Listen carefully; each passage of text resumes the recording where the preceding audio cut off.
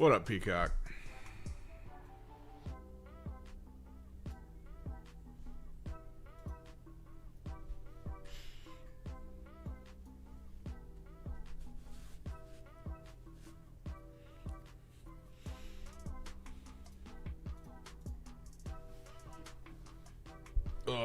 Speaking of caffeine, let's get into it.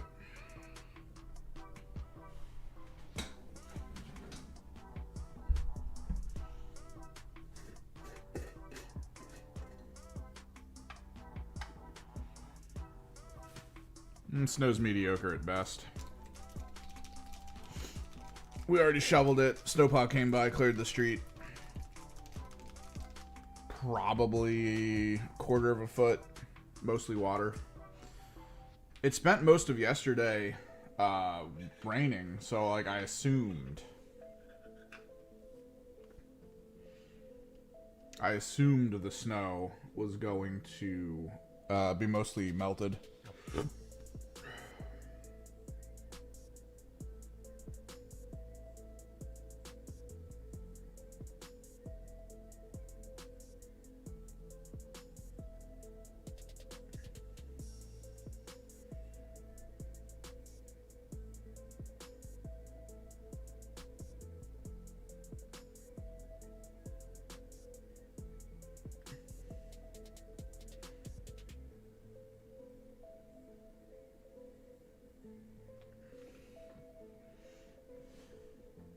Behold, the Army Painter marker.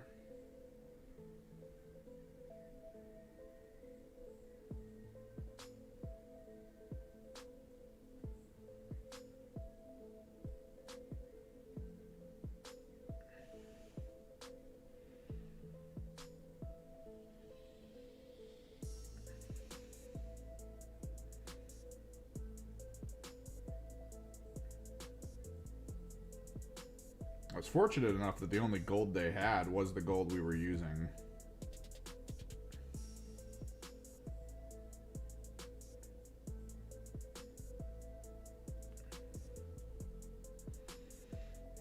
Give this a try.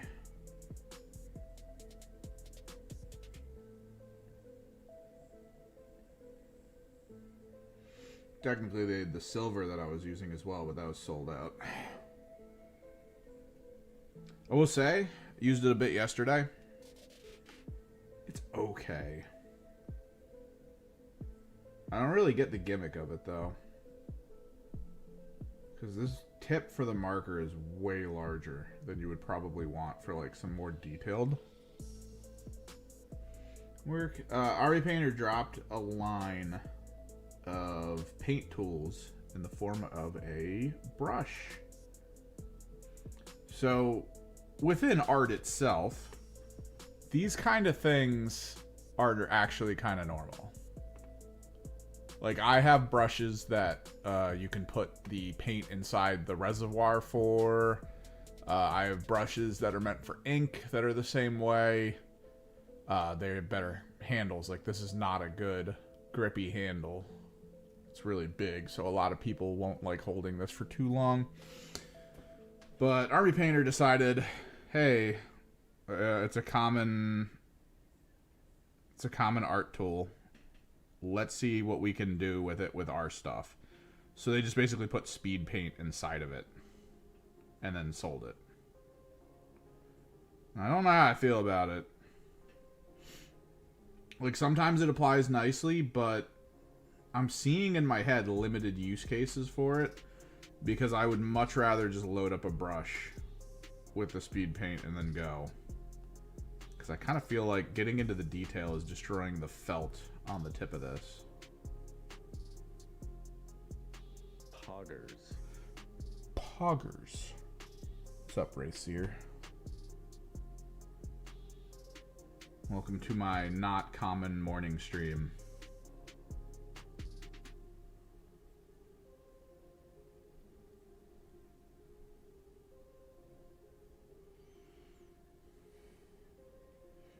I mean, look at the tip of this. Look at the tip size compared to your finger. The brush I would normally use if I was doing specifically trim is about that big. And it thins out when it's wet.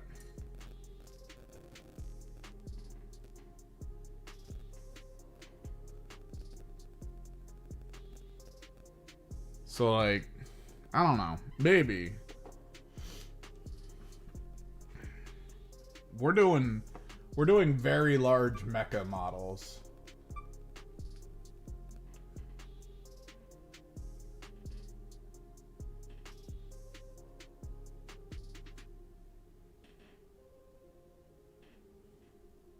See, it's leaving some white in the recesses.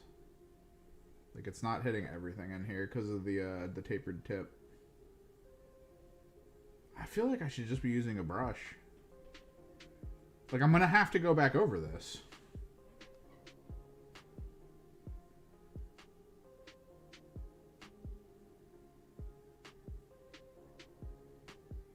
And then that's not coming out smooth. I don't know the purpose of this. I think this was just a gimmick. Like, that's smearing. Which means it's not coming out at an even flow into the brush tip. They did come with this right here, where you're supposed to like shove that into the cap and then like push down to get the paint to start coming out. Still not doing it that smoothly though.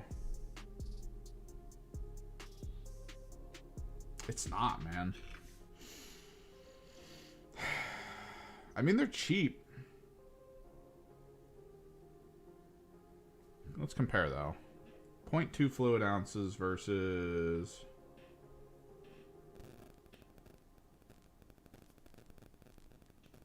the hell's the ounce?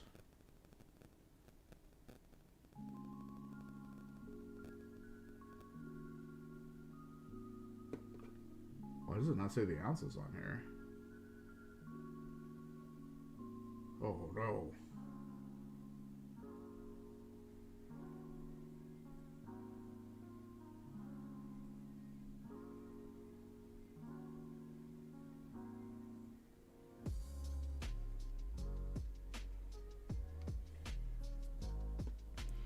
I don't know.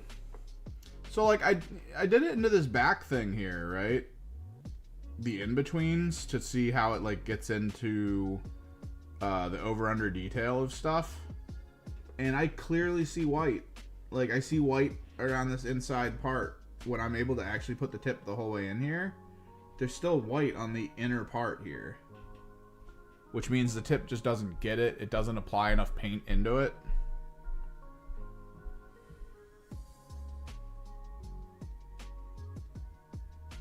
It's felt. I already feel the tip coming apart when I start pushing down. And like I said, the paint doesn't evenly flow into it. So I'm already seeing it like get too thin and push around as like a texture. That sucks. I thought it'd be cool. I actually didn't know the tip size was like the big thing. I kind of just saw it on the shelf and grabbed it because it was like $6.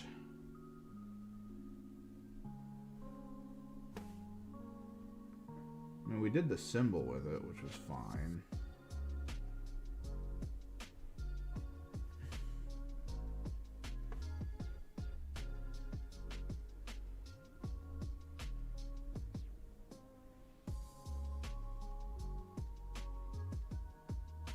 I wonder if I have one on me.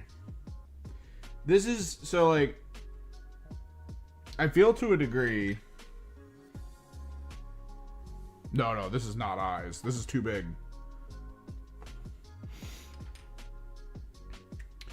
So, what I think this might be is, like I was saying, this is a common tool that exists for, like, artists, right? It's a common tool. I don't know if a lot of people just getting into mini painting who aren't also, like, into illustrating and painting would know that. So, I think offhand, it would seem like really interesting to someone who's like, ooh, they're putting paint in brushes now, so I don't have to like deal with that shit. It'll load at the exact speed I need it to load at. That's not the case. And that's not the case with any of them. I've used them for like general painting and inking. It just exists as a normal tool. We're going back to the regular paints. If I don't, this is gonna take forever.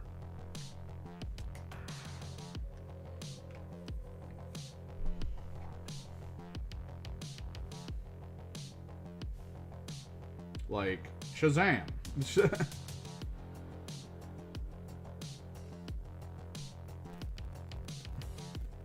Just better.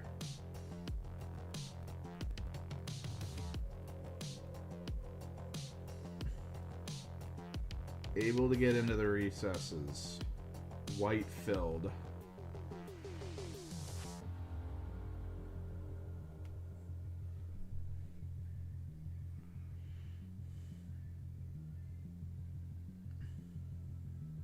Yeah, I don't know. The speed paint marker is not great.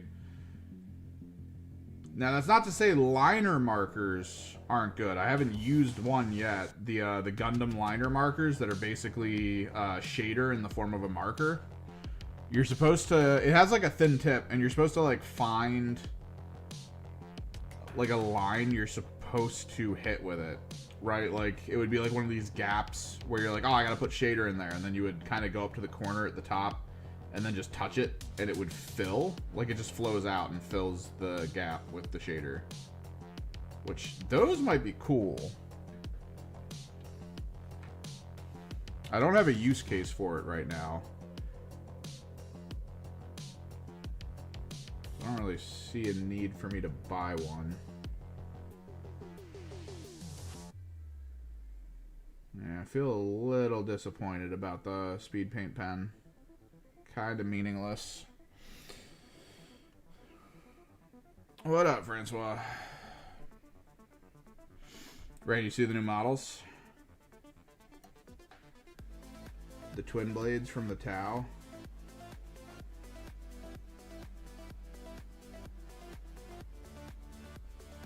They're getting kind of weird with the Tau.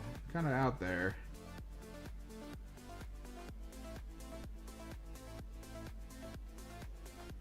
I always felt like that faction was all about like uniformity and stuff.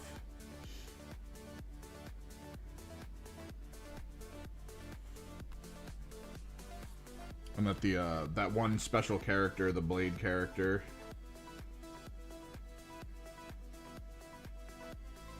was kind of like the standout who was going against the grain situation. Now they're just like, I feel like they're hard leaning into like people trying to be individuals in that army.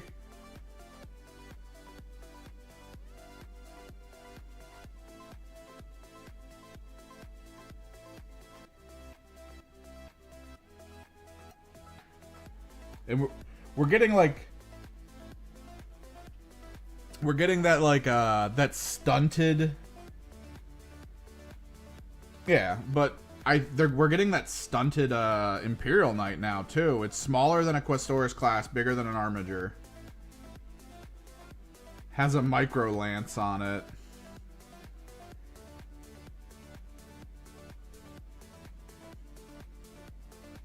The hell is that? Like, why are they adding like a half class between Armiger and Questoris? Just out of nowhere.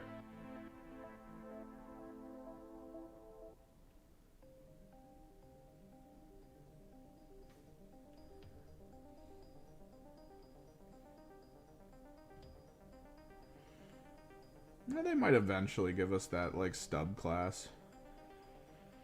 It's just so weird that it's like an in-between.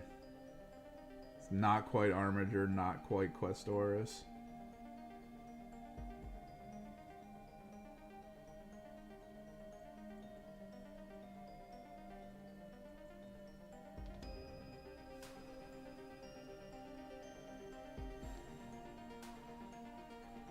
The new combat patrols are just the kill teams with like a leader. The Night Lords one is like 2 Night Lords kill teams next to each other with a Rhino and a Jump Pack Lord. The Corsair one was like 2 Corsair kill teams. I honestly think I have that Corsair one for at least the units, not like the leader or anything. It's kind of funny.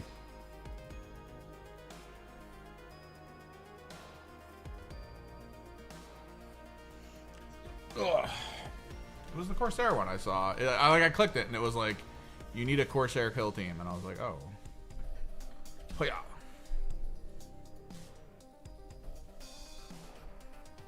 Let me pull it up. Yeah, so the troops in the Eldari combat patrol are the Corsairs for the kill team that we had. And then, of course, the new jump pack troopers, the new leader that has the mask from Sandman, and that grav tank. But yeah, the red Corsairs is the Felgor kill team. A Rhino, and then the new models, which, God, those new models should just have been a kill team. The Kroot one is, I think, Kroot Farstalkers. Yeah, it's the kill team plus Kroot Oxes. And then the new Lizard Kroot. And the Night Lords one is 2 Night Lords kill teams and a Jump Pack Lord, which is technically part of the Jump Pack kill team, and a Rhino.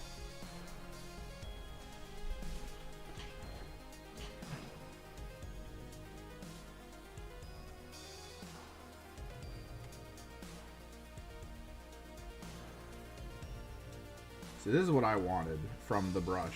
The ability to maybe like hold it against an area and then have the paint flow in.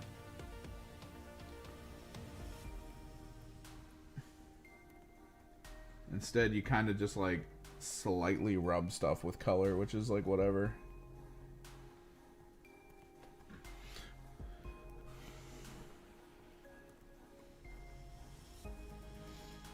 Well, I kind of get the new weight class for the Imperial Knight, because they did need something middling between, like, this is going to be a fifth of your army in points versus this is one of 14 models you can take. Like, they needed something that's, like, medium impact. I'm imagining it's not even going to have an aura that works with Armigers or the Bondsman ability.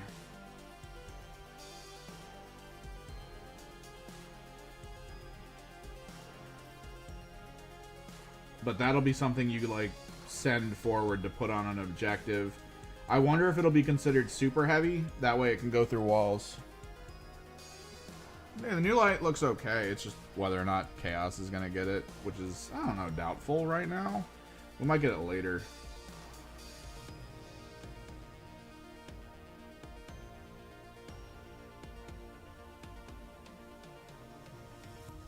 I wonder if we're getting different versions of it, because that's kind of like a character almost.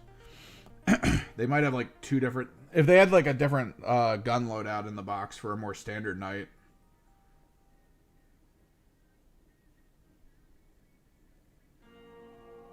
That could work out.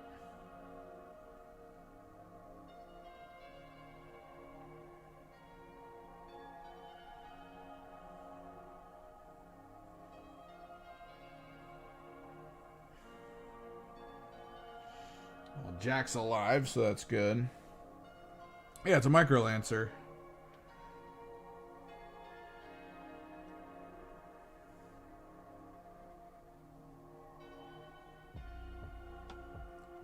Which Lancers are still super strong. I watched the tournament for More Games Live yesterday.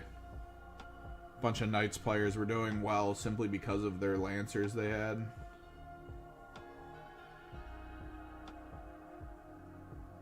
Just running in and shutting people down. I'm guessing we saw a resurgence of them maybe a little bit because of the Pantheon.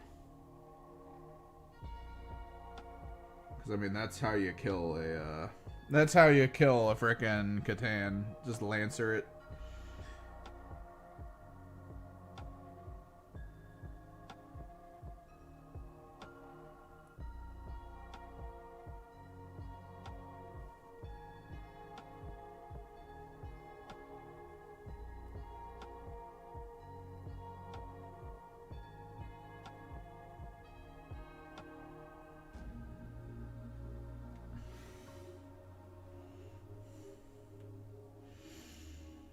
I wonder if it's going to be a T10 or if they're just going to give it slightly more wounds than an Armiger.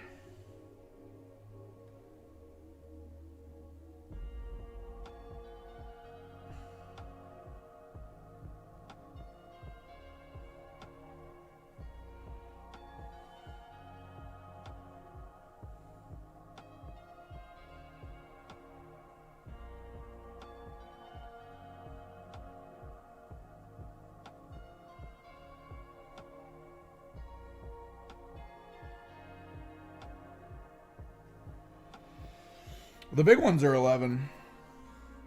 The big ones are 11. I think the quests are 12, maybe? It could be a T10er. Because Armigers are 9.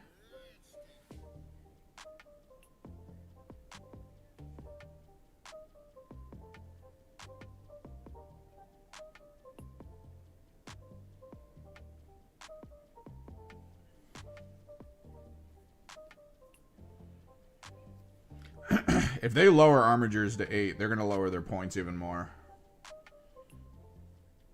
Which is going to be weird because there's only so many Armigers and they're no longer battle lines, so you can only take 3 each.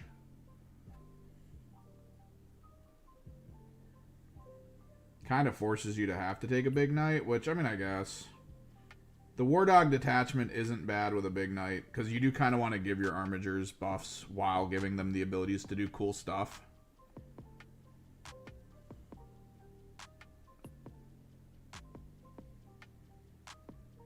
I mean, it kind of works.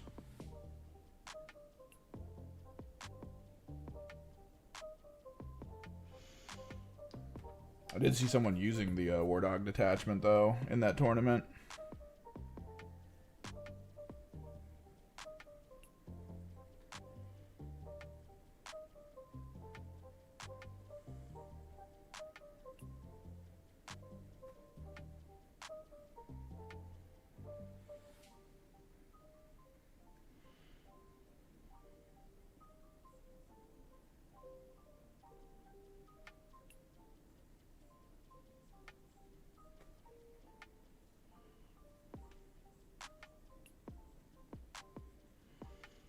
There's no more up near you, because we barely got anything. Roads are already clear.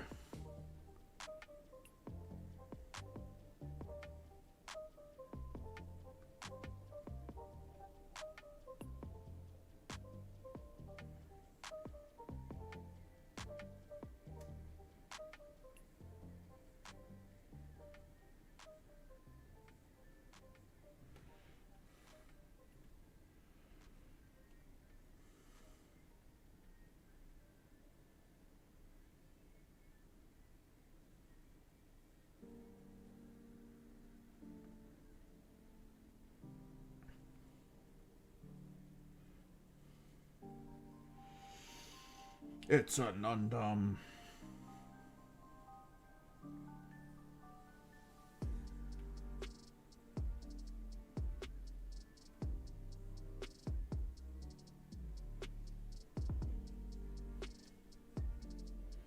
Yeah, I mean, it's still coming down here. It's just not, like, it's tiny. I actually think the ground might be warm enough to melt it as it comes down now.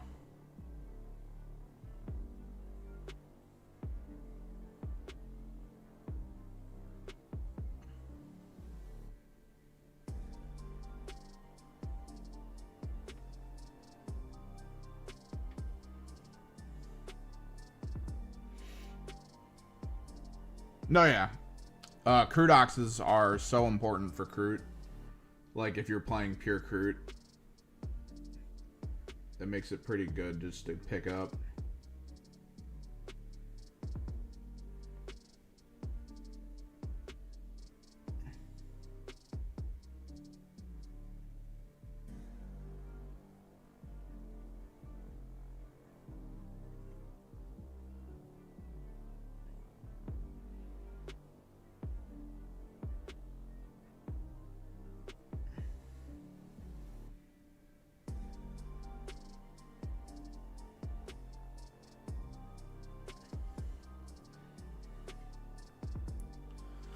Like, the Corsair one, I don't know. Felgor and Chaos Space Marines is basically just slightly better walk-in off table edge as a rule. So, like, eh. I don't see a lot of people using them all that much, just because you'd much rather use cultists.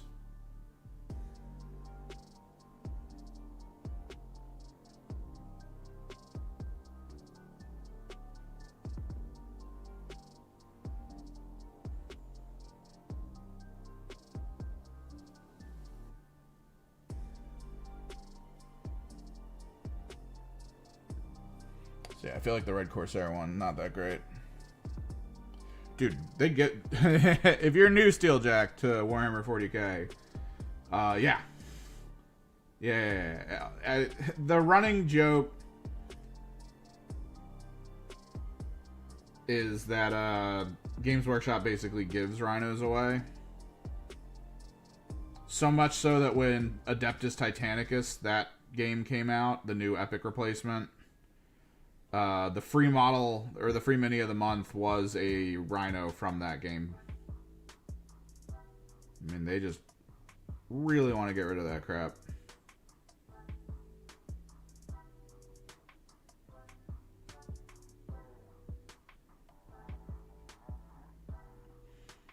The idea is if you go to a tournament and you don't have a rhino, you just go, you say out loud, "Ah, crap, I left my rhino at home," and you'll have like 7 on your cart by the end of the day.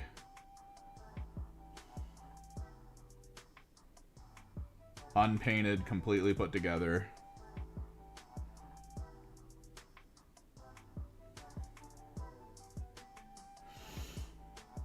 You're talking about the twins? The twin lances? I heard someone said their stats were really good.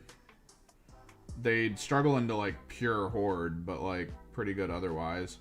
Which I don't know. At that point, like if they're designed for medium to heavies, like, that's literally what Tau is designed for anyway. So, like, feels kind of redundant. It's like, oh, they're strong, but, like, by the end of the game... I think the thing that made them good was shoot move, right? They've got shoot move. That's a big one.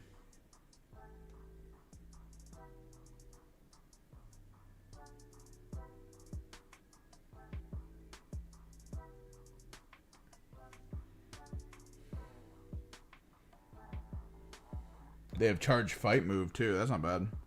Well, what's their melee like? Like, if they charged a DP, would they be like, yeah, we got this? Or would it be like, oh, fuck, we made a mistake?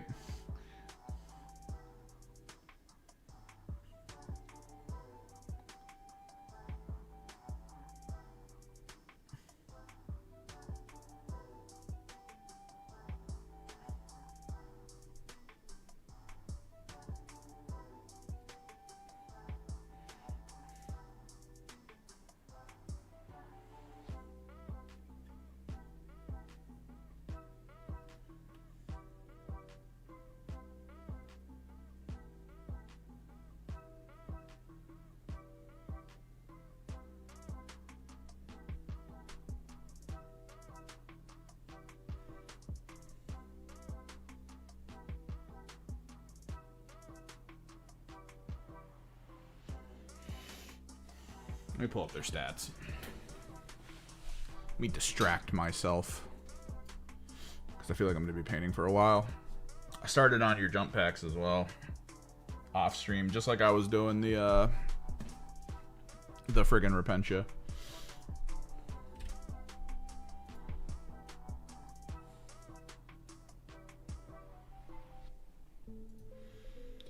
Boop, boop, boop, boop, boop, boop, boop, boop.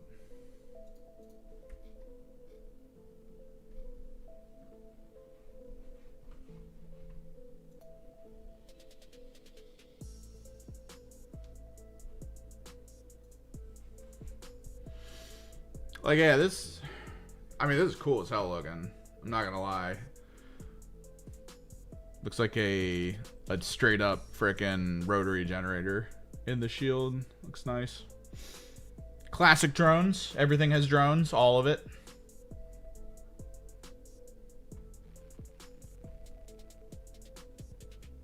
the armor being stylistically half and half is a little like, huh?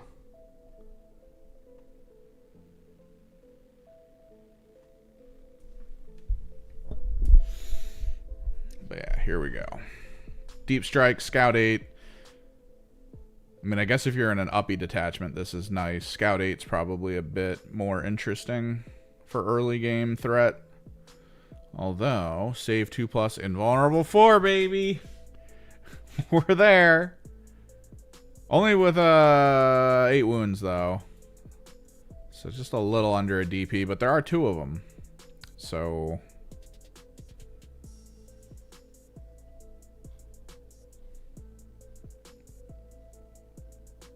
one twin pulse blaster.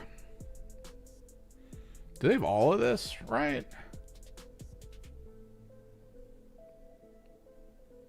Oh, so they have...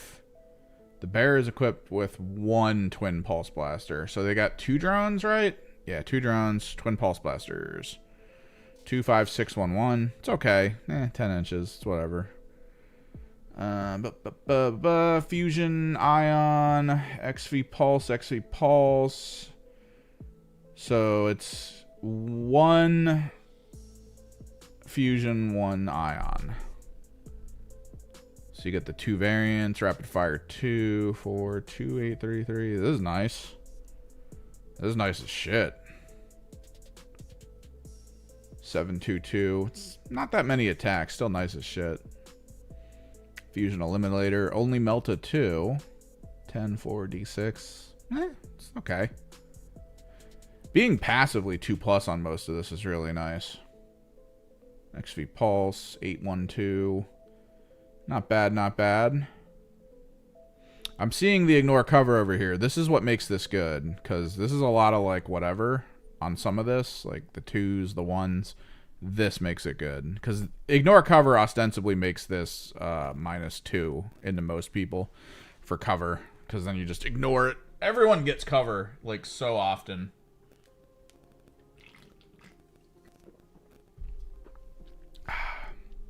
So that's the beauty of aesthetics, Francois. You can say they're meh, other people won't. So this is how it works. Battlesuit wise, they're more dynamic. I kind of like that a little bit, because I always talked about how the boxy battlesuits were like whatever, and that we needed more rounded armor. So like that's kind of nice.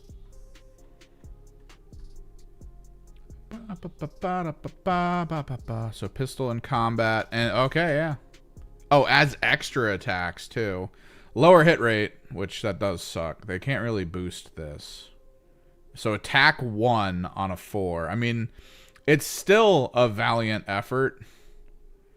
Like, you still have that 50-50 at eventually getting to a slightly better than 50-50. So that's kind of cool.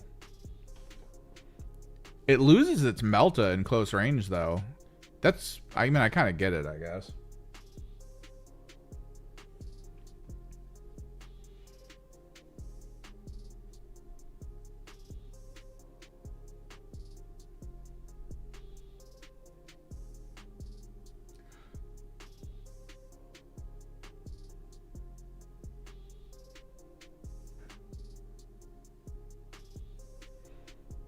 Ah, okay. So, yes and no. It's added in a way where damage reduction will work on it. Like, if I was playing Magnus, old Magnus, into this, or even new Magnus with the magic detachment, and you hit me with this in melee, and it went through, I could blank all of this, as opposed to just this, and then still get hit with 2.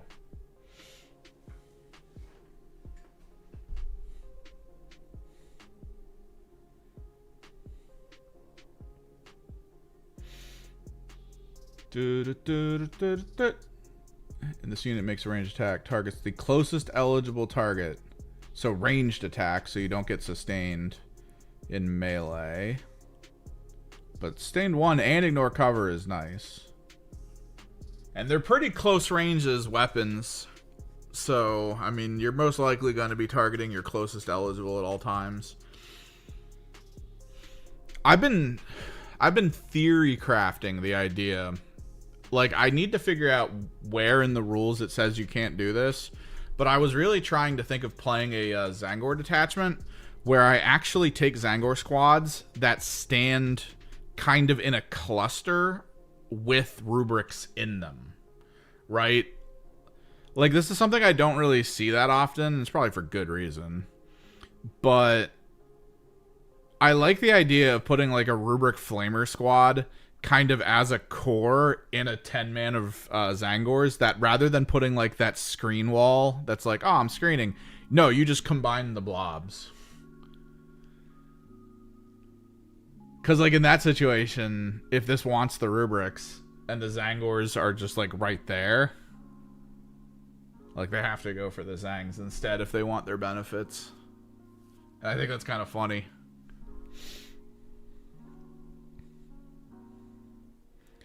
The start of your opponent's charge phase, you can select one enemy unit, excluding monsters and vehicle units within 12 of this unit. This unit must take a battle shock. Okay. This is nice. It's only 1 inch, but it's still nice. That makes a deep strike that's trying to bang a 9 have to bang a 10 if they fail, I guess. Or no, if they doesn't matter either way. Battle shock and until they okay, yeah. So it doesn't require the shock. That's nice.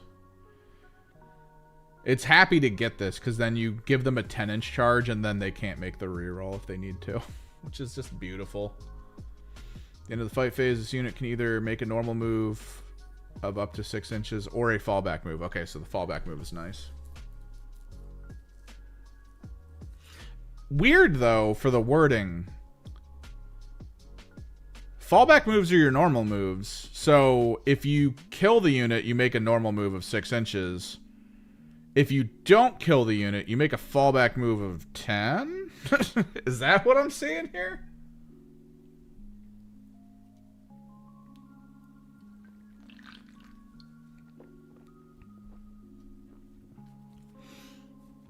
The anti-charge grenades should stack. It's a different named, it's like a different named thing, right? The way applications of debuffs is supposed to happen is it would be like, oh, neocapacitor shields are on it now. And then whatever the anti-charge grenade is called, ion grenade or something, would get tacked on top of it for a -3. Because minuses only cap at a number for hits and wounds, right? And then technically, no, not technically AP. There's like a sub cap for that. Yeah, you could shave 3, probably. It's kind of the same thing. The demon detachment that I wanted to use. So the demon detachment has a command point play for -2 to charge, and I could take sorcerer lords that when they flamer a squad, give it -2 to move, advance, and charge, or move and charge. I think, yeah, move stat and charge. So like you could technically go to -4 to charge in the demon detachment for a squad, which is hilarious.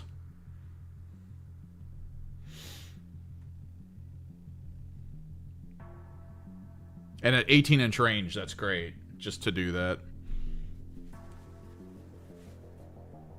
Good leadership, 6 up, solid.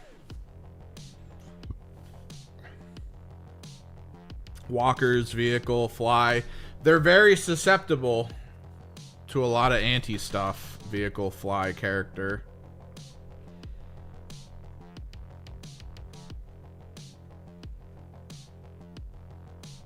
They're not bad, though. Depends on their points.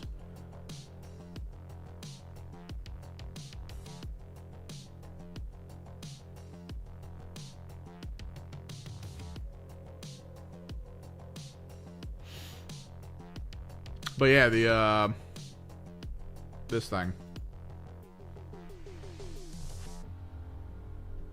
Questoris, regular.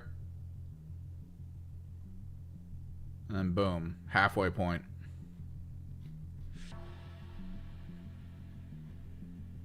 Alternative helmet. Alternative guns.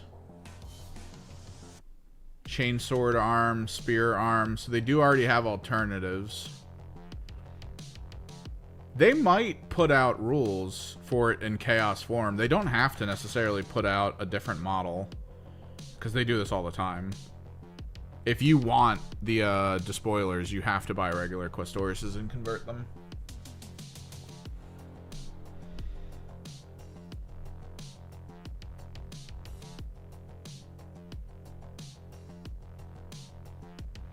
But I imagine they'll give it, because it's like this big, they might give it super heavy so it can go through walls. If they give it Titanic and super heavy, that means this thing could be a middling, move it out and be able to shoot and do action situation too. Little stubber. Is there an alternative or just stubber? Looks like just straight up stubber.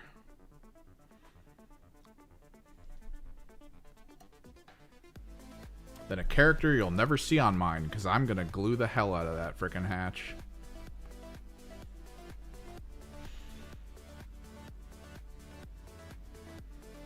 I kind of like this. We'll have to see what it ends up being. Because it makes it feel like when you're building for this army, these are your fodder units, these are your, like, mid-elites, and then these are, like, your Terminators and Dreadnoughts and tanks and stuff. Oh, yeah. Yeah, Maddox. New Knight. New Tau units. New combat patrols, too. A lot of stuff. A lot of stuff landed today. Interestingly, all of these combat patrols, this is the Corsair kill team. And then the new model, of course, wearing the Sandman helmet. The new winged guys, and then a fun little tank. This is the Felgor kill team. Rhino, and then the new Corsairs, which everyone said probably should have been a kill team, because this does straight up look like a kill team. The Kroot Farstalker kill team. Right here. And then a bunch of Kroot Oxes. The battle versions, the gun version, and then this is their leader version. Which, this is a good purchase if you really like Kroot. If you really like Kroot, this is just a great pickup. You probably buy like 3 of these combat patrols, and you've got most of your Kroot army right there, because you need this as a front line. This is the Nemesis Claw kill team. This is a single unit from the new Murder Wing kill team, and that's a Rhino.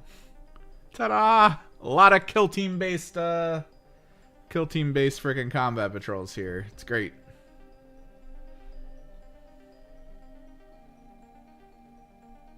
This is probably the worst one, in my opinion. Everyone has a million Rhinos. Nobody uses Felgor in actual competitive play right now. So, like, eh. Oh, the Kroot leader. Yeah, he's not bad. If I remember his rules correctly, he's actually kind of cool.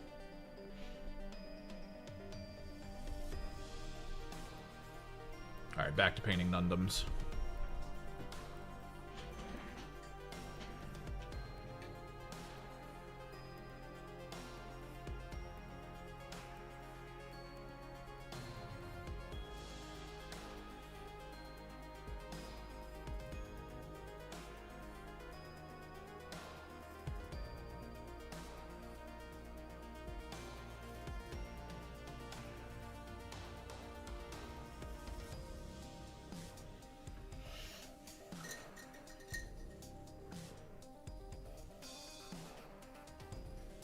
Not a bad Wednesday for reveals. Wasn't expecting another new night.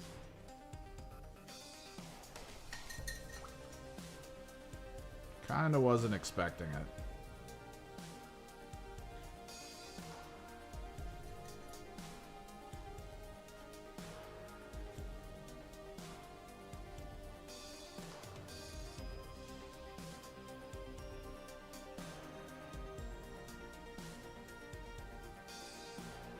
Yeah.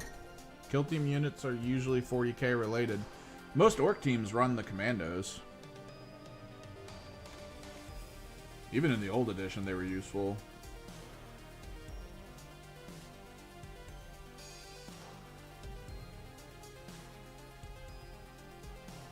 Some of them have special rules. Some of them just, you know, you can take if you have the right loadouts.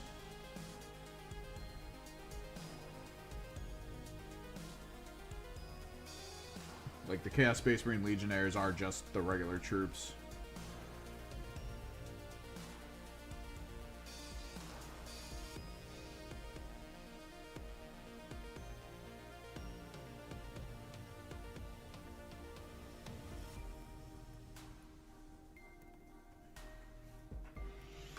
I think the Kroot Farstalkers had their own rules for a while. I don't know if they still do. They might have just been converted to just standard Kroot.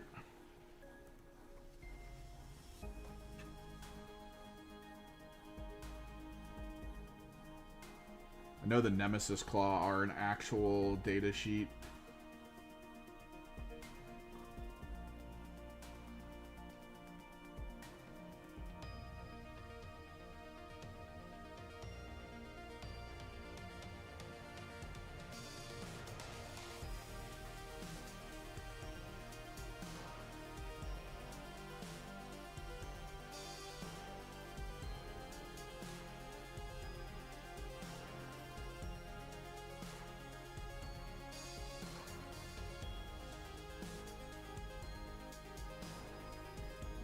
Too much detail on the Nundums. Too many layers!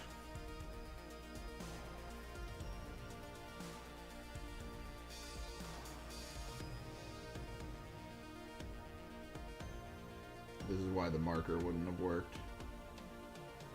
Trying to get into these like weird crevices.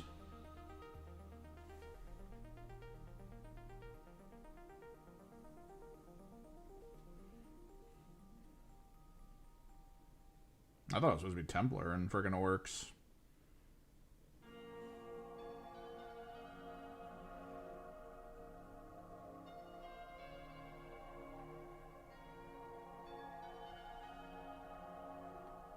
But if the starter set is Blood Angel Orc, should mean you're getting a new Orc something. And maybe a new Blood Angel something. Could just be like an upgrade sprue or some visual aesthetic thing. We shall have to see.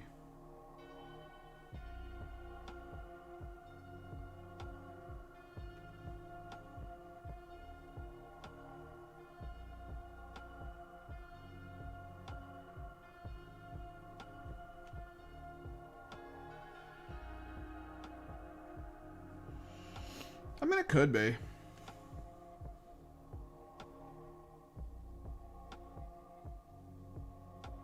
I'm not super worried about it.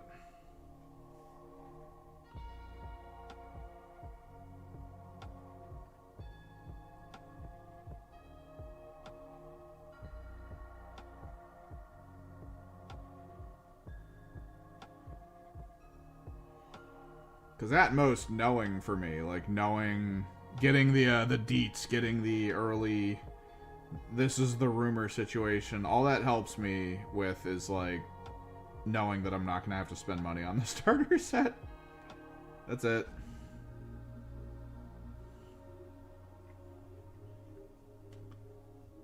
Like, the only rumor that really mattered for me was knowing that the Defiler was coming. Because I knew I'd probably have to spend some money on it.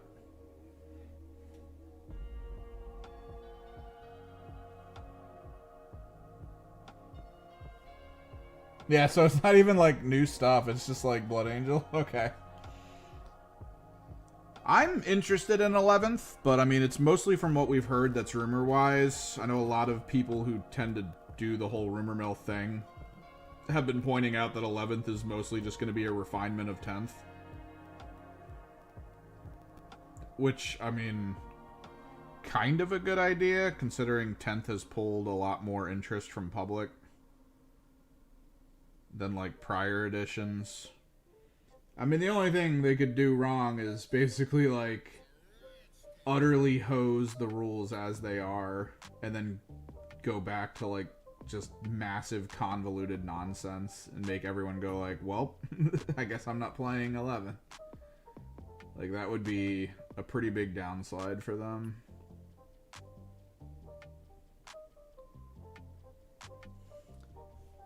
We're going back to toughness and strength graphs.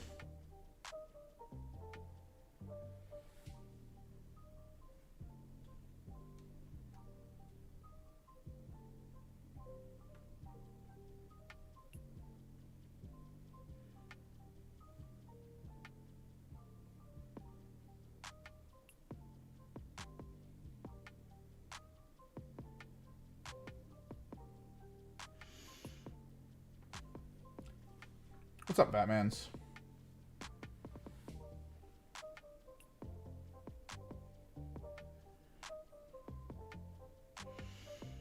Over under on getting a new Marnius Calgar in the next edition? What do we think? He's in a Dreadnought now.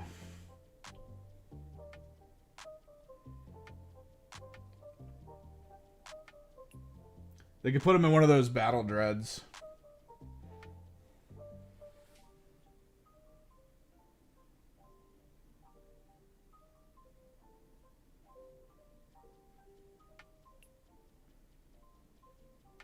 We're 3 editions away from him piloting a Thunderhawk, right? Like, that's where we're gonna go?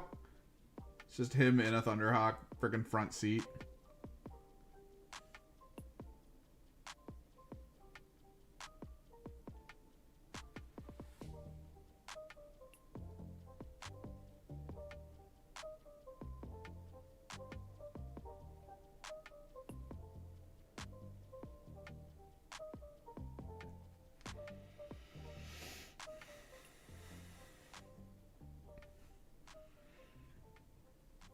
I don't know about the Gullman refresh. The Gully model looks nice. That thing can last for a while.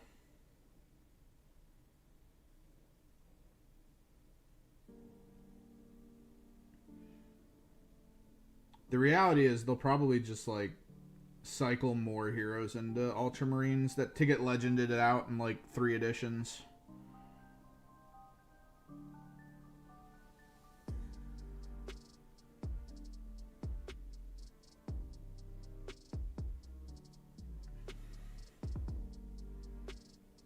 I'm doing a commission right now, Maddox. That's what this is.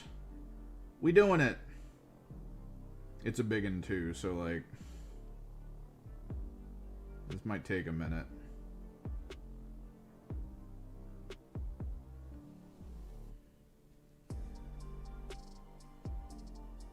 Damn, you lost power?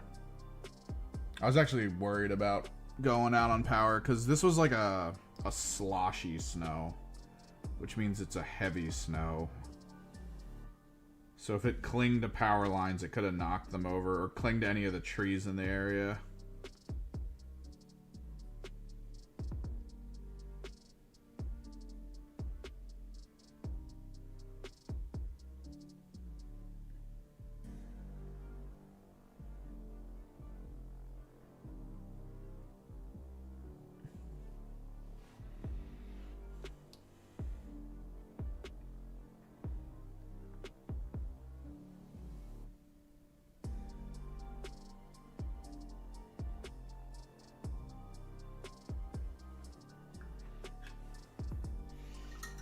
A lot of stores that I saw on their Discords decided to cancel today. Close down.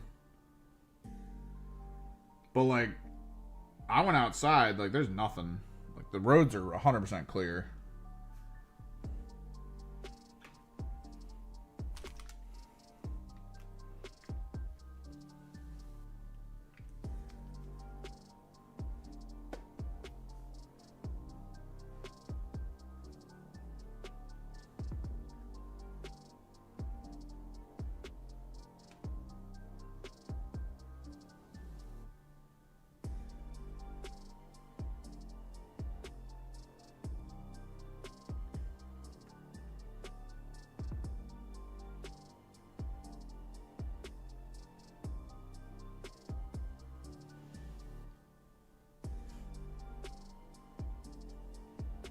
Chat, I might have to put up the donation goal again though, because my brain is basically going, yo dog, I think we need fortifilers.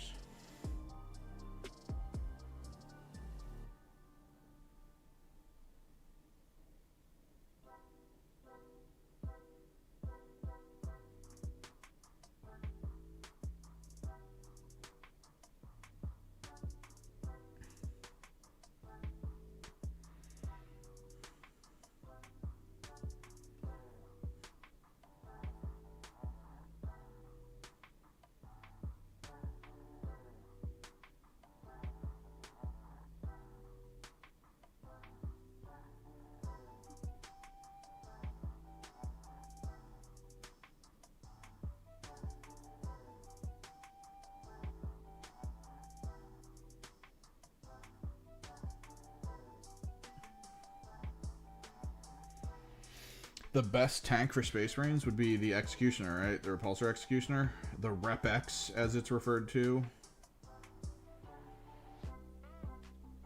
In all professional tournament circuits.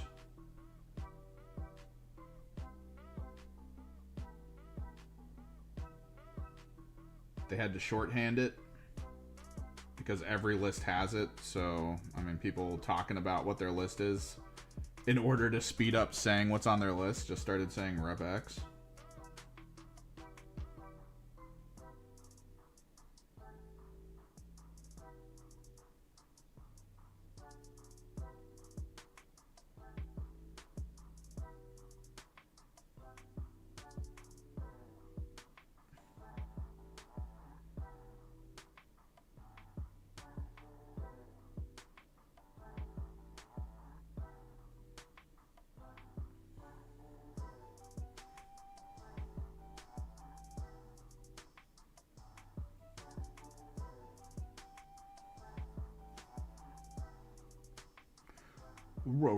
Rep X.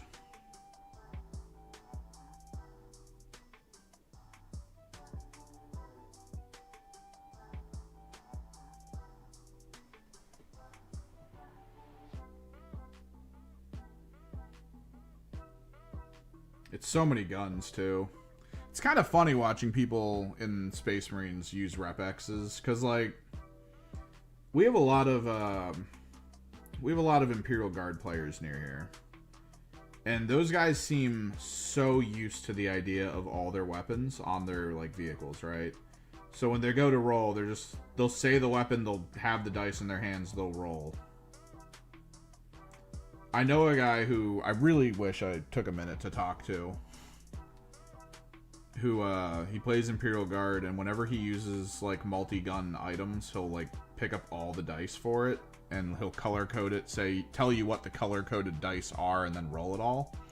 And I really wanted to talk to him about how that's like, you could do it, but you're going to need to tell me the order in which you want to, like, apply those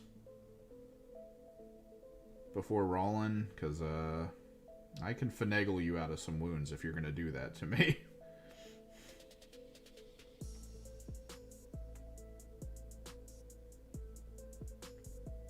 But, like, they all seem to have pure knowledge of, like, alright, I'm going to be shooting my volley laser, I'm going to be shooting the oppressor cannon, I'm going to be shooting the auto cannon, I'm going to be shooting the melt. Like, they know. They know.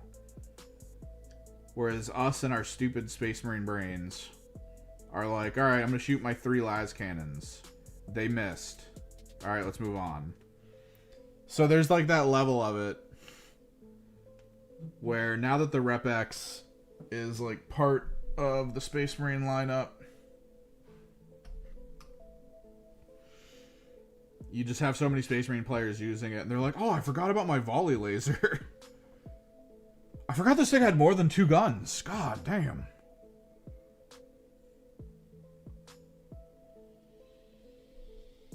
And I see it all the time.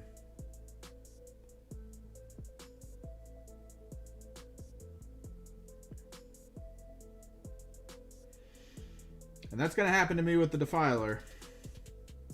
That thing's got like 10 weapon profiles on it.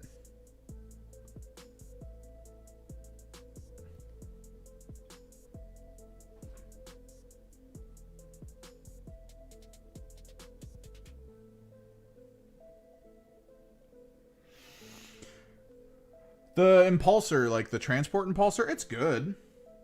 If you're building for trying to get people into melee, it's a good idea to have an Impulsor.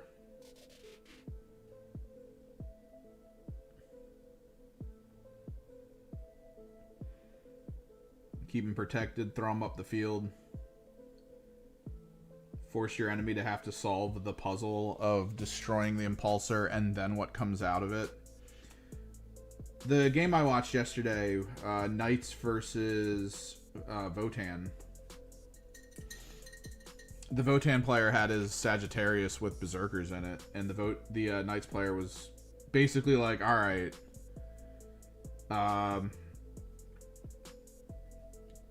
my Canis Rex will destroy the Sagittarius, and then this guy over here will destroy the Berserkers, because he had to do it that way in order to survive. and then Canis Rex put the Sagittarius on like 2 wounds.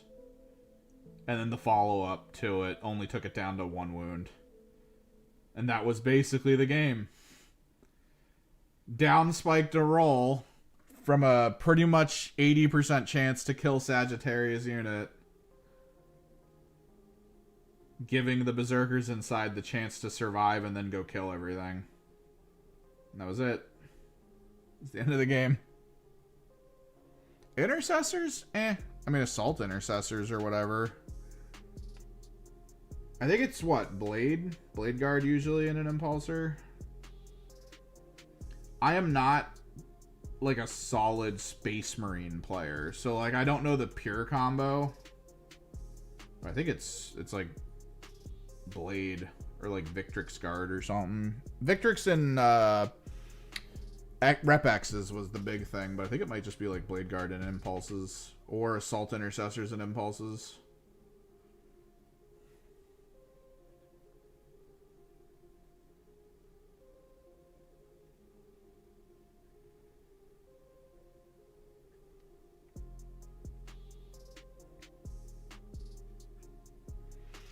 The trick with transports, though, if you're going to put units like Blade Guard in them, they have to be in a good spot for, like, a turn, right?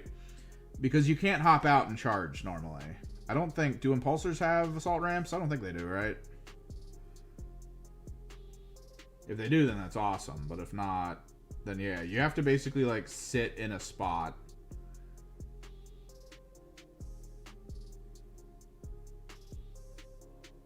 I think the Fire Lance build for Impulsors is to have an Impulsor with like a squad of Meltas in it. And they just pop out and blow something up.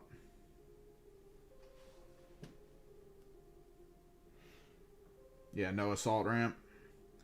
Yeah, so that's just about putting it in a good spot, because that is what it is. Like, if you put it in a good enough spot on the field, your opponent's going to have to try to get to it and kill it, but in a 2-step way instead of a 1-step way. Which with transports is a lot harder for people, especially if you, like, put things around corners that they can't easily get to or see.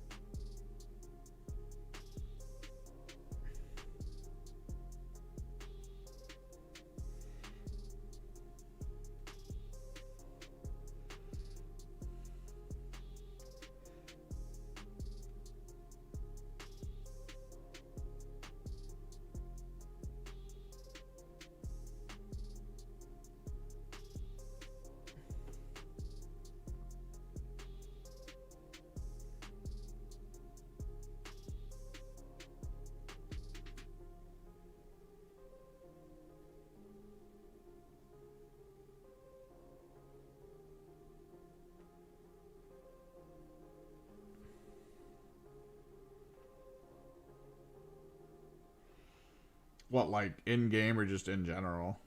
Not really. I try not to use Epic Heroes all that much, but there's a lot of power in them.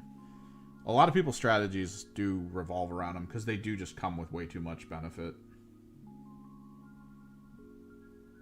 But, like, my really good Hexwarp Thrallband list right now doesn't have one.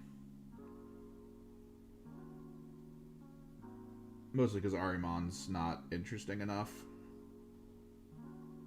And Magnus doesn't really make the Hexwarp Thrallband useful. It actually kills too much of the Hexwarp Thrallband power.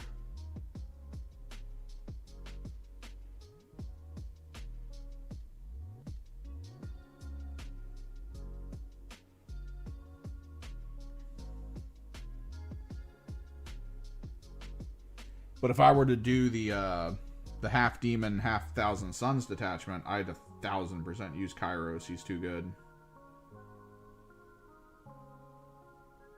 24-inch indirect. That's actually kind of strong. Bonus command points as well as a Vectora. That's way too good.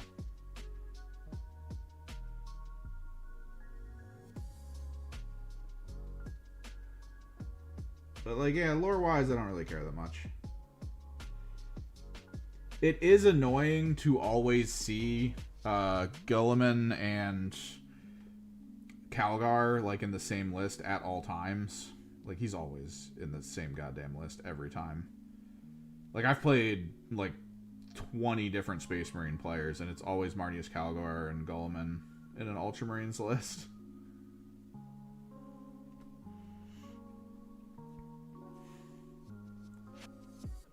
I'd almost be happy if that player painted them like Blood Angels or something and was just like, yeah, no, it's still Ultramarines. It's just, I thought they looked cooler as Blood Angels. I'd be like, I agree, man.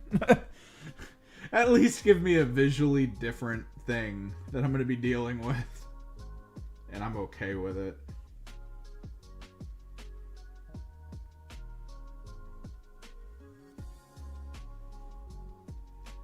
I painted them to be salamanders. Thank you for that. It's like a breath of fresh air.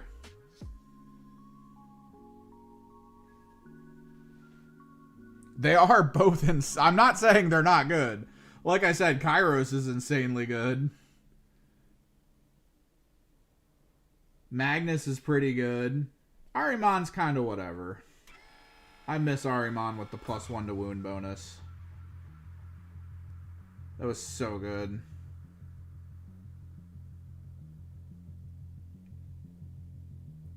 Triple uppy downy, or triple redeploy rather, is whatever with him.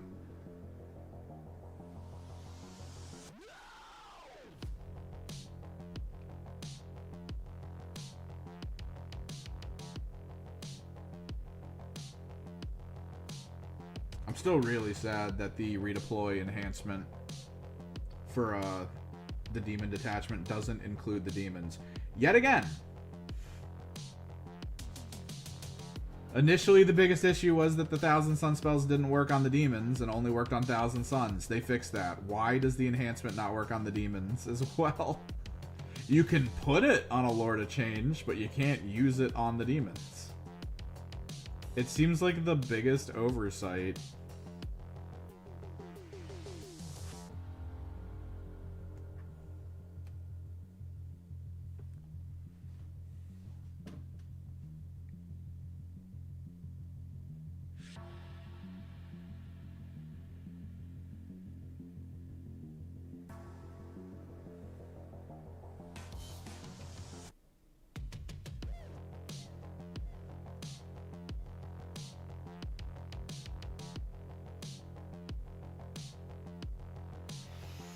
Yeah, like, Ahriman feels like he's supposed to sit on the back line.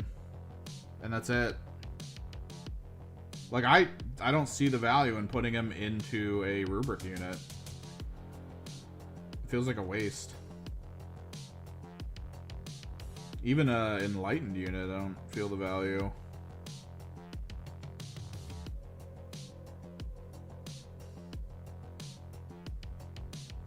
Which kind of sucks.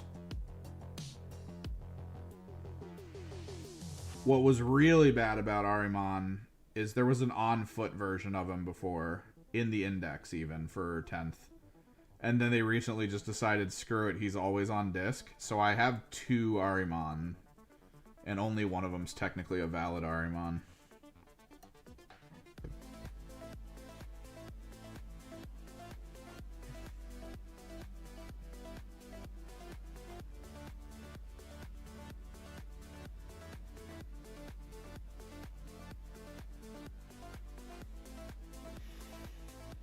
And yeah, Votann do like epic heroes. The Votann list that I watched win yesterday had, I think 2 of them. The Berserker epic hero was like, that was key. Like, that thing basically won him the game in turn 2.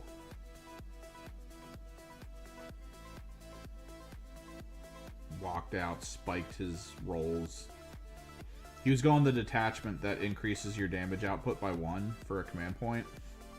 And yeah, he shredded stuff.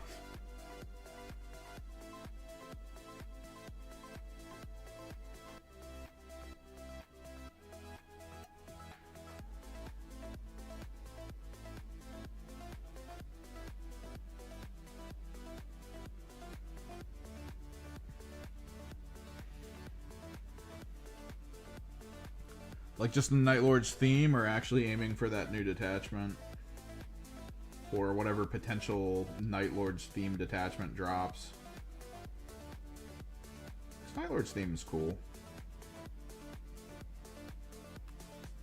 If I'd have to say for Chaos, I feel like Iron Warriors are up there in general interest just because of how easy they are to paint for people. Like, I really think that's the reason. Because people see an Iron Warriors army and they're like, oh, that's gotta be easy as hell to paint. Spoilers, it is. But then Night Lords are like second up there just because it's like, ooh, vampire-y people. They Slavic AF.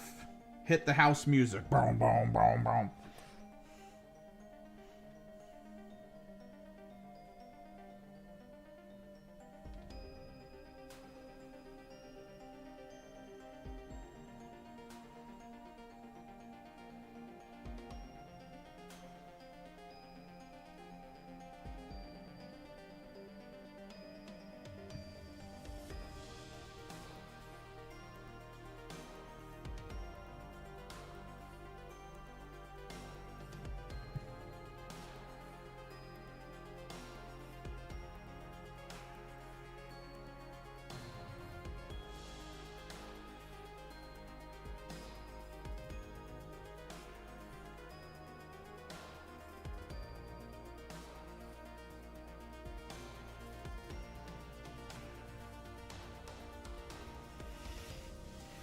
Their trim isn't a big deal. I was actually debating doing this the same way I do trim on Thousand Suns, where you actually paint the gold first. Because 9 times out of 10, the paneling is just easier to paint. The only reason I'm not doing it this way, the way I would have done it for my Thousand Suns, is because of the white armor. That's the only reason I'm not doing it that way here. I wanted the white armor to have the same feel.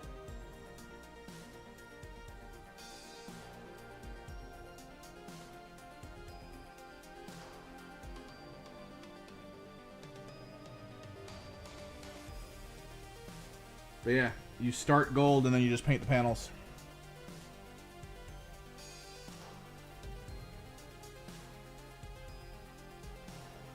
Citadel sells Retributor armor paint. You can start there. You can prime it black and then just hit it with a big brush covered in gold.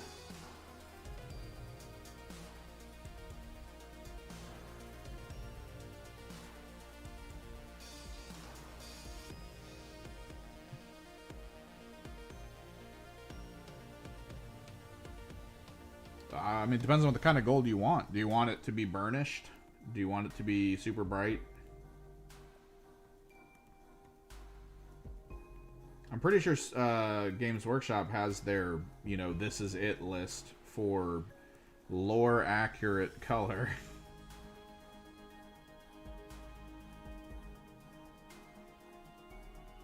But it just depends on how you want to do it. Like, are you trying to paint your Ultramarines up to look like they've seen battle? You probably want to go a more burnished, dingy gold.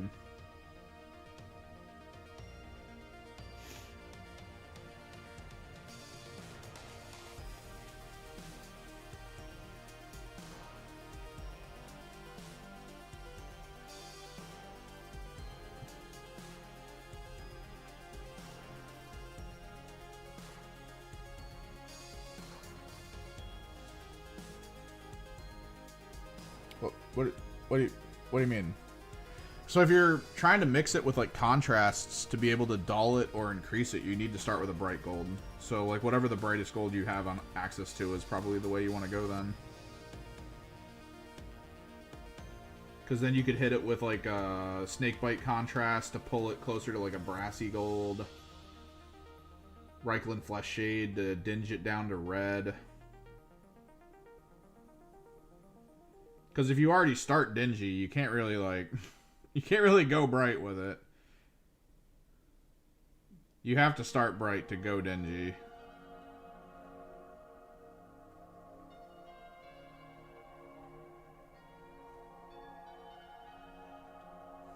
Okay, so what you want to do then, I think, is pick a nice bright gold and then grab a shader. Reikland Flesh Shade, or as my friend group has started to call it, Gold Shade. Yeah, you basically apply the gold, and if you want them to look a little bit more worn, you just hit them with the Flesh Shade.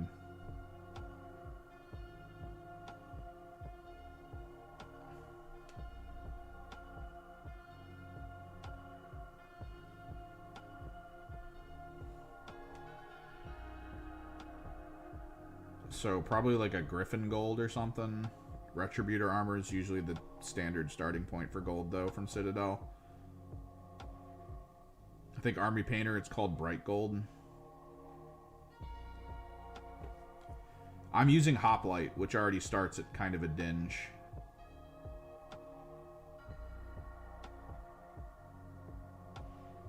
I do want to kind of create a color scheme built around Aztec Gold, which is a green tinged gold. I've used it once and it looks really cool.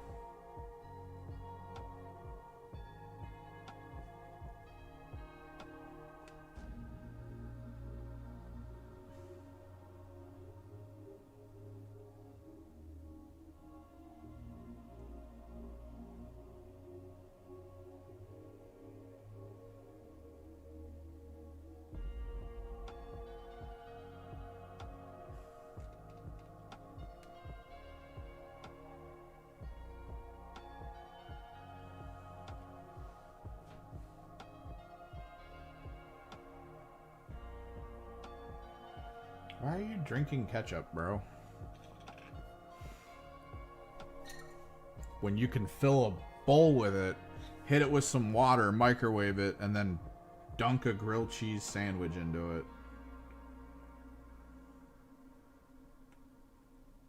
AKA poverty tomato soup.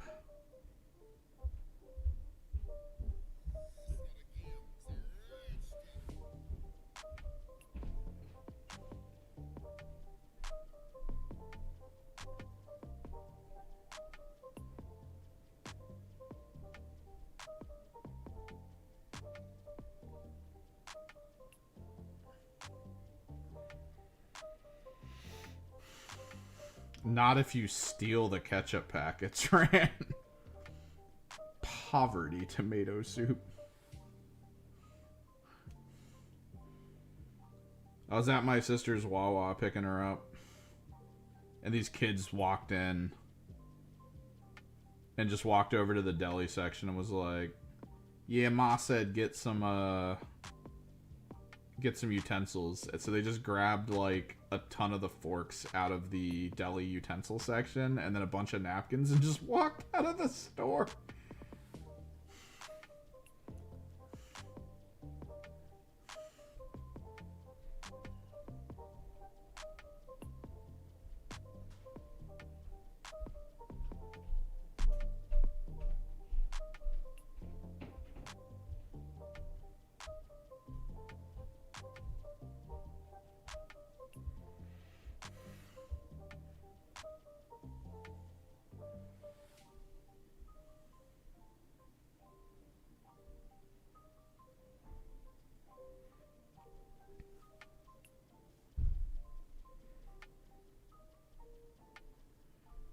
That's because it's hyper sugary.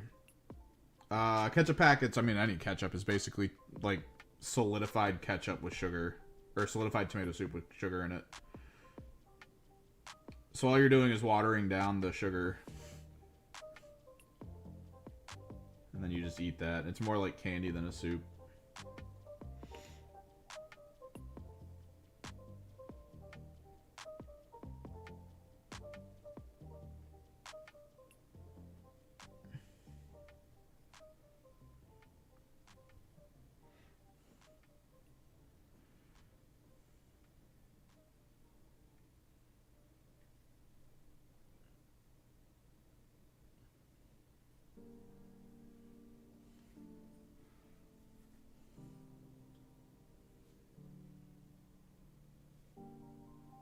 What am I missing? Oh, okay.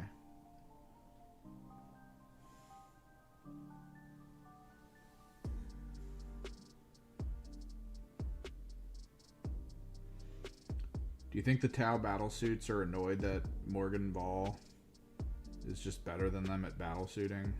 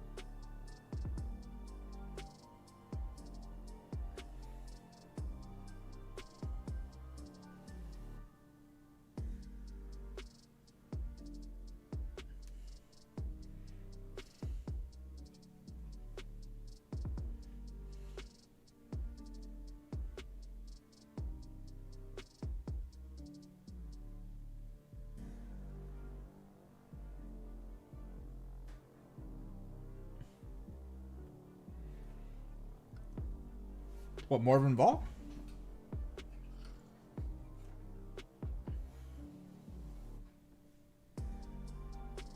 This is her bodyguard. They're Nundums.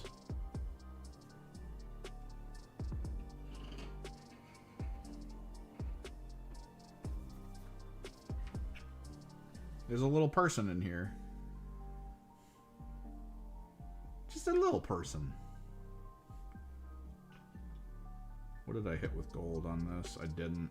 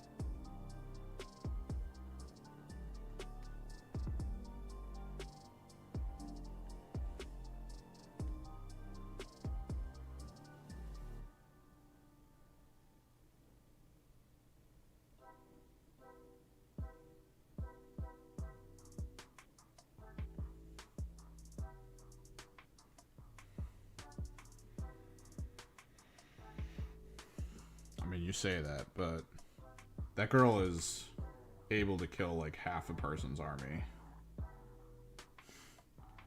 all by herself. She is brutal.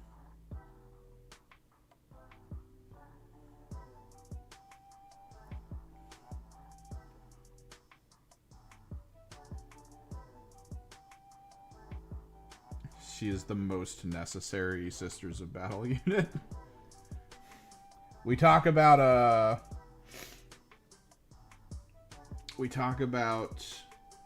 how like special characters are kind of like eh. Nah, this is it. You have to have this unit. If you don't have this unit, you put your army down on the field and then you shake hands and give your opponent the 100 points he's going to be getting. And that's how that works.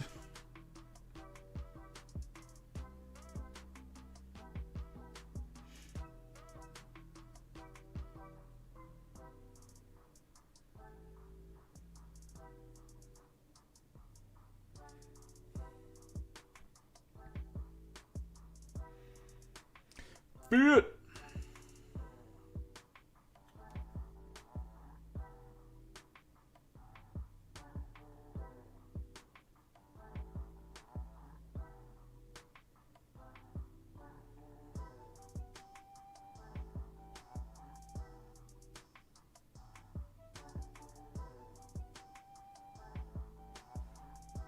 I think we got most of the baseline for this.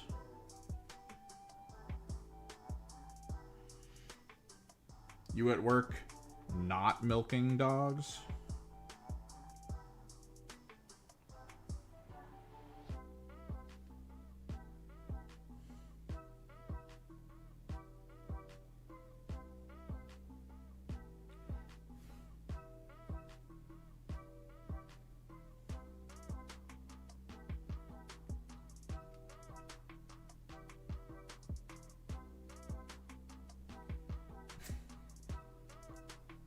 Oh, nice.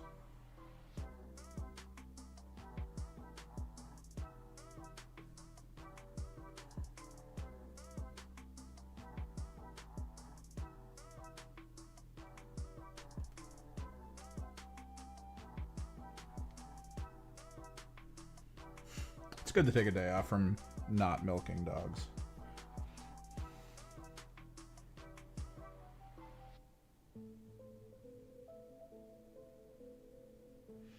I think we'll do the Power Mall with like the blue crackly energy in this like center cube thing.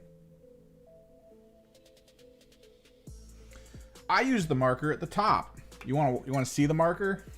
Because we'll use it again. If you want to see the marker.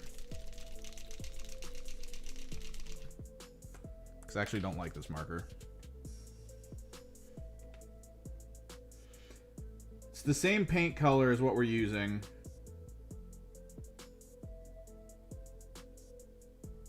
But there's inherently problems with this.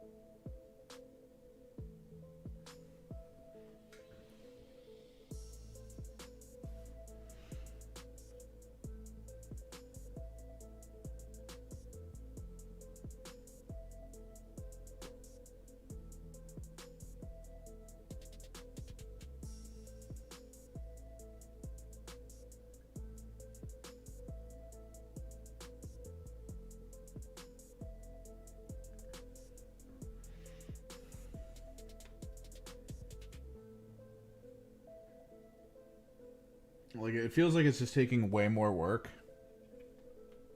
to apply the paint. It doesn't flow out, like, with enough speed that I'm happy with it.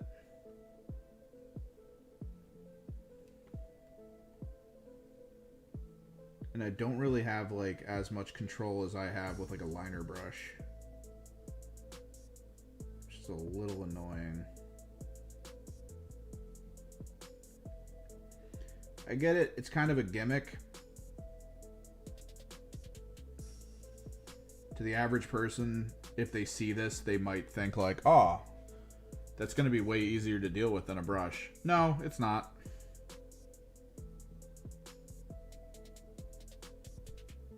You have no control over how much paint's on it. You have very little control about how the tip's gonna like maintain itself because it is just a felt tip. This will start to fray and come undone pretty quickly on any kind of rough detail. Poggers. Poggers?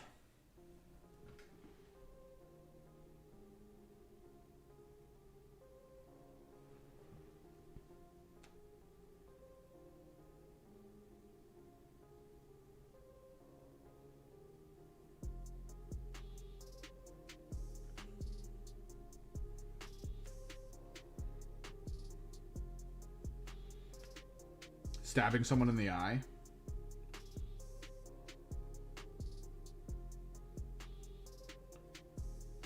Selling to a rube who thinks this will be useful.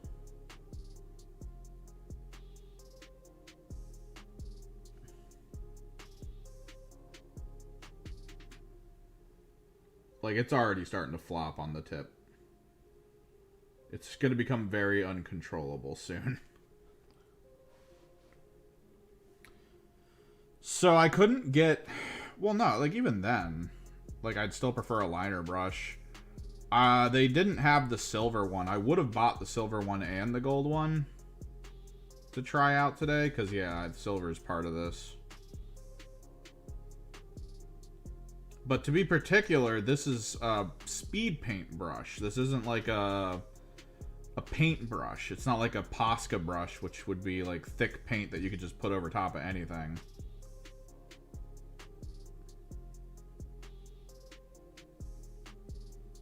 Oh, speaking of which, Let me show you what I'm talking about with this is more normal in the world of art than what I think people understand.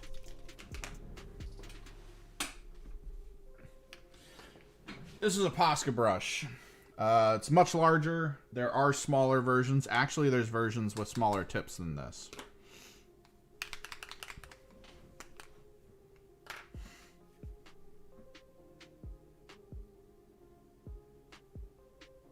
But like this comes out way better. Just way faster. So the guy I was talking about who, like, for some reason YouTube's not showing me his stuff anymore. Glacial Geek. He did a whole video going over his method of painting his, what was it? I think it was Black Legion. He would paint them all black. He would get, like, the stuff worked up, because he did the thing where it's, like, you use a sort of watered down speed paint so the black armor doesn't just look boring, right? This isn't getting into that corner easily.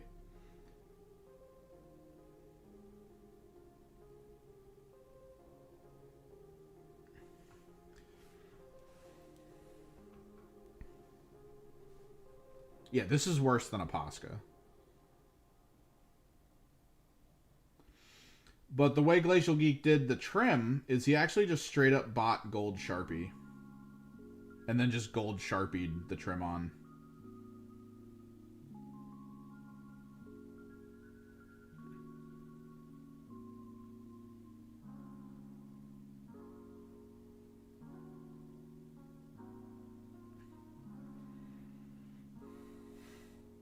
Yeah, I'm gonna go back to brush here. Just, like, this would have been done by now if I was using my brush. I'm having to go back over it because it's not getting into these recesses well.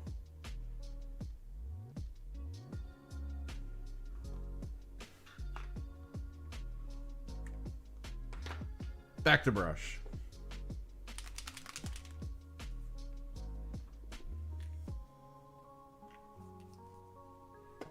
Yeah, go get a snack. What time is it? I might have to warm up some food soon. I will come back, though. My plan is to try to get all these Nundums painted gold today.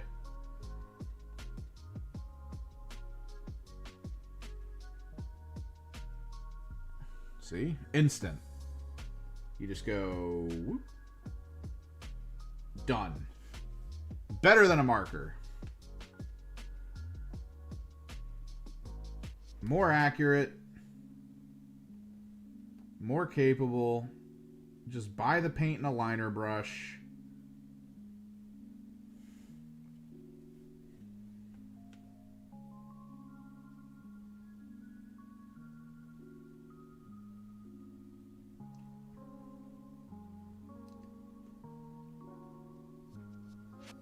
Like, I know you were talking about the use case, Ran, for doing the silver for the gems with it.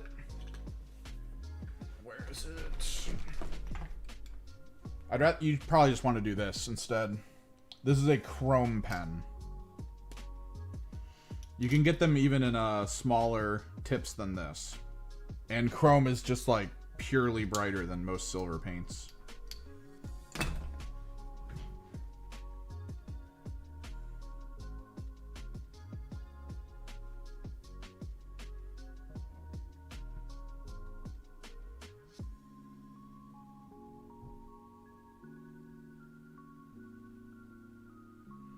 Gotta get that glisten. Make it shimmer.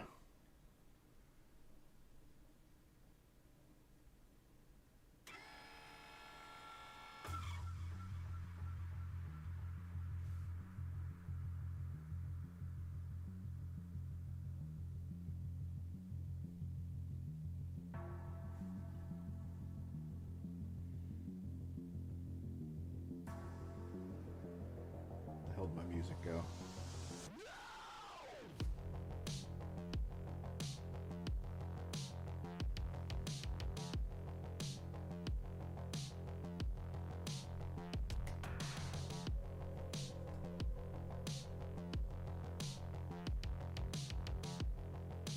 Yeah, I mean, just do it with a brush. Get a little liner. Just poke things you need to be silver and you're done.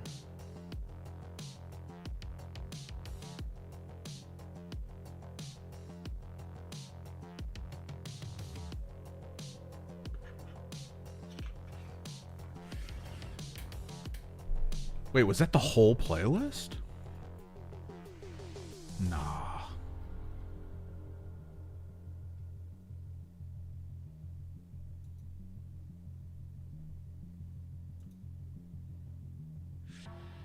I think it like froze at the end of that song. No, that might have been the whole playlist. No, there's like 50 songs on here. We've only been streaming. Oh, hour 40 minutes.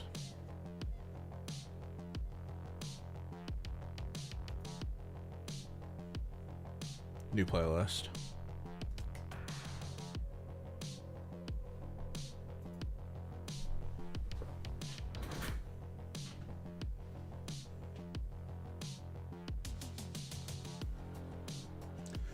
Dun, dun, dun, dun.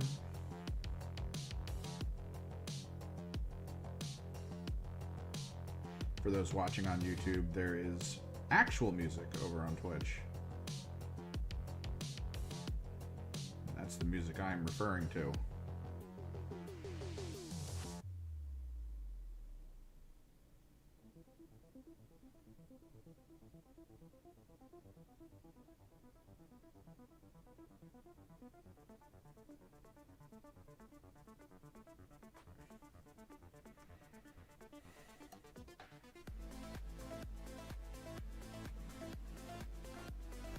Oh, you want lifting music? I got you, bro.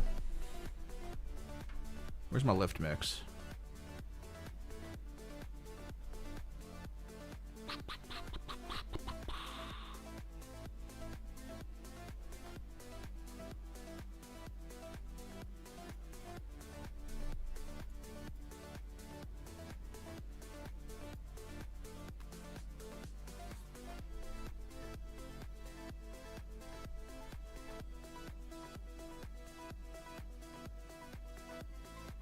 Just play, you bastard.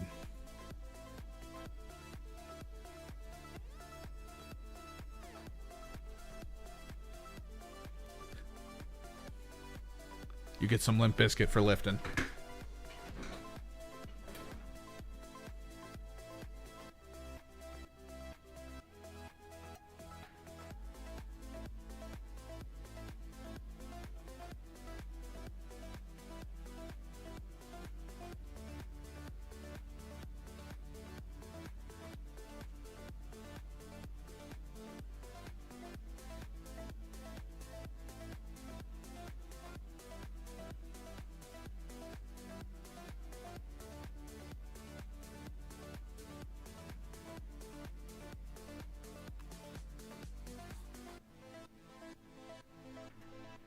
This is the one I need to redo the groin armor on. Groin guard.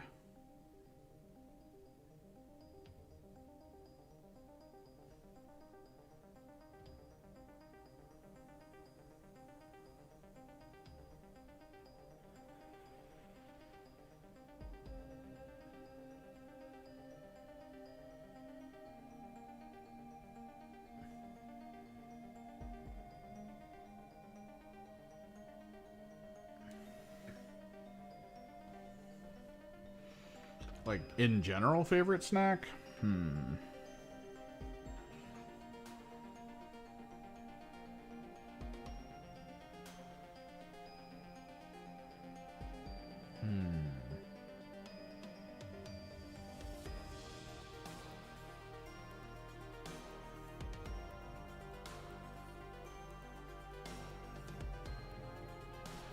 Gonna assume the limit for snack is something you can just open your cupboard, grab, and eat.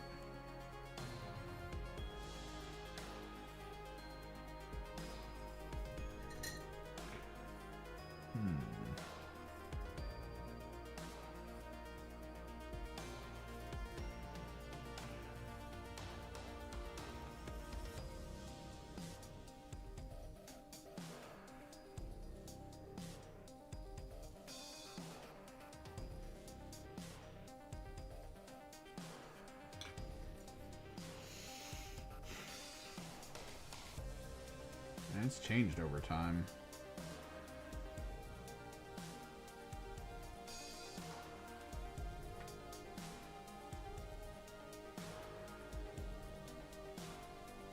Oh, we're talking microwavable stuff then. I've been eating a lot of popcorn recently. I mean, there's favorite, and then there's what I'm gonna have, I guess.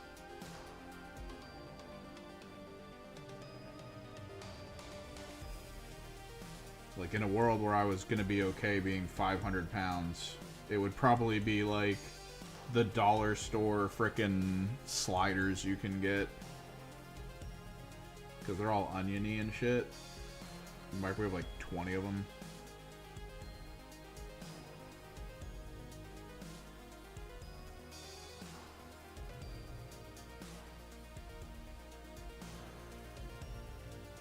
At this point, I basically fuck up some bananas. Maybe get some popcorn.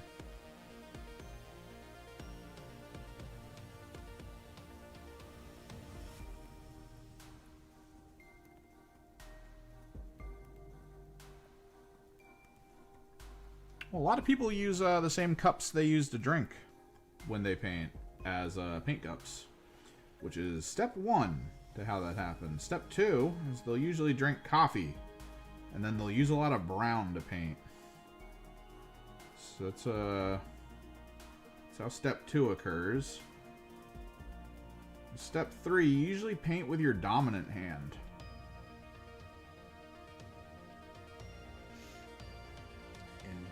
What tends to happen is you put your drinking cup on the side of you as your dominant hand. So you basically, over time, come to a point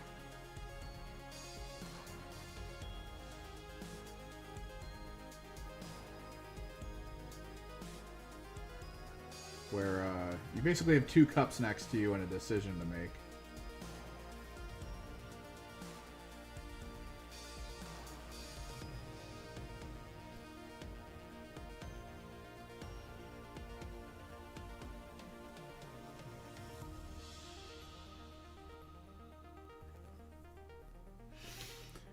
Japanese chips can be good. They do get some fun flavors, absolutely.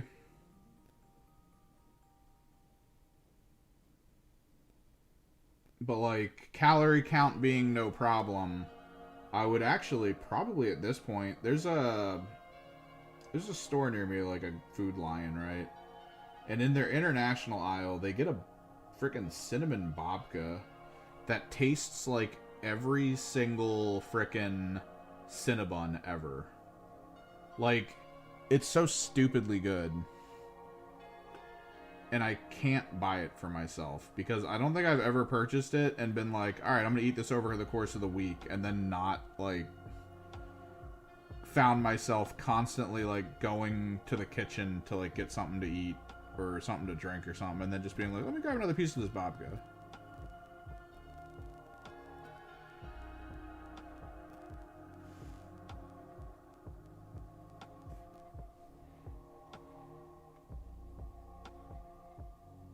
So when you say peanut butter vodka, is it vodka with the consistency of peanut butter? Or are you saying peanut butter babka, which is more of a bread? Because I know they have chocolate babka. Chocolate babka is a baller. Cinnamon babka is a threat to diabetes.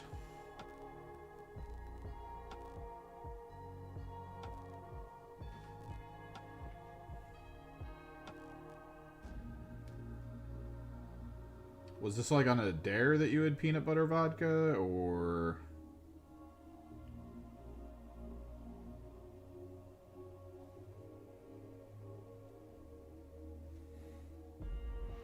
Babka is a Eastern European dessert bread. Slavic nations usually have it. Poland and stuff. And it is goddamn delicious.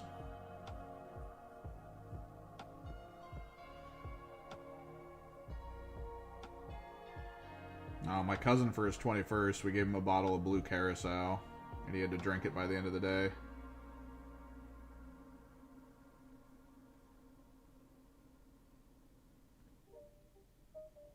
I just remember he had like one of those I'm an annoying drunk moments, and then kind of blacked out, and then we all just kind of like left. So he woke up on the couch in his house, and like no one was there. Like, a couple hours later.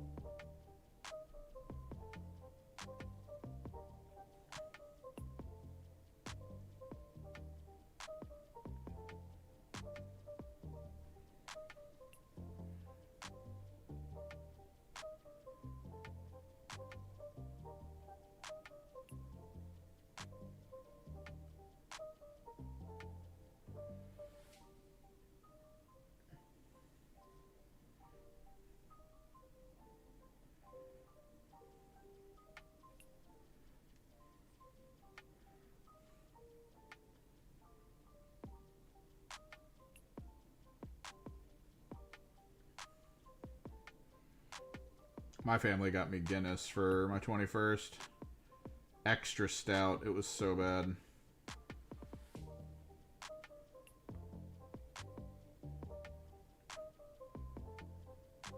I think I had like 2. It was like trying to drink an entire loaf of bread.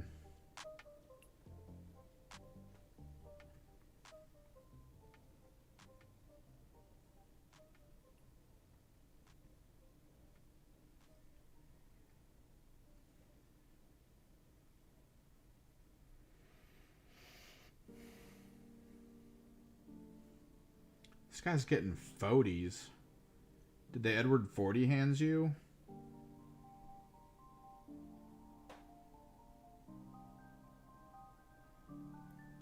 And Jack, what's the limit for the burger? Is it burger and fries, or am I just eating burgers? Do I get the combo meal or no? I honestly, like, burgers are fine, but for some reason, if like French fries weren't a thing with most burgers that I've had, I honestly don't think I'd like them as much.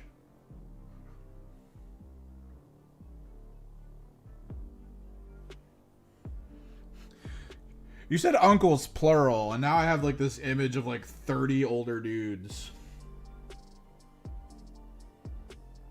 Just like walking over to you.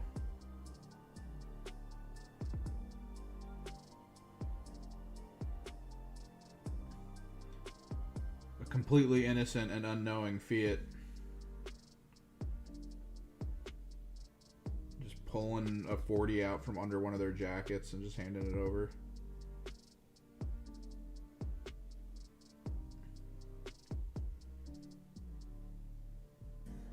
You people and your big families that like talking to each other. I prefer my approach. Our parents would always make us do like family stuff for all the holidays. And I remember one of the Thanksgivings, it was at my uncle's house. And my aunt and uncle's house. And all of us, like all the cousins, were in one room with each other, and then all the parents were in the other, and they were all just like, you know, talking, laughing. Oh, this happened. Yeah, this person did. Ha. And we were just like sitting in a room eating in silence. And at one point, one of us looks up and goes, "So we're not going to be doing this when we're adults, right? Like, we're cool not doing anything together when we grow up." And it's like, yep.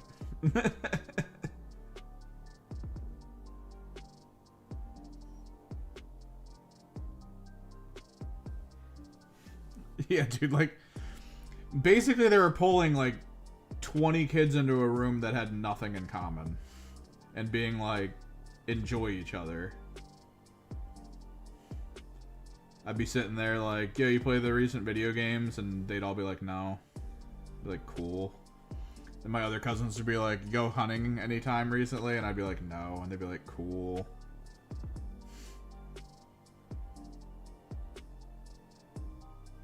And then we would just like sit there and do nothing.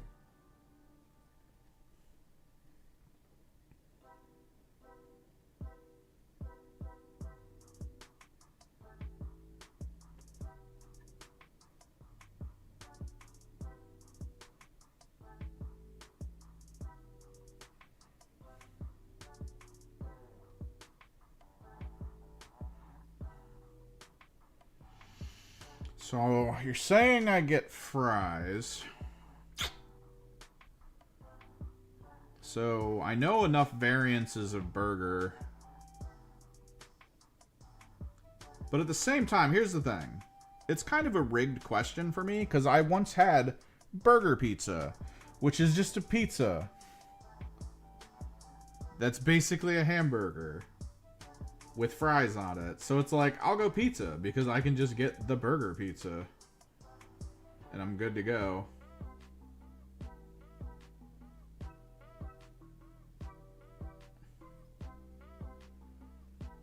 It's just the obvious play.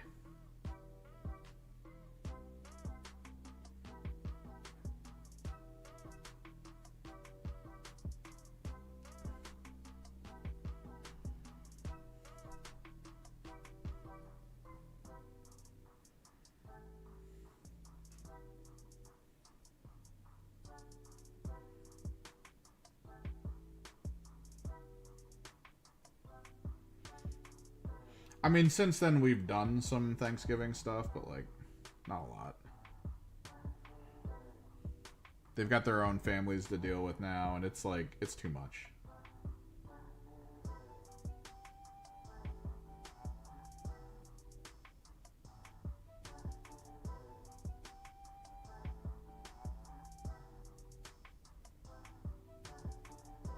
No, where'd the tunes go?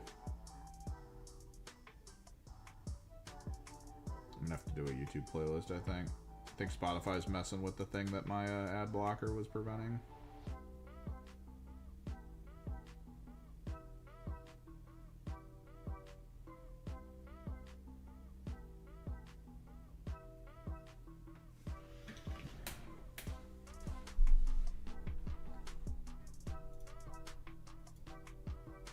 Oh no. I didn't have random on, and it went to the song at the bottom, just out of nowhere.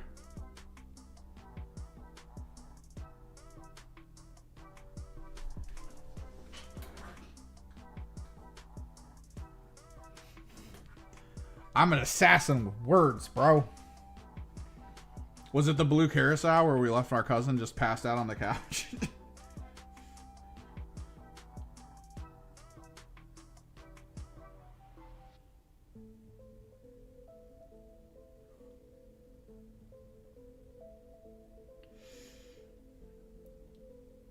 If there's no one on the YouTube side, Jack, you could come over to Twitch. It's fine. That way you can see the comments. I've noticed YouTube is pushing my live streams less and less.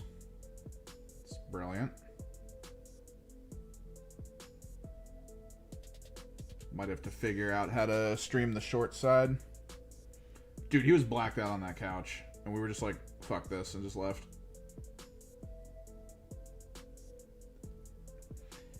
So it was my cousin, but like the other half of the people there were like his friends. So like his friends were just like, fuck this.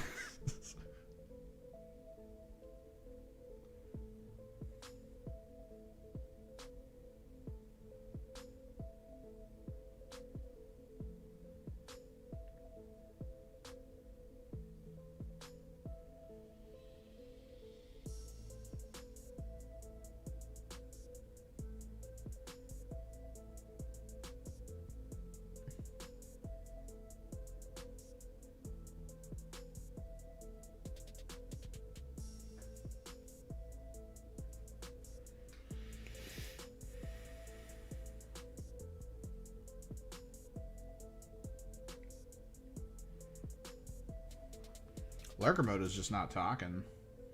But, like, there's always a problem with frickin'... I don't know. So YouTube shows it to you guys, and that's fine. But for a while there, I would stream, and I would get, like, bare minimum, like, 80 views over the course of an hour. In the past, like, 5 streams I've done, it's been 30 views. But there is talk that YouTube's starting to, like, not count the views of people who have ad blockers. So, like, the metrics just get wonked a bit. It's just weird.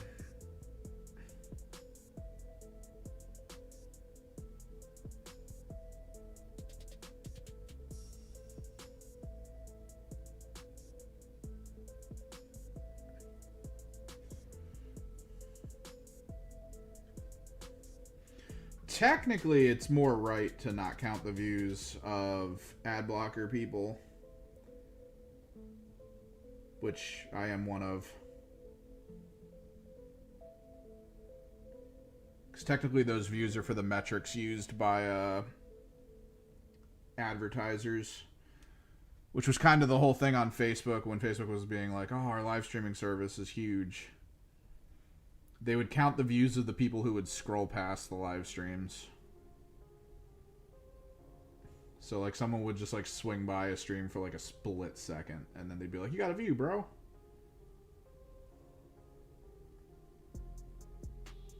Overbloat the numbers for the advertisers.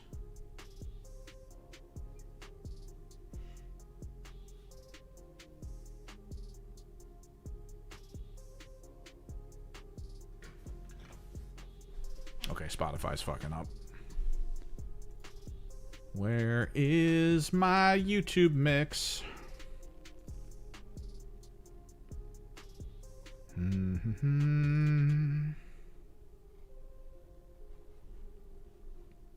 Music?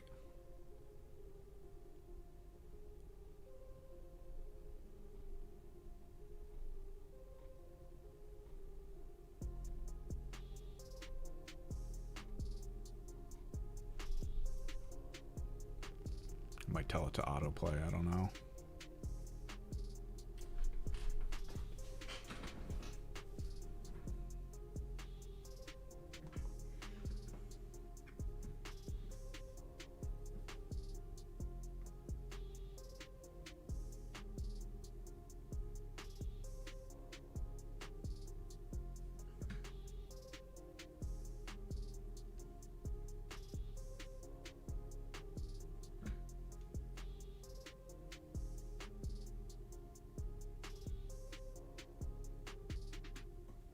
Oh, I gotta actually lower this. That's right. Spotify is usually at 30%. I can't leave this on full.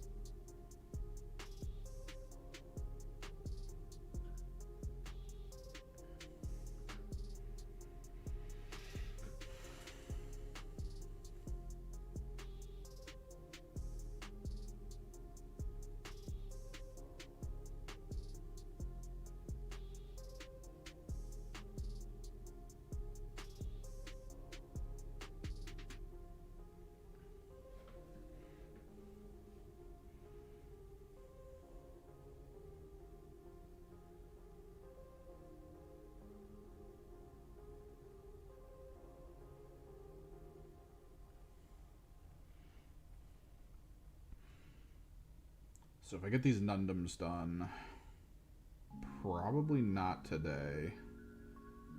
But getting the baseline gold on them would be huge.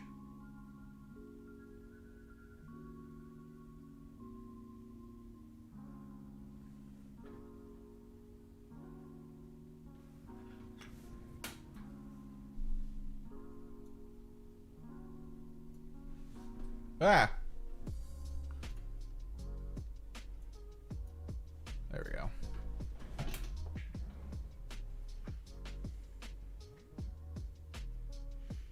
Oh yeah, I like these. These are nice models. I mean, most of the Sisters models are nice. They're just way too detailed.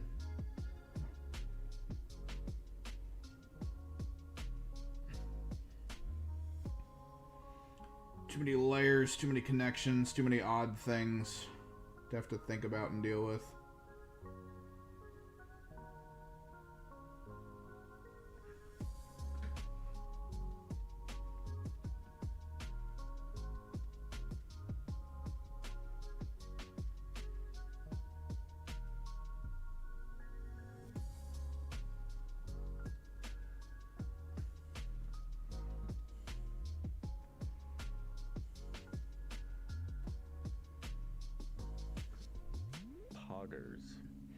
Poggers? Oh, thanks for the follow.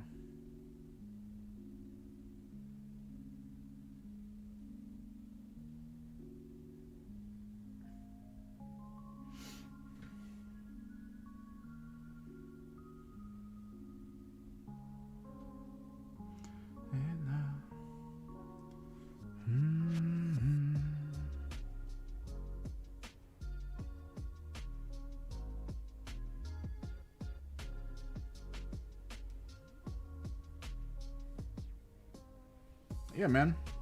Now you get the actual playlist.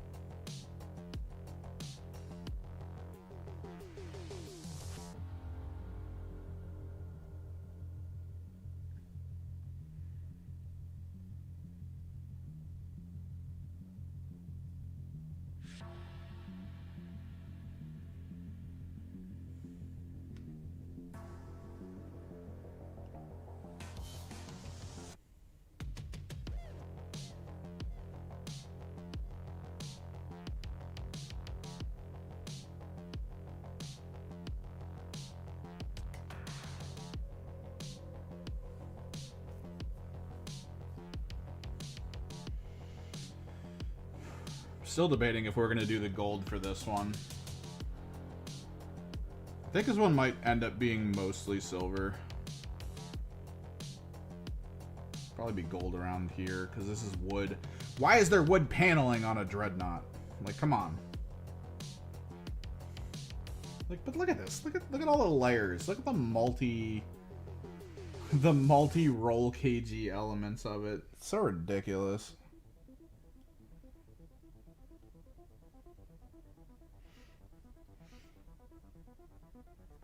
Alright, Ripley / Jack.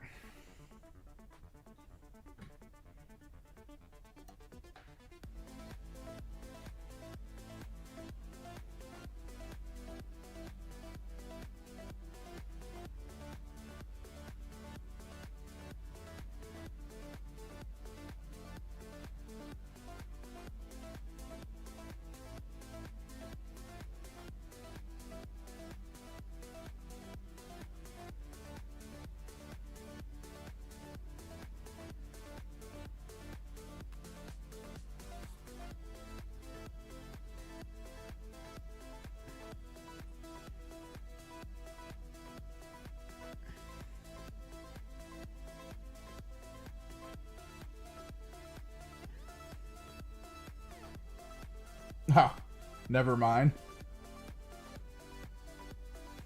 He's reversing course.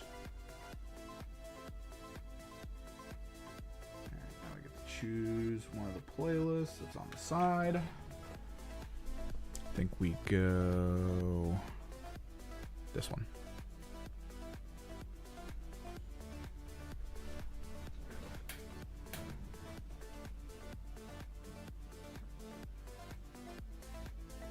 You must find strength.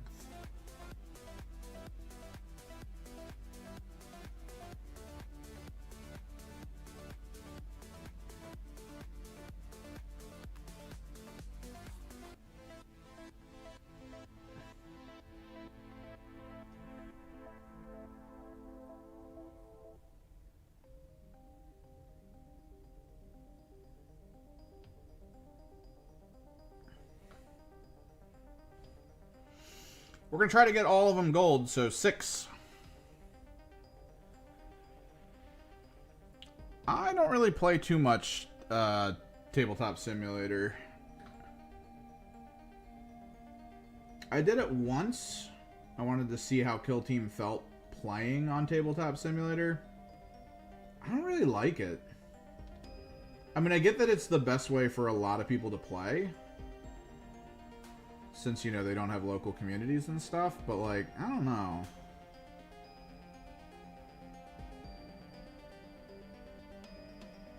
TTS just doesn't hit.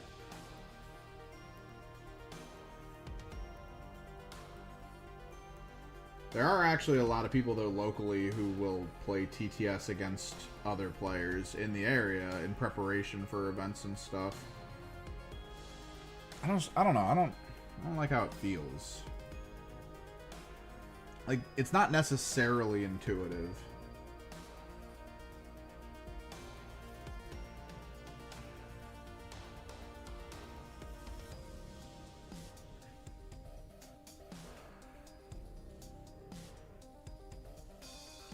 Which I get that it can't be, because it needs to be able to encompass almost like all forms of tabletop games. But I remember playing one where the terrain we put down, we accidentally didn't lock. So when we were trying to move a unit, it like knocked the wall away. We're just like, great. Thanks, game.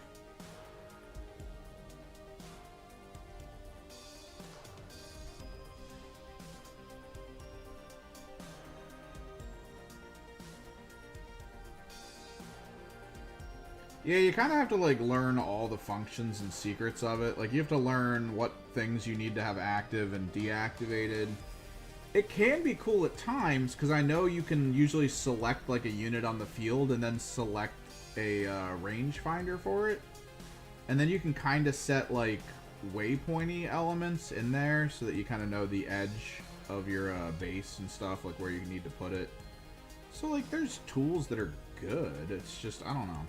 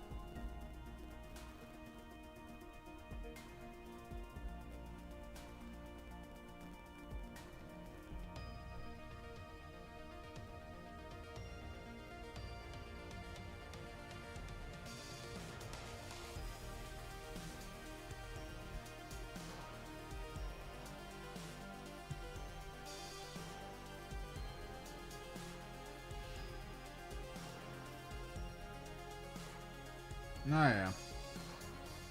I also kind of hate that the models you have access to for the 40k side feel like way too generic.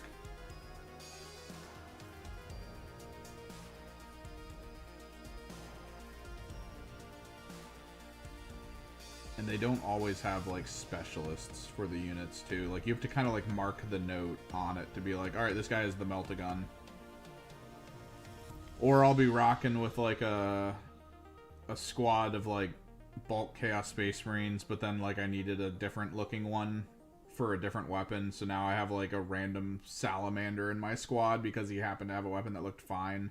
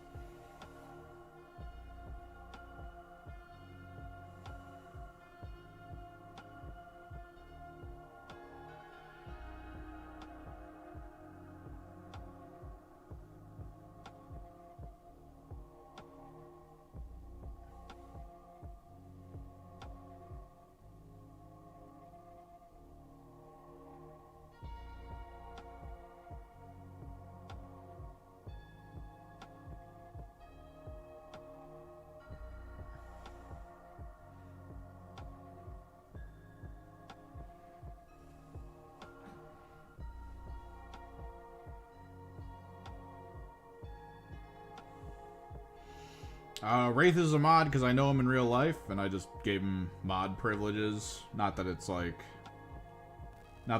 hey man, ban these people for me. It doesn't matter. It's just something you can have. And then Prime is if you have Amazon Prime, you have it linked to your Twitch account, you can actually subscribe to me. So at some point he probably primed, and then they give you a badge. I turned off my affiliate for my Twitch account because there were a few people who had reoccurring subs on my channel, and I literally just wasn't streaming. So it felt weird just getting like 40 extra bucks a month.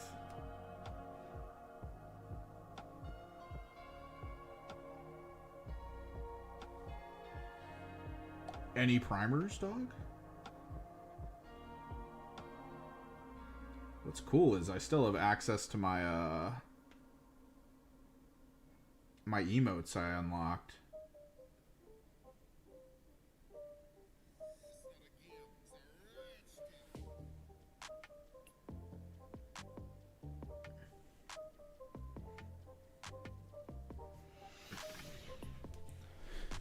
So I can go into other people's chats and use them.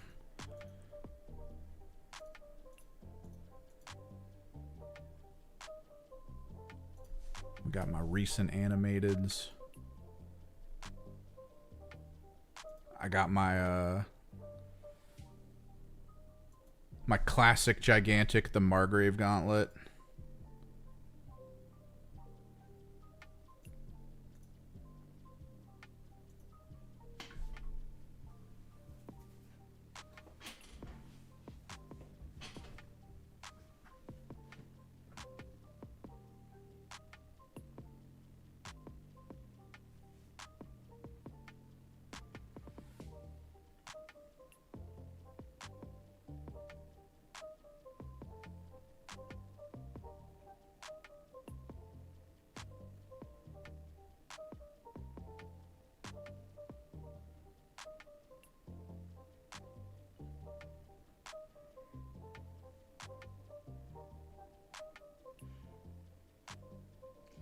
Caught up in black and white.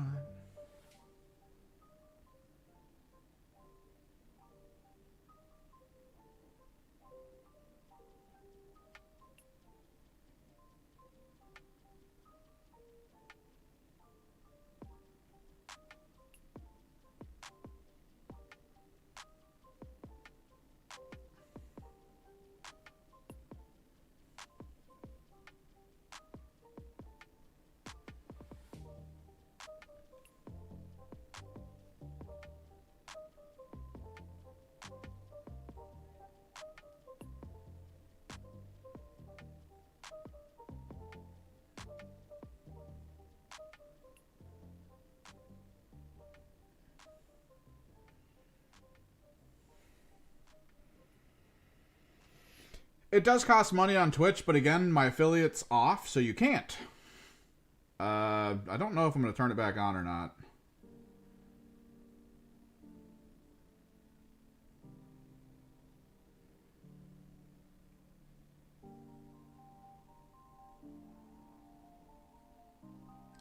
Because I'm not really a consistent streamer, so I didn't really want to do that.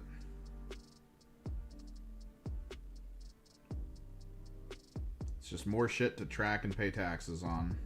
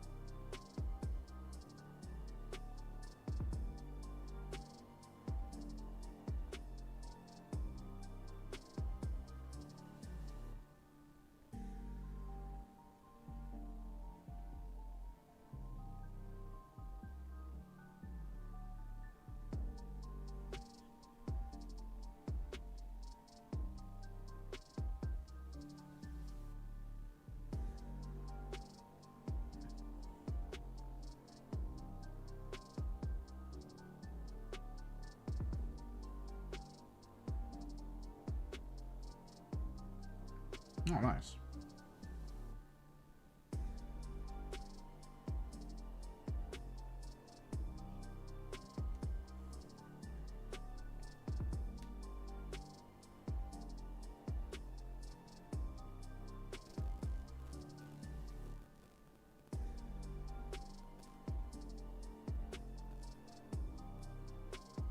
Just trying to make sure I don't miss any of the little details. Little BS hidden under things details.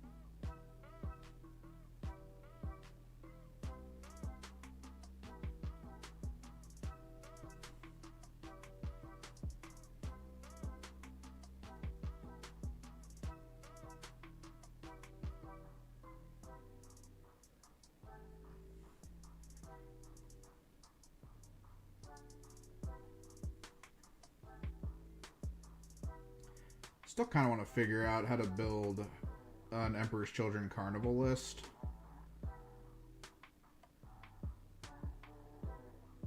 I think I need the frickin' mounted demons. I feel like they might be better because they're cheaper than demonettes. They just move way faster. so they can be where I need them to be.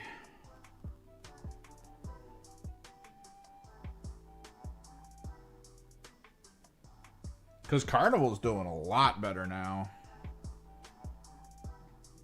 It's like a 60% win rate with a good bit of players.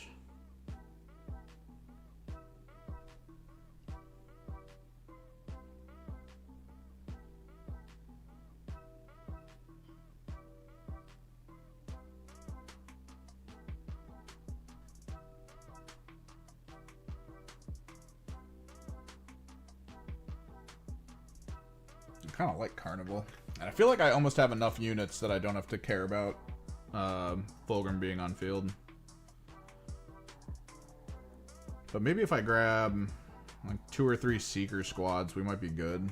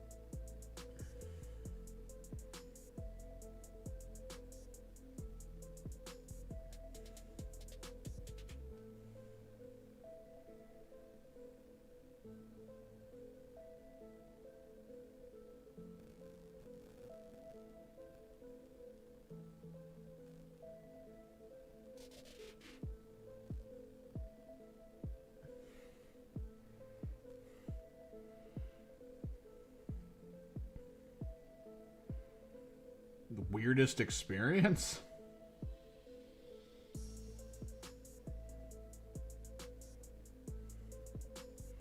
I mean, there's like probably some short-term weird experiences, but the longest-term weird experience actually involves, if I don't know if Fiat's still here, Gigantic, the game. That is probably the longest play weird experience of all time for me. Because through that game, I met someone who then I actually met in real life randomly just because I was bored. Which, because of something else that I do, allowed him to meet someone else who kind of falls into the same vein of existence for like what they do in life, which caused someone to divorce someone and is now married to someone else. All because of that video game. Like, the tracked steps that brought it all to that point is very, very weird.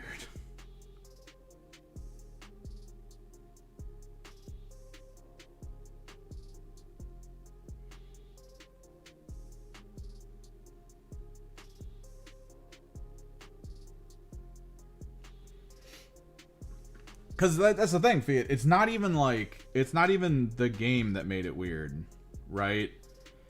It's the fact that the competitive team I found myself on introduced me to this person because they thought his stream was funny.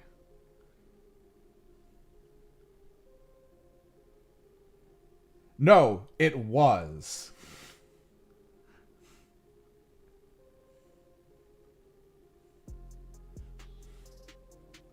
It 100% was. That is how they met. No, the divorce was its own thing. But the fact that, like, it turned out the way it did was entirely because someone, like, that I was playing that game with was like, yo, check this guy's stream out.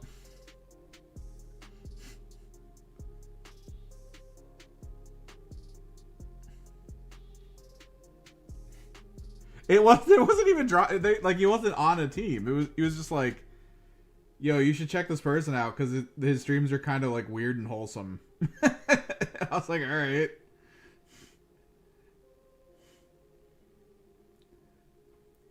And then I spotted the Batman Forever poster in the background, and I thought it was funny to constantly bring up.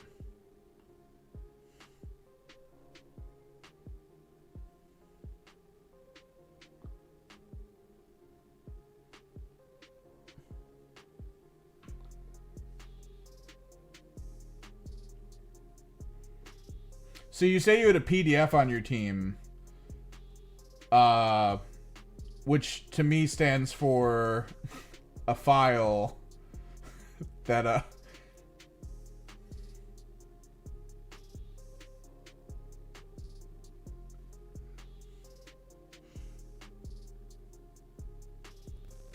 oh no.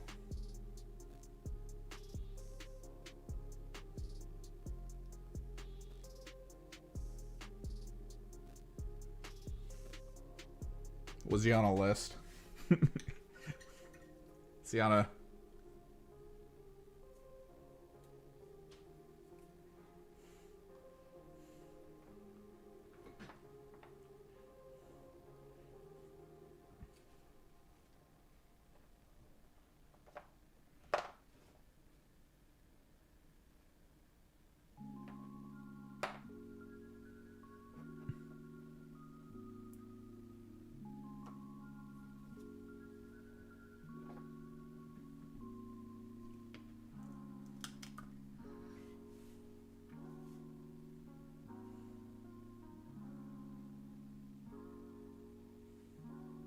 Is that person now user in your chat?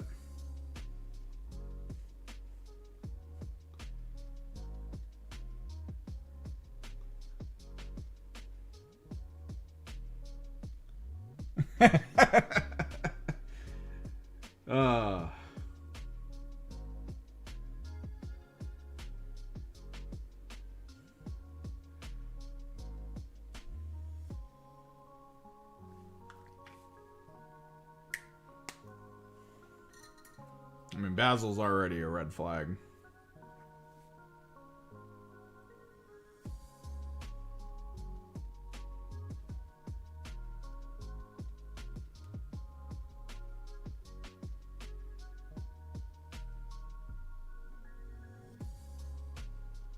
Oh shit, this song brings memories back.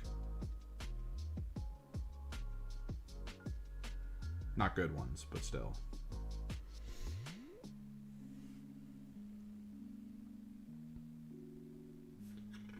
Three gold.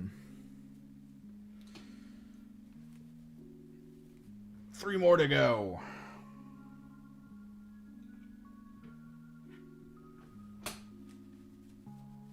Stabbing Westward brought back better memories than this. I think this was high school.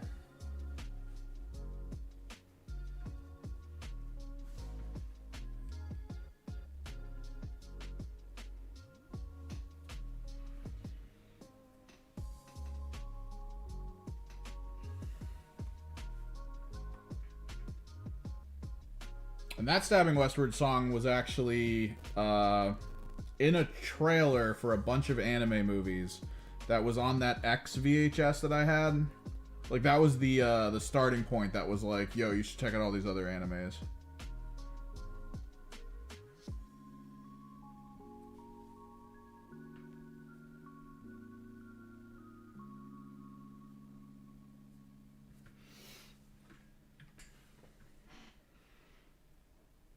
I don't think this was middle school. Corn was middle school. This came out, I think, freshman high school. Might have been middle school. Was this one of those weird ones where the kids suggested it for like a school dance, and then the teachers were like, I guess, and then they played it and they were like, ah, shit. That happened a lot.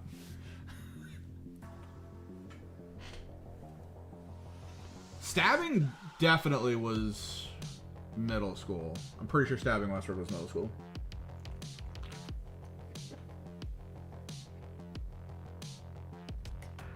I just remember getting Corn, I think, issues.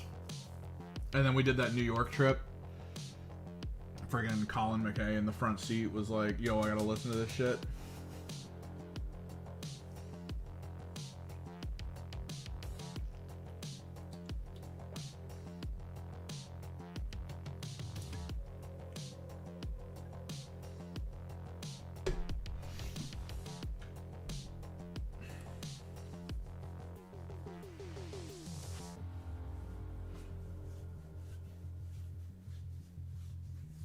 Middle school was fucking crazy. I'm gonna put up the BRB screen, and then I'm gonna make myself some curry chicken, and I will be right back.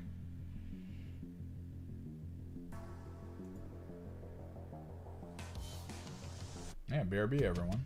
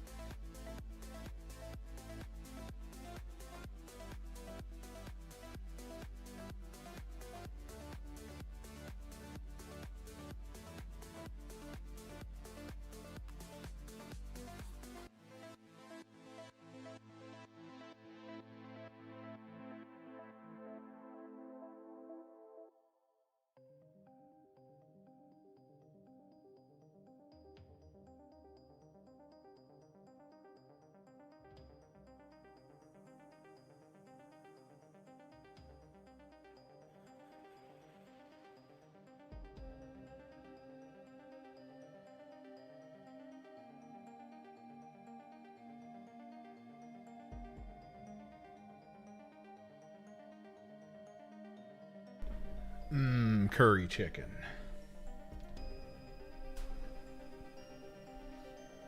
Delicious.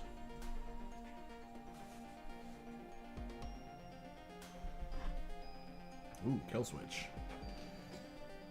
Yeah, I think we'll get the gold done today. I don't know if we're going to get too much farther, though.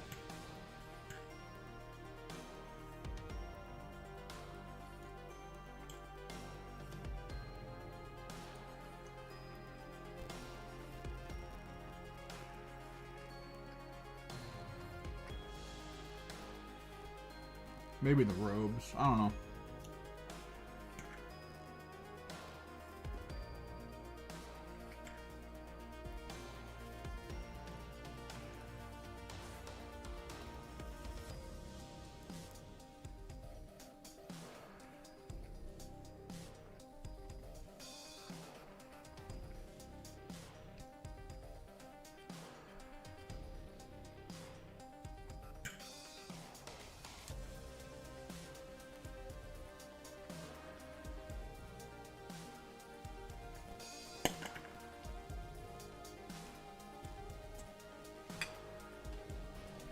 Supposedly Steam Next Fest is starting up tomorrow.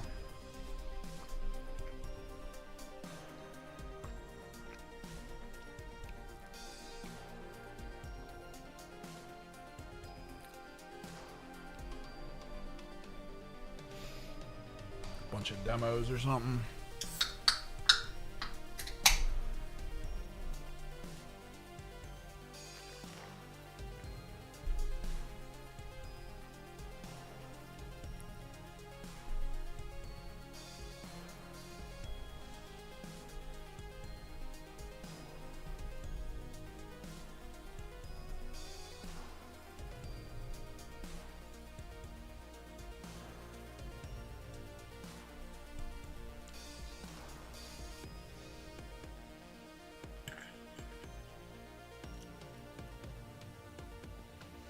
Steam Next Fest. It's like a bunch of demos. That might be fun for you to do on a stream. You can look through a bunch of the demos they're dropping. Just get a bunch of them, go through them.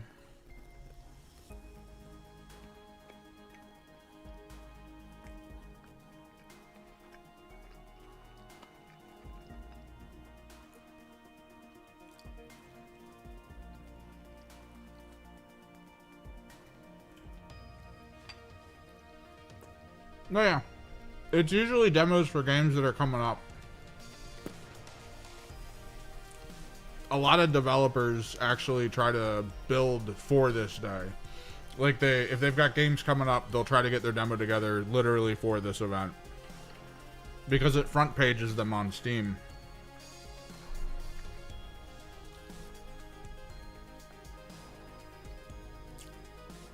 So we should see a lot of cool games pop up. God, there's still some games though that I played the demo for like years ago that still aren't out. Frickin' Radio the Universe. It looks so good and it was so fun.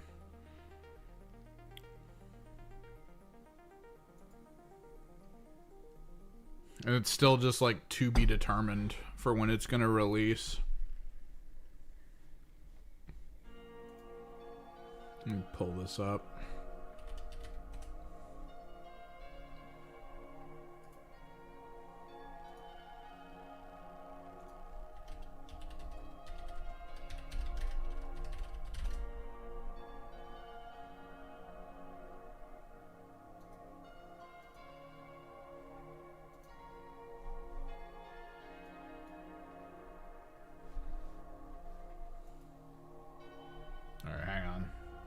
This is mostly for the Twitch fam, because they're the ones that are going to get the audio for it.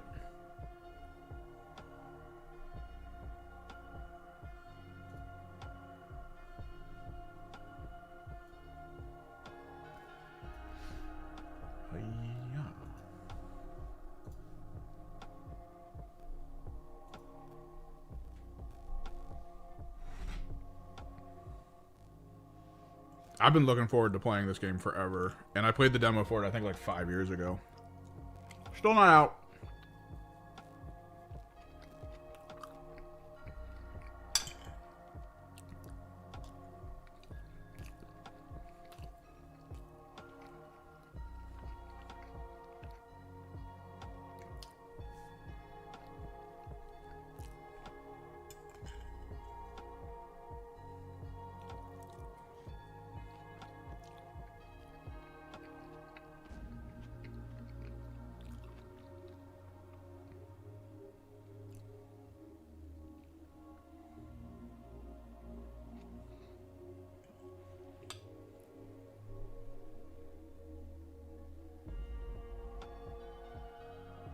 Brigandine and Bince looks good.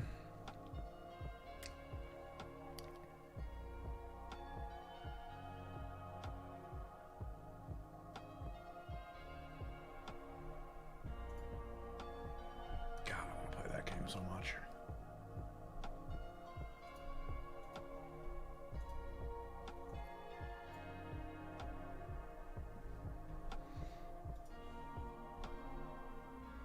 There's actually a new cool game. I know that's super descriptive. I kind of want to show people this because it was really interesting when I saw it.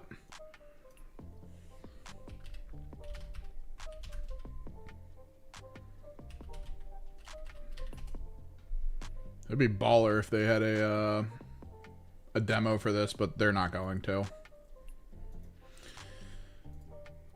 So for those unfamiliar,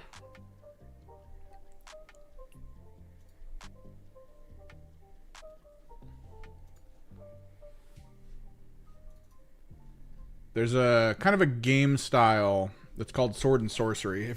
It sounds like it's fantasy, right? Oh, hang on, phone call.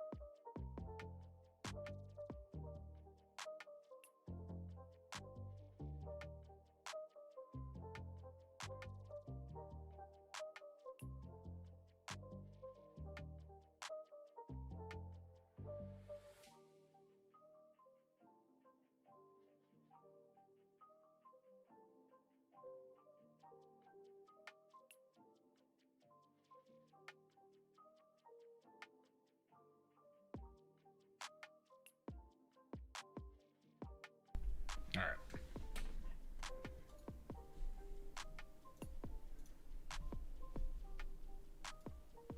So Sword and Sorcery is kind of like, if you think about it, you think about things like Elder Scrolls and stuff, but that's not Sword and Sorcery. That's just fantasy.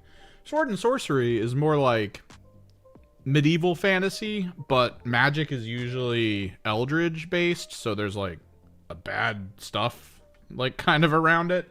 The last one I played was I think it's Super Brothers Sword and Sorcery, where the more you got further through the story and collected all the items you needed to complete a ritual, the weaker you became. So the game became harder the further and you got, because the stuff you needed was killing you, was kind of the situation.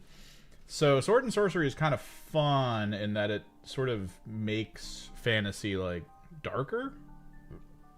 So let me... Because when I saw this, and the concept is it's a fully open world. Like that's not just an art backdrop. That's the way it renders something that's actually back there that you can go to. And it's supposed to be like pure Sword and Sorcery. Just big sandbox, lots of RPG elements and stuff. I don't know. This is on my radar. I'm really interested in this. This is their alpha footage.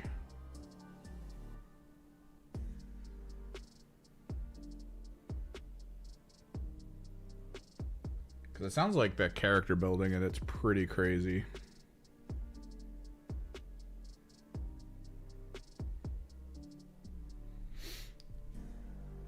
But this is probably forever out. Like, if this dropped as a demo, I'd be happy. Highly doubt it will. Highly doubt.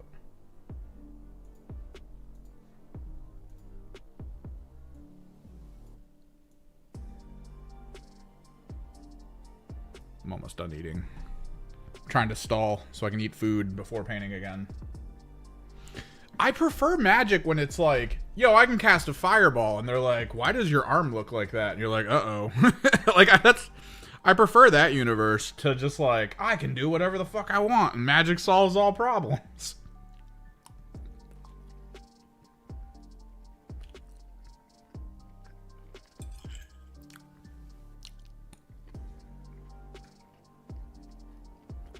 Like, that's why I do like the 40k system. Or at least the system in the lore for magic, where it's like, check this out, I can cast lightning. And now there's a person whispering in my ear, telling me to do bad things.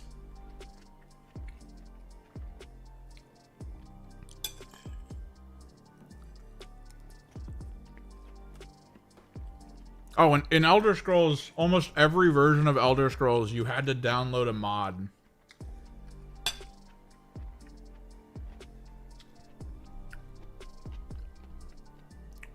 Dude, if they're gonna make me miscast spells, give me stronger abilities, is all I'm saying.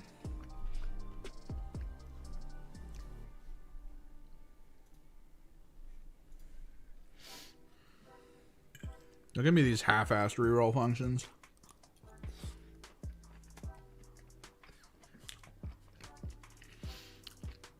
Okay, when it works, it's hilarious. When it doesn't work, it fucking sucks.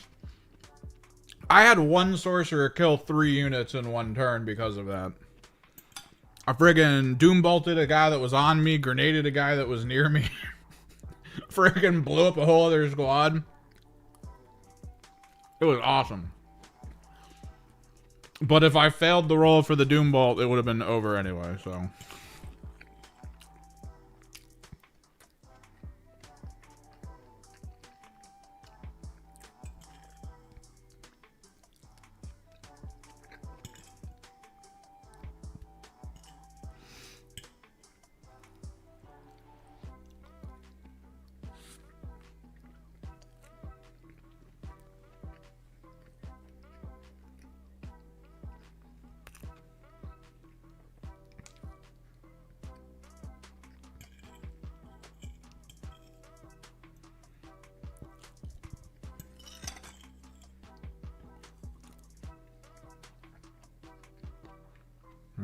Delicious, delicious food.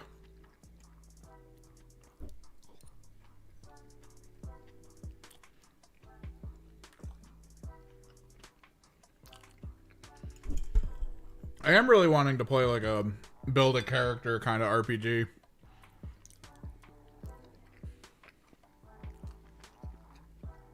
But like I need a lot of like, I guess, ambiance.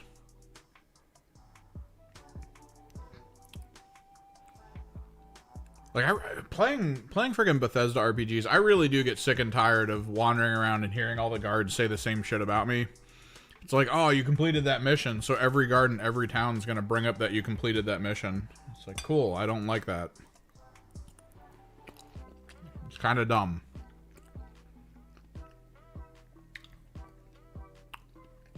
Why would guards in this town over here know that I friggin' cleared a cave in this other town over here? Why'd they give a shit?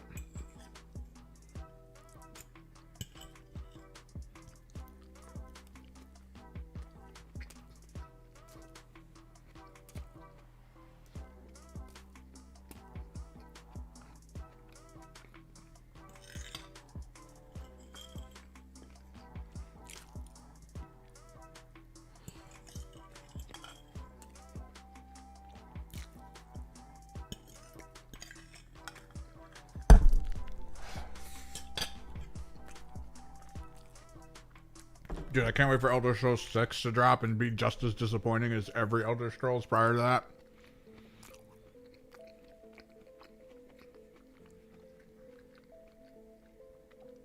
The amount of people who are going to hype it up, but then, like, you play it and it's, like, missing so much.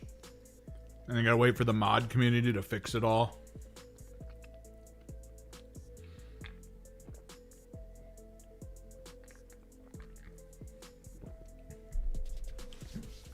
Oh, good food. Here we go. Like, that was probably my favorite thing about Skyrim.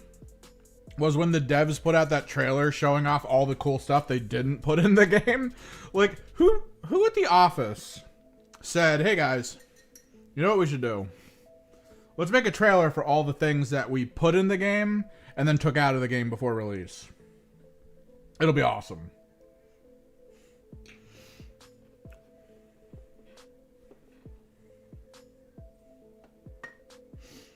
They were like, check this out. We made it so that the seasons changed in a section of the map. Isn't that cool?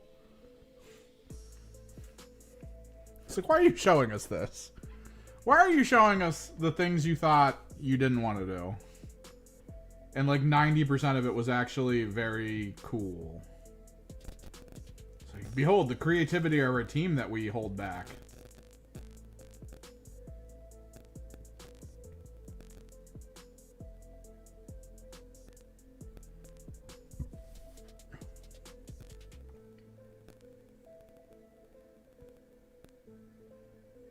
To go from that to basically remaking all of their games like 30 times.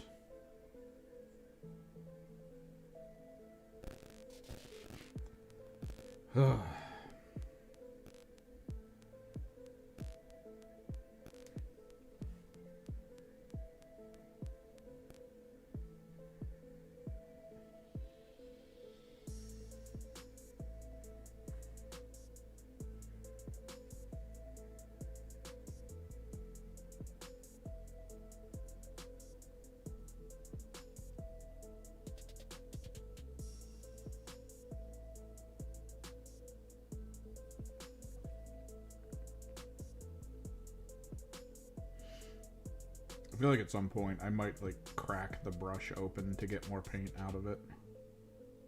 Like I'm gonna waste paint not using this brush.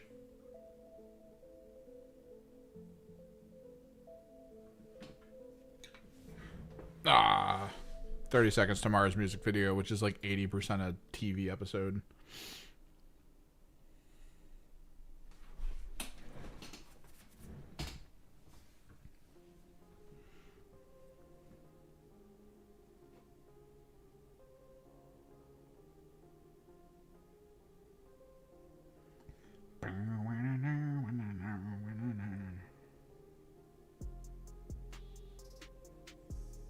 The one song by Coheed and Cambria that everyone knows because of Guitar Hero.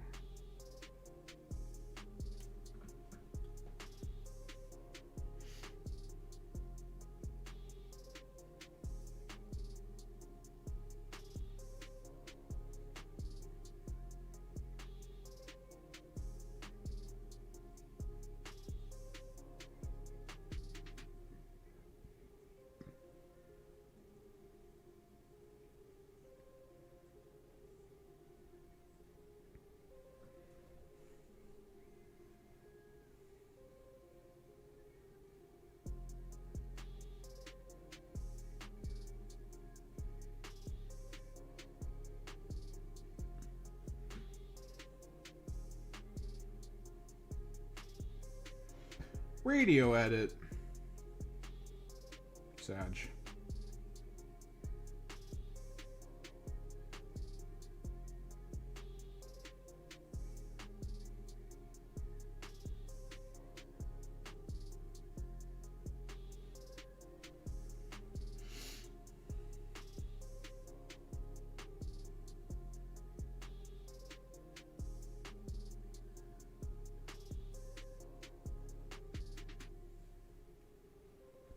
Load up the brush and blow.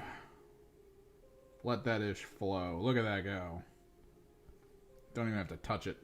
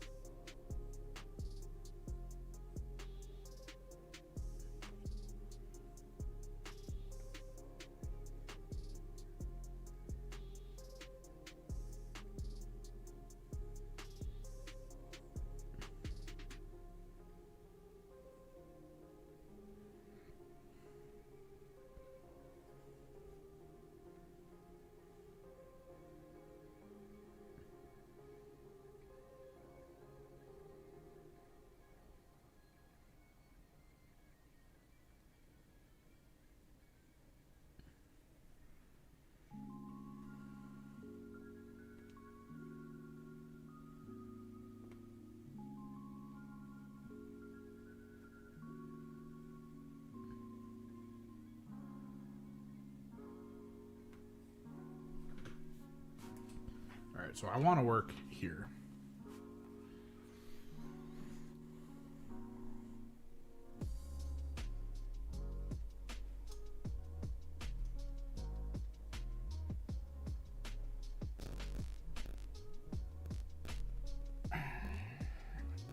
There we go.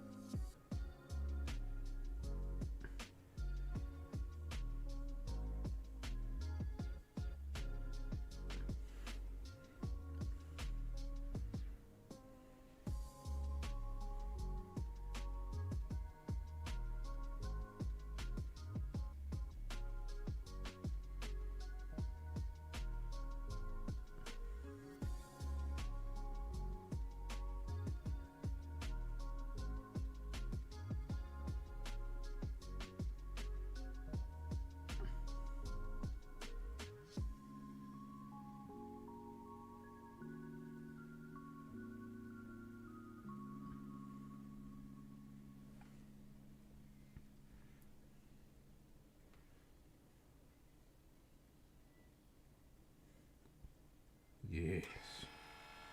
Yes.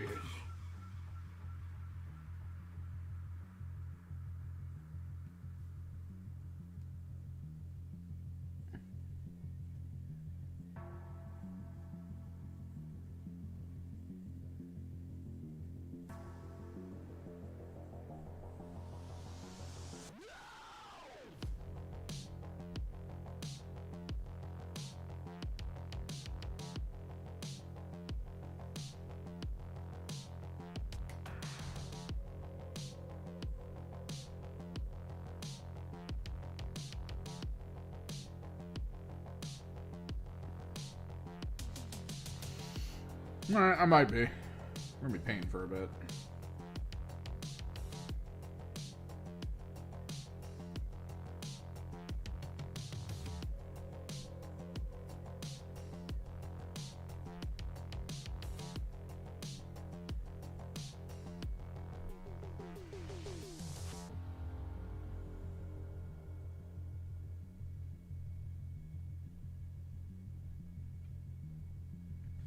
So the last snowstorm we had, the snowplow people were like kind of shitty with their job. They only like plowed a single lane out. Like everyone pulled off the street. Like everyone pulled into their driveways and stuff and like packed their cars in so that they could let the snowplow go by. And I guess whoever was driving it that day was just like, nah, fuck that. And just didn't do it. So like the side of the road was just not clear for cars to park at all, which just absolutely sucked. But the one today did, so that's awesome.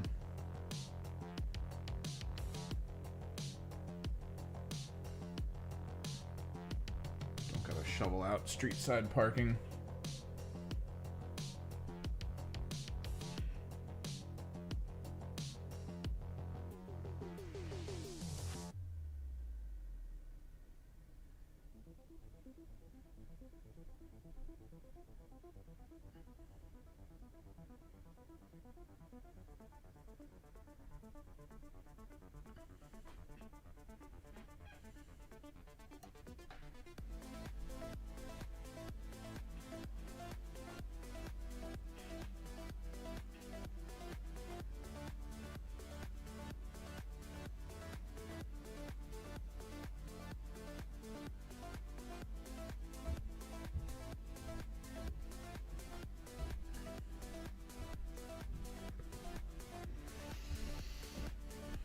Depends on what my my monetary prospects look like. Maybe 4, maybe 3, maybe 2.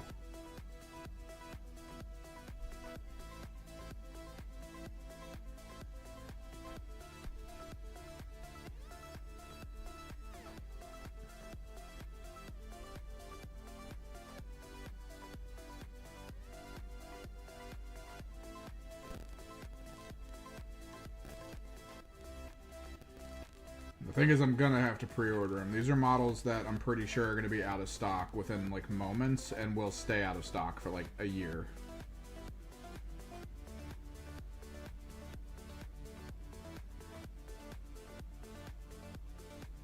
Maybe that's the secret. Imperial Knights are getting this new like half night thing. Defiler's gonna just be in Chaos Knights. Lore-wise, I mean, I don't think that's how that works. Because to my understanding, the Chaos Knight houses are, like, kind of separate from everything else.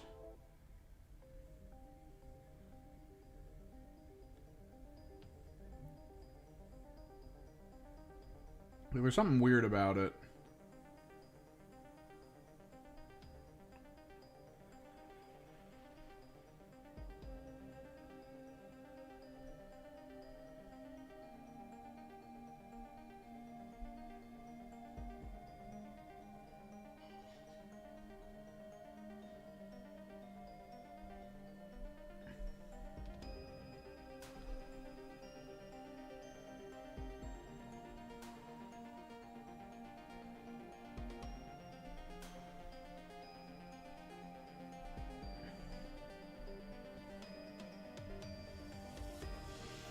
Most likely they're gonna just, like the Questoris, they're just gonna give Chaos a data card based around the new knight.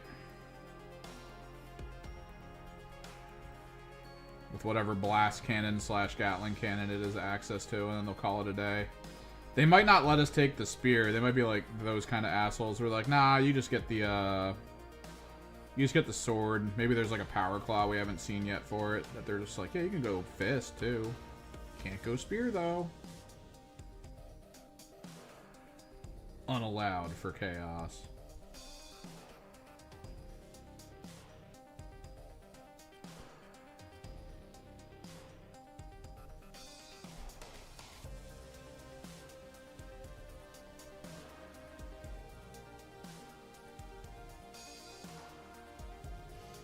But like, if that's the case, if the Defiler gets into Imperial Knights, why not the Skull, the friggin' Skull Taker thingy? No, yeah, spear is the best part.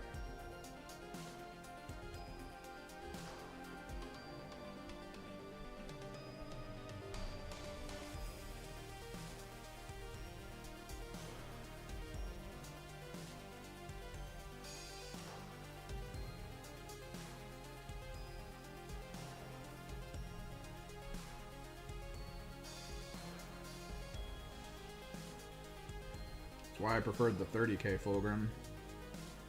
He actually had a spear.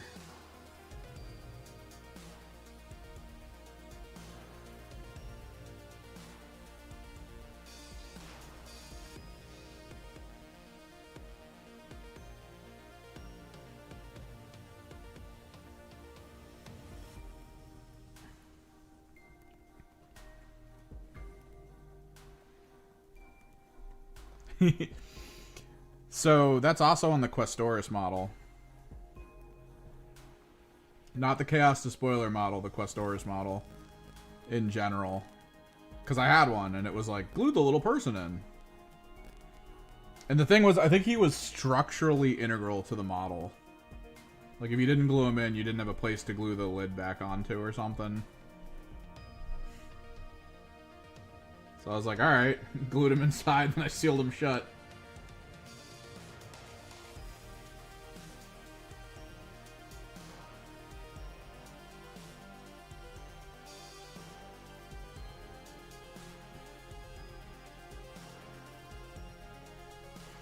Yeah, but at least you get clear plastic to put over them that you just cover in paint. You could do the varnish trick to tint it a color and actually have like a cockpit frickin' visible, but then you'd have to paint everything in there, which is fucking crazy.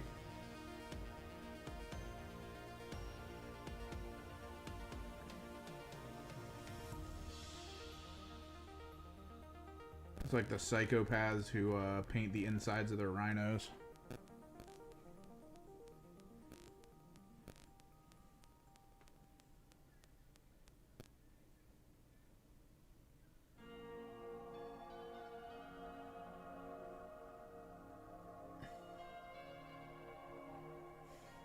I did it because I like the idea that people might look inside and see all the little screens I painted. All the little buttons.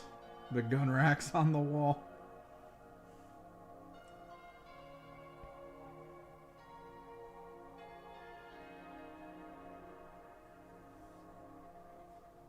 I did glue all those doors shut.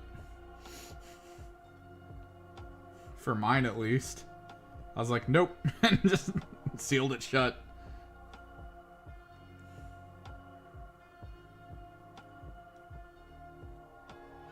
If I'm not mistaken, we were around when I want to say they relaunched the Rhino to actually have the interiors. Like, they relaunched the tank box bodies. Because they wanted the insides to have actual interiors. So they decided to do that. And I remember people being like, wow, this is incredible. And like, even back then we were like, cool, I'm never going to paint this. I'm just going to glue it shut.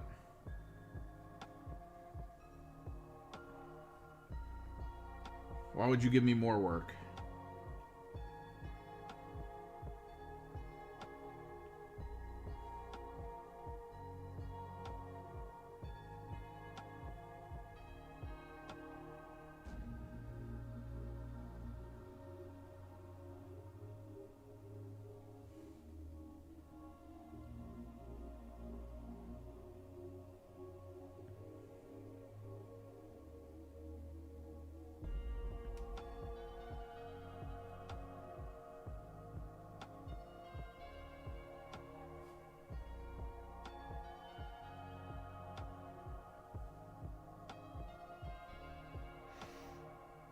That's fine, Ripley. I'm going to try to get all 3 of these gold, so I'll probably be here for a few more hours.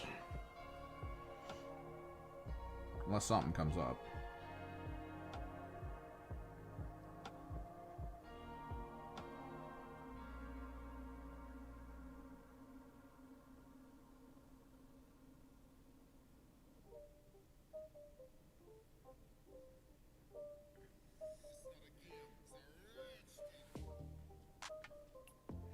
I had someone describe the lead singer of this band as a person who sounds like he has peanut butter in his mouth, and now I can't unhear it.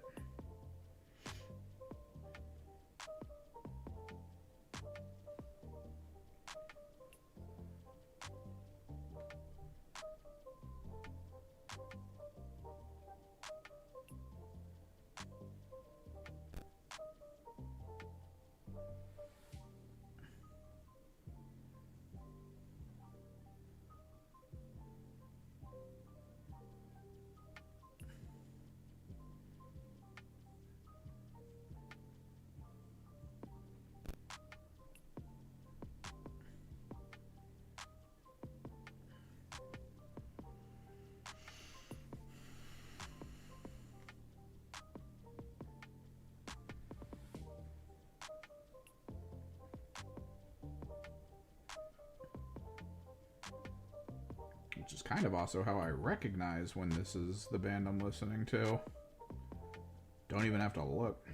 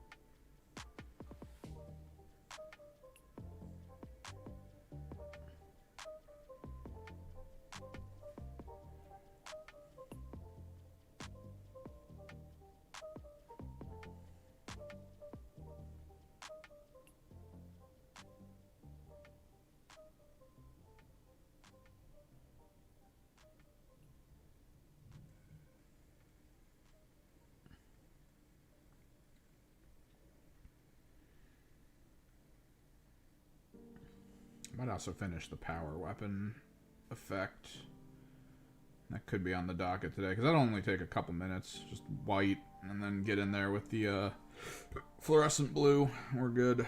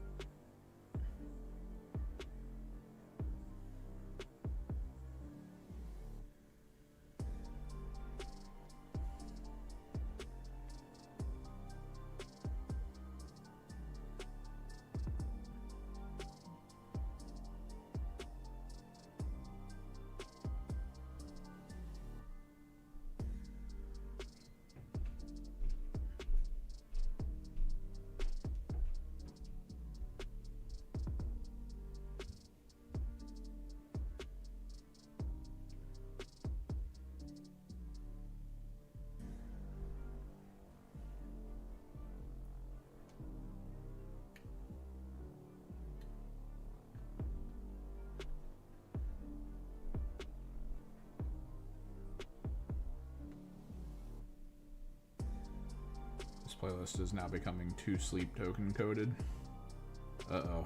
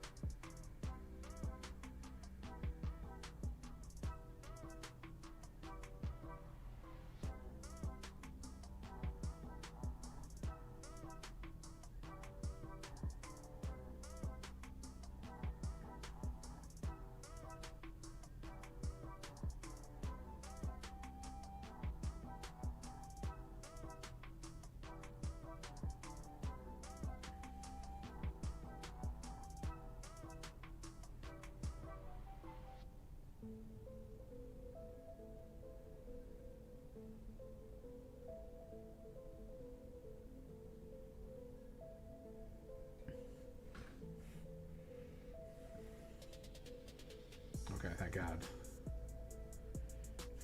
I was about to say the YouTube playlisting has bracketed me in the 30-year-old single woman category. Like, goddamn.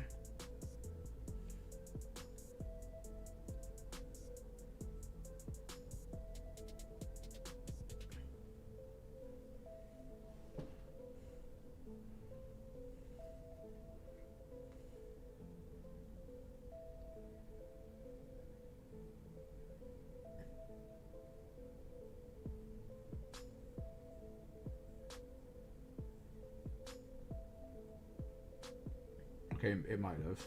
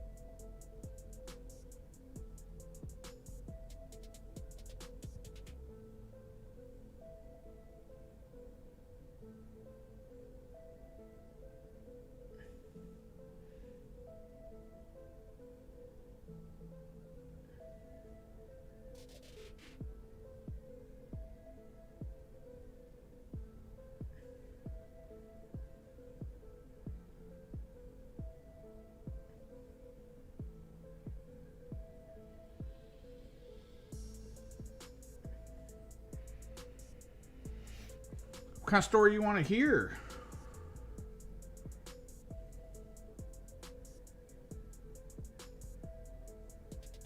Not exactly a great storyteller.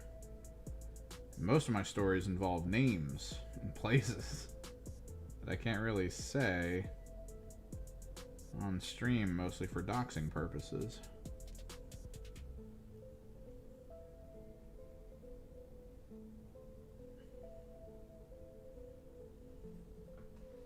Just a good one? Just a good story in general?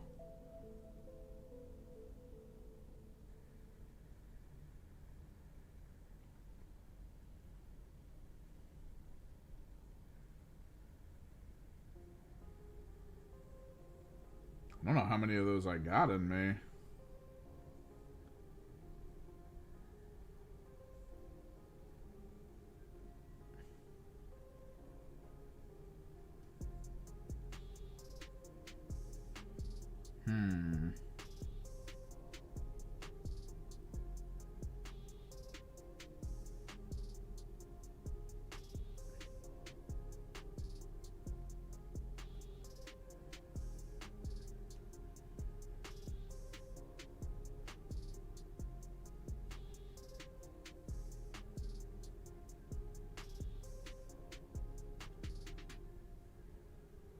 Trying to think if I actually have like a good one that isn't just like weird.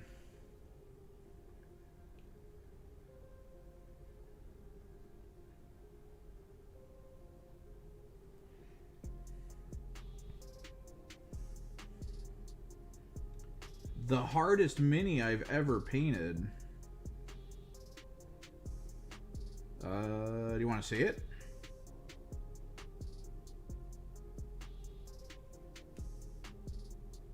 You want to see the hardest mini I've ever painted?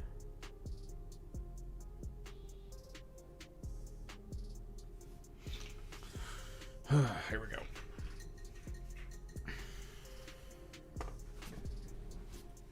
Put my headphones down over here.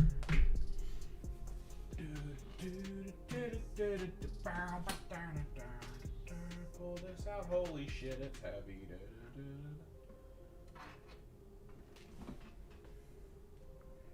Okay, let me see if I can give you guys a fun view of it.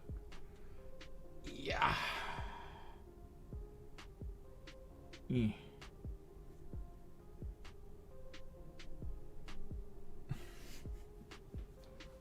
clear some space. So this was actually one of the first ones I painted when I came back. So I kind of was just like, let me turn on hard mode real quick and try to get back into painting. It's kind of how that conversation went. I was like, let me paint a couple thousand suns. Cool, we're done. Now let me paint the hardest thing I've ever painted in my entire life. Let's get right into that. Do not pass go.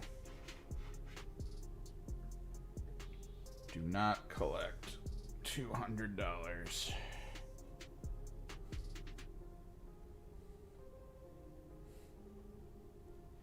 This was the first introduction to when I got my airbrush to trying to figure out how to do underglow. What's the music? I can't tell what it is. Oh! It's Crossbreed. I actually kind of like Crossbreed.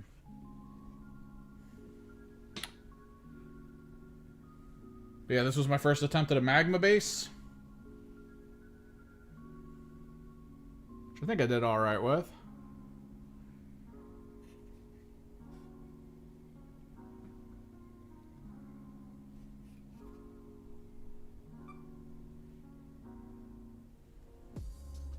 We did the airbrush post glow on the weapon. Along with a little bit of wet on wet, not just for that, but for the hair as well. This was like a week. You want me to go chill? My buddy's done lifting, so maybe we do. Let me find something for you guys. Dark Violin.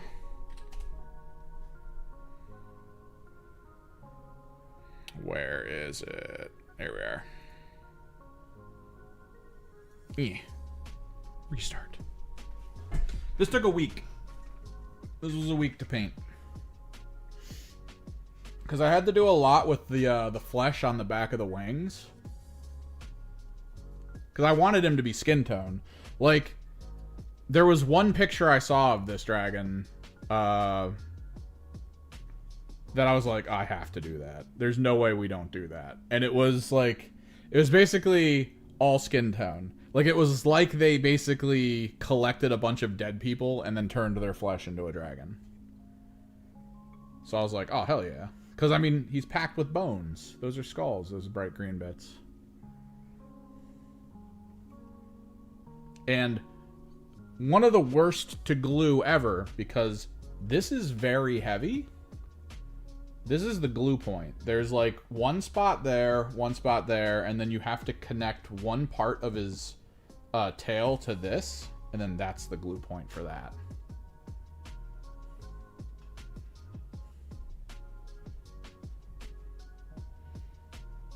But it was fun, because you got to do the Lord of Change, you got to do the Nurgle head, and then you got to do the Corn head, which I actually did, like the little tendrily things, like the dreads it has, were like on fire. So he was fun. We did the shield. I liked how he turned out. But this is one of my early attempts at painting, which also made it difficult because it's very expensive for a model. So I didn't want to like fuck up too much. There's a lot on it where I'm like, oh, I could have done better. Now that I know kind of more, I could have done more. But I still think he turned out really good. A lot of dry brushing for the talons, the hair, all that stuff.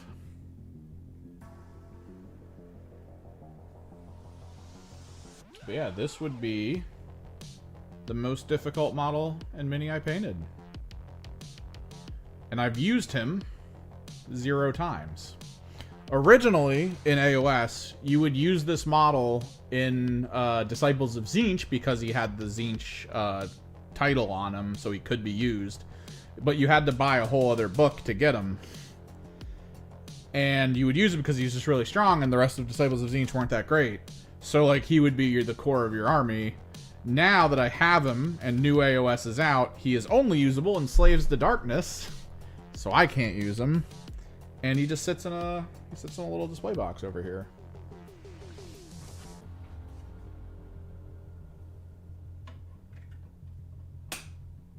Yeah.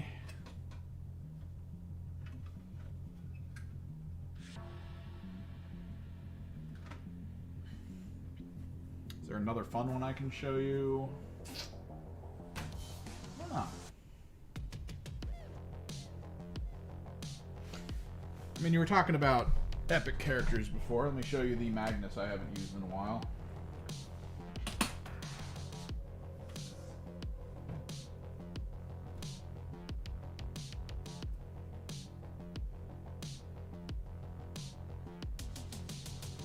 Not as difficult to paint, but I did some fun stuff with his wings and like an effect. We use shifter on the wings to try to make them feel like more grand cosmic. You can kind of see it here when it lights up that blue, and then like more towards the top it lights up purple.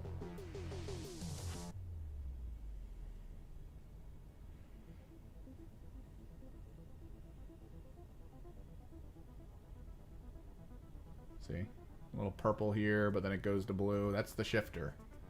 That's what shifter does. And then we hit it with like ink splatter to make it look cosmic. Not as difficult, but I did really enjoy the blending on his robe. This was cool. This was wet on wet. And I was like, I want it to go from blue to purple, so there we go. Worked out really well. Haven't used him in forever, though.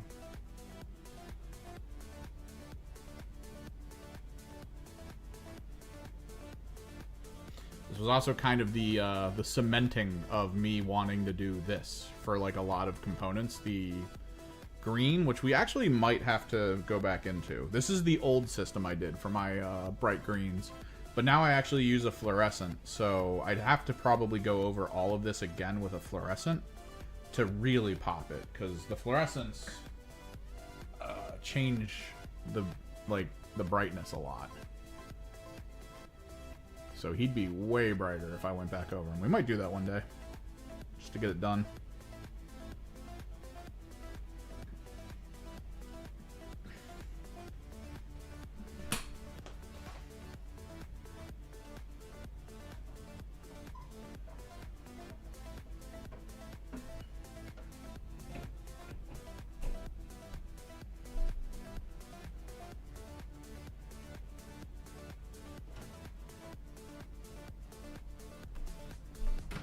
I have other cool models, but I have to go into my back room and pull them all out. Should take a minute. Like my my Fulgrim I painted.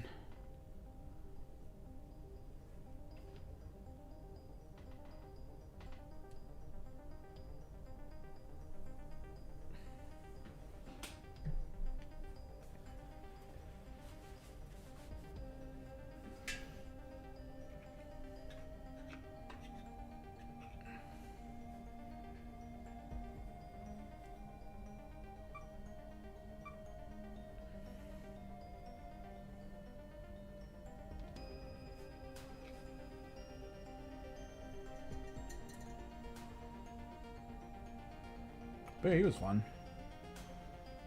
Wish I could use him.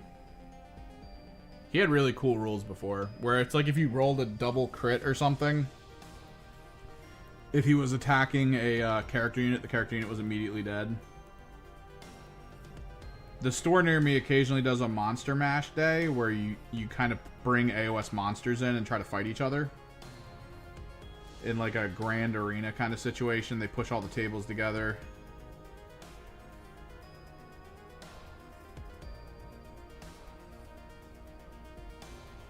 And I was debating bringing him, but then I remember I like copped out because I went there and I looked around and everyone was playing like more basic characters and monsters, and I was just like, I don't want to be the guy that brings Archeon.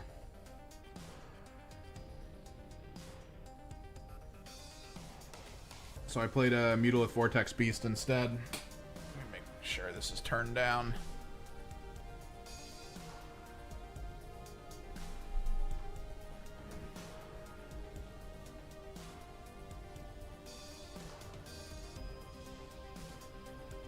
Which at the time, the Mutaliths were cool because they applied permanent debuffs to targets. So like I was basically just hucking spells at things and causing debuffs. Being obnoxious in a corner.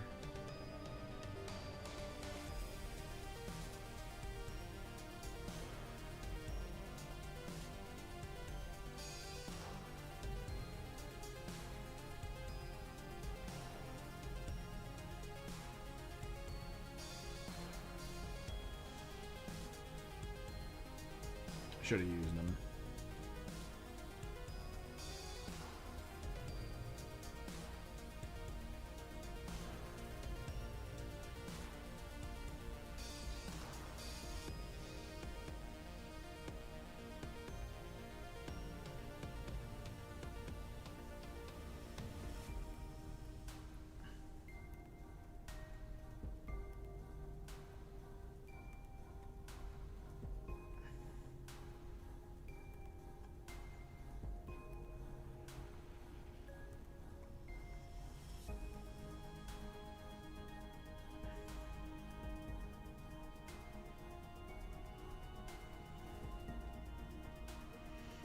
I remember the when I brought him though and didn't use him. There was someone else there who was running the people normally call him the cabbage. It's a orc leader that's on a dragon that just looks like a giant cabbage.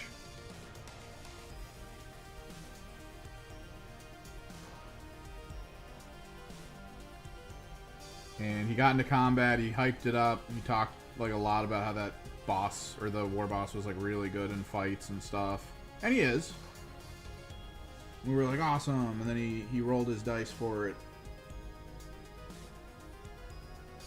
And he just rolled like a bunch of skulls. And we were, now normally, okay. He was like, oh, that's a lot of ones. And we were like, oh no, because like most of our dice that had skulls on them, the skulls were ones. So he completely whiffed, and then the person he was fighting against rolled his fights back and then killed him. He was like, oh man, I put all this effort in. We were like, yeah, man. And then he was kind of like sitting there rolling dice. Like we were talking to him, and then we were like, all right, let's see how he handles Archeon. And he was rolling dice for it. And I noticed while we were rolling to like check and see like how those fights would have turned out that he was rolling skulls and ones. And I went, ah, shit. I was like, ah, dude, I think not only did you survive, but I think you killed that first guy that you fought. Potentially. Because he had rolled literally like all crits.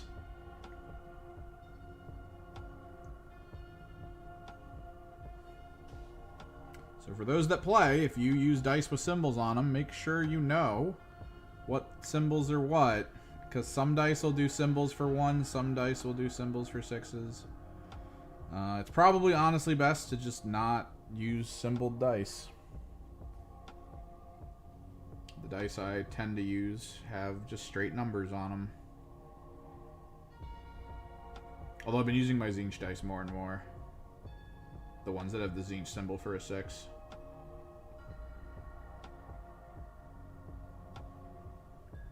Licensed Citadel dice.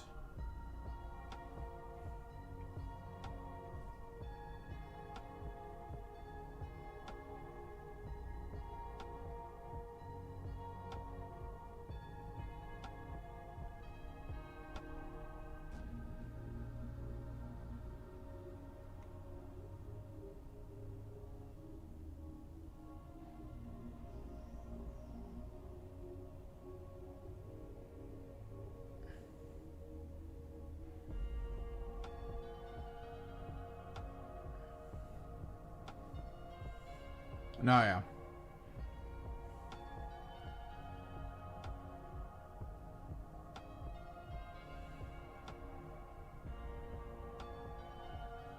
Like, he tends to just do hobby stuff, so he doesn't really play that much, but he really likes orcs, so he bought the orc dice. And the orc dice, the 6s are like an orc skull.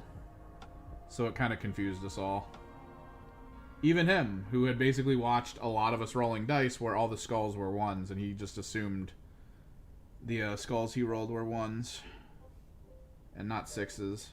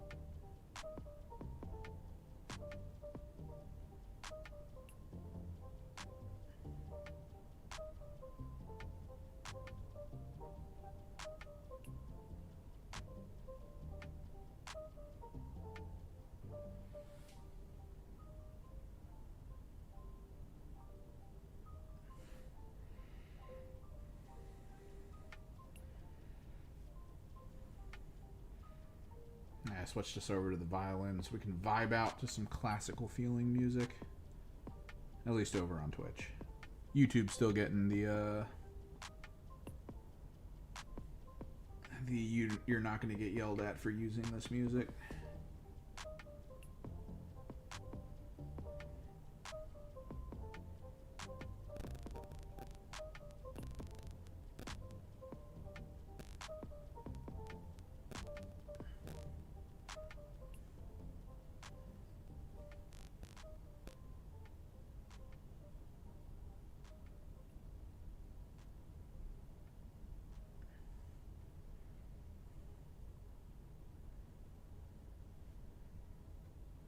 No, this is just called, it's Secession Studios, Dark Orchestral Violin.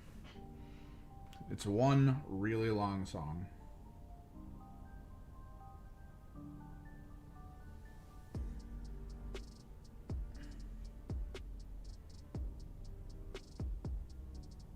It's one of those groups that likes to make music and put it out there to try to get gigs for, like, trailers or video games and stuff.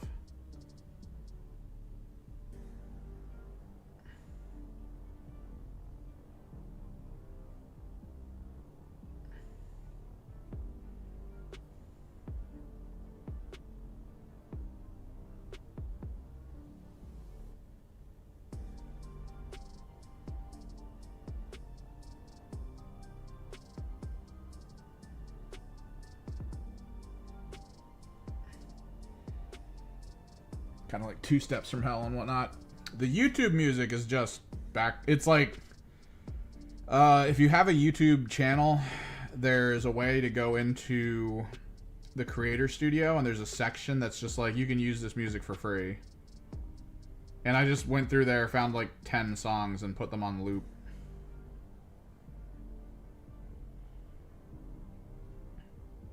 So it's not even like Darktide music.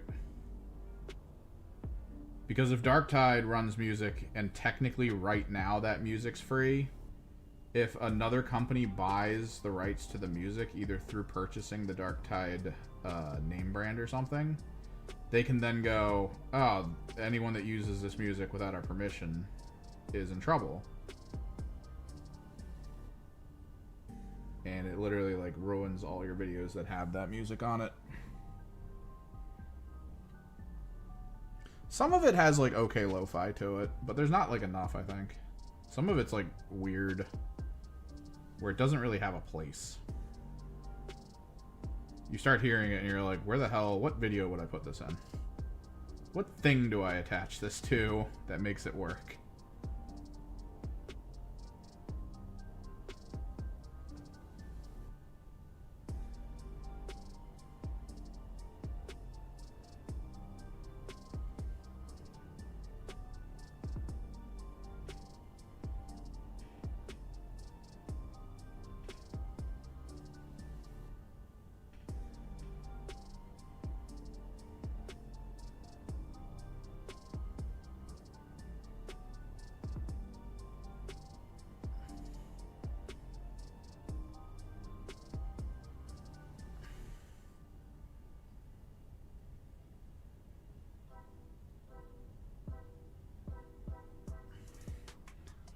If you watch War Games Live and he puts his music on for between rounds, it's the same thing. I know the exact songs he's using. I've used them before.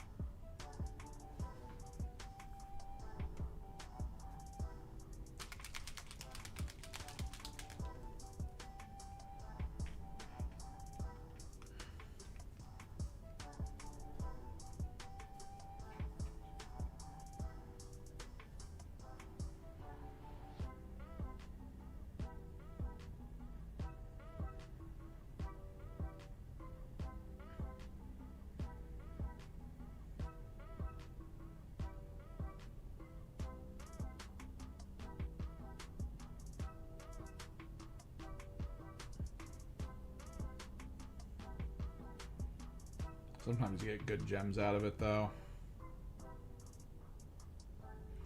I used to edit for like kind of a sort of clips channel for one of the podcasts I do.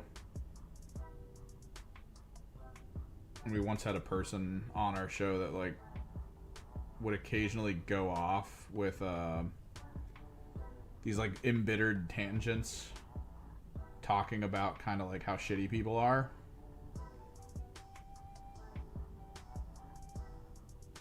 And I remember he did it in this one episode. So like I was at the office that we had at the time, and I was like, all right, let me edit some clips here. And I was looking around for YouTube music, so I was like, there's got to be something. There's got to be a way for me to properly set this up and build up to something crazy. And I found like the perfect like angry piano music.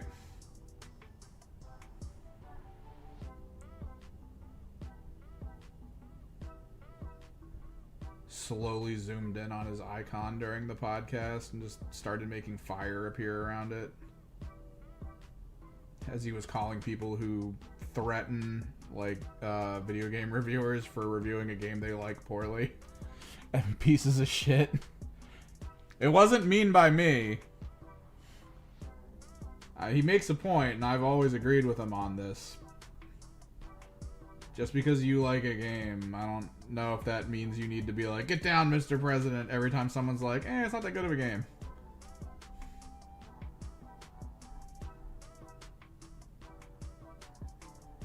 Like, there are people out there who put every ounce of energy they have into making sure this thing they like is constantly protected. This was during a time where there were some games coming out that reviewers were like, it doesn't really hit. It's not as good as some of the originals. And like, the aftermath of it was just straight up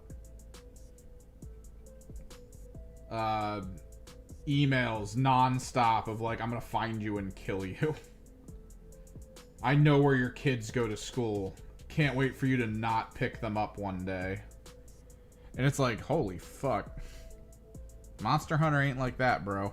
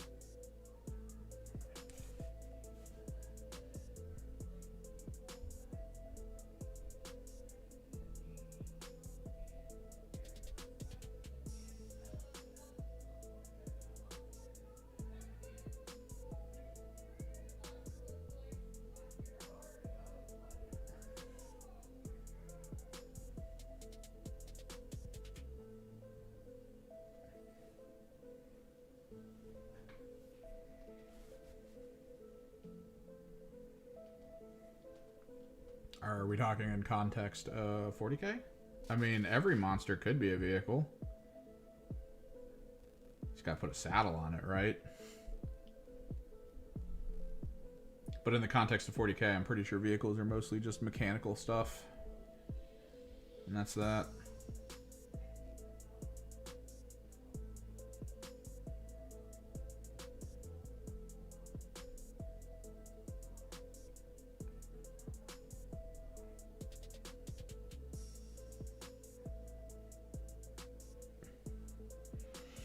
Like, these are vehicles, I'm pretty sure.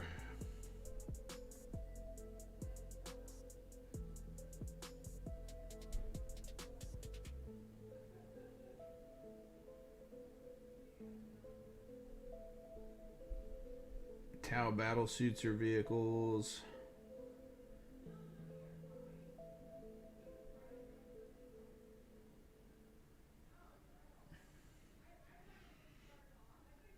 It's honestly mostly just reference for certain weapons and abilities that are able to target things. Like if you have something that's like, you can target a vehicle. That's all that keyword's really there for.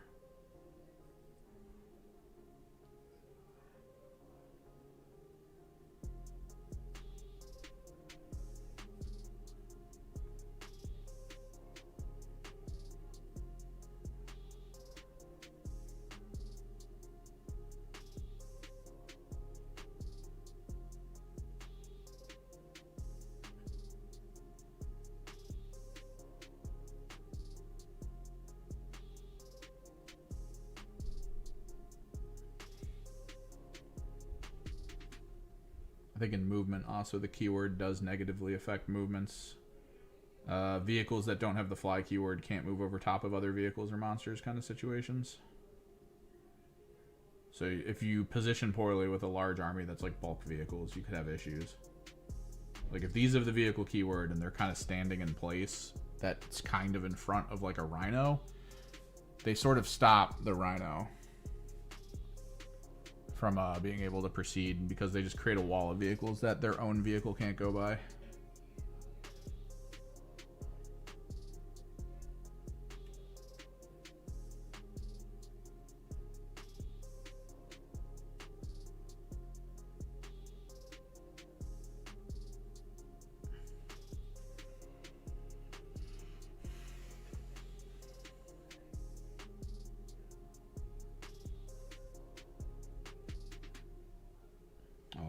I'll give you guys the sort of behind the scenes peek too. Hang on. So I'm not just doing these on stream. I'm occasionally like putting on some fun videos and just hanging out. Painting off stream because I do kind of want this done. Got to clear the way for the defilers and then clear the way for my enlightened that I got to paint.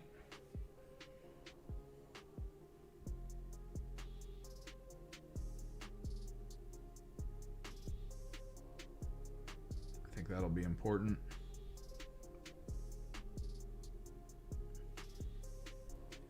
So I did finish all of my friends' Repentia off stream. So I can kind of show you those.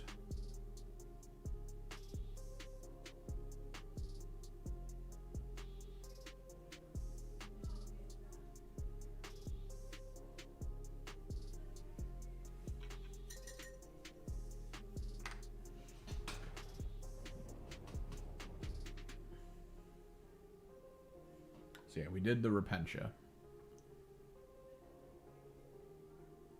Like I basically had them sitting on the table next to me, and then every night I would just be like, "Oh, let me do all the silver." I just grab the silver out, pick them up, and just start poking. We did the jumpsuit colors, the skin colors, the weapon color, and then we just started doing all the silvers, the parchment. So many correctives. The more I kept looking at these things, the more I was like, "Oh, there's something there. Why was that there?" Like there's a whole lot of them. Yeah, I gotta get a different playlist going for you guys. Let's do lo-fi.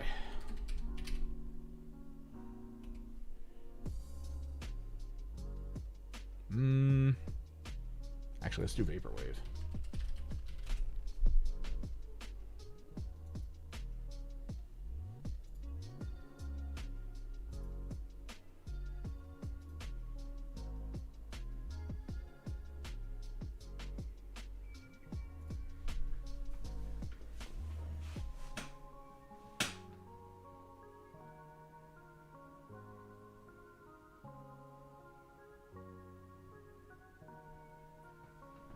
Like, I came across a lot of them that had, like, these piercings in their skin. Or at least what I figured looked like piercings. Let me servo this.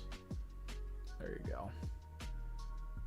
So, like, they had these little needles that looked like they were pierced through their skin. So I had to, like, go back and find all of them and paint them gold. And then we got the blood for the blood god paint to go onto them.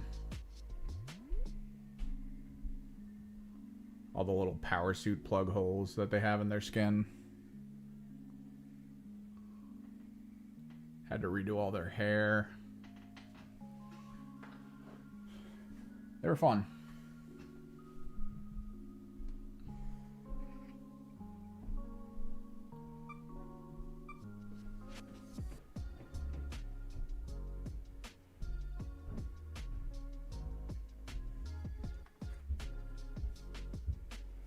Oh, and then we also did while we were doing those, he had 3 of these things, which are kind of like prisoners that they put like a helmet on that tells them to go fight stuff, and then they cut their arms off and replace them with weapons. And then they just send them sprinting towards enemies. So a lot of the same visual aesthetics as the Repentia, so I just did them both at the same time.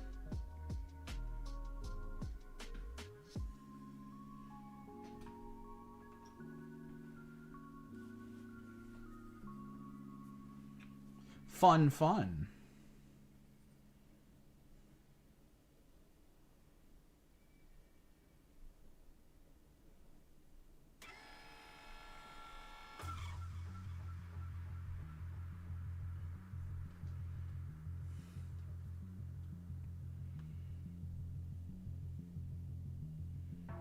Yeah, they're pretty cool.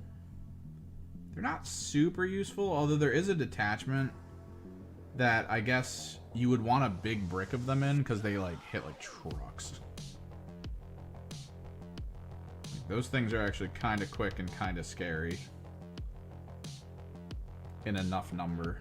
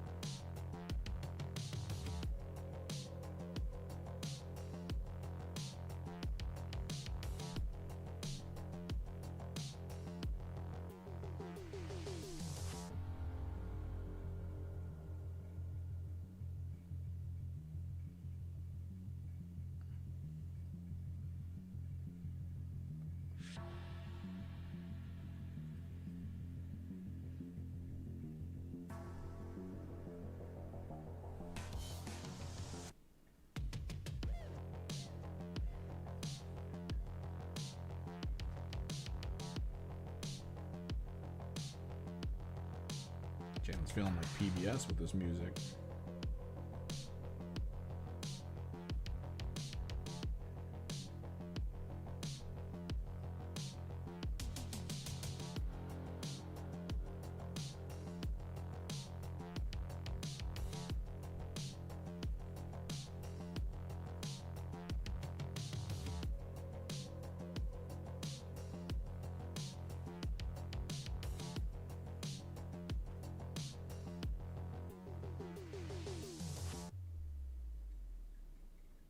Ever closer to Bob Ross. Might have to make a version of the little guy you see in the corner.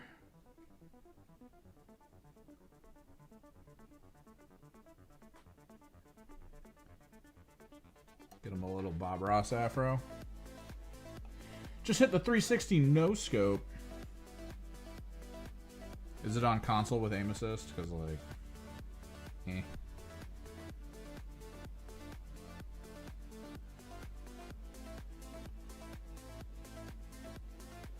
What you playing?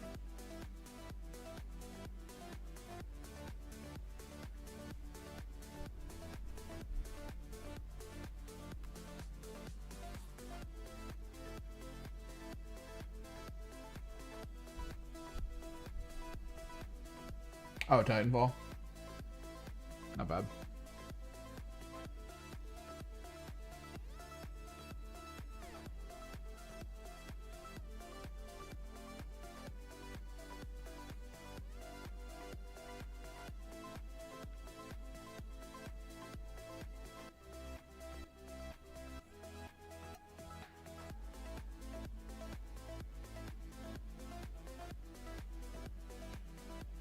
Thought it was cool that in Titanfall 2 they played up the whole like, oh, in multiplayer you can summon your titans and stuff, and you know they're all big and crazy.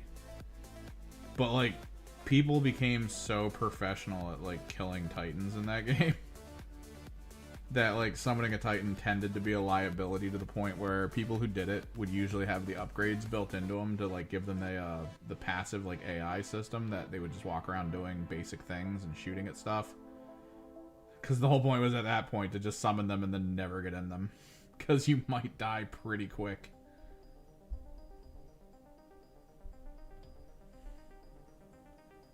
That was pretty cool.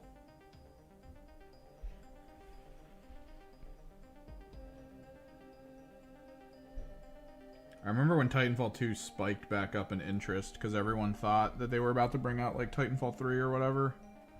They patched the multiplayer for some reason.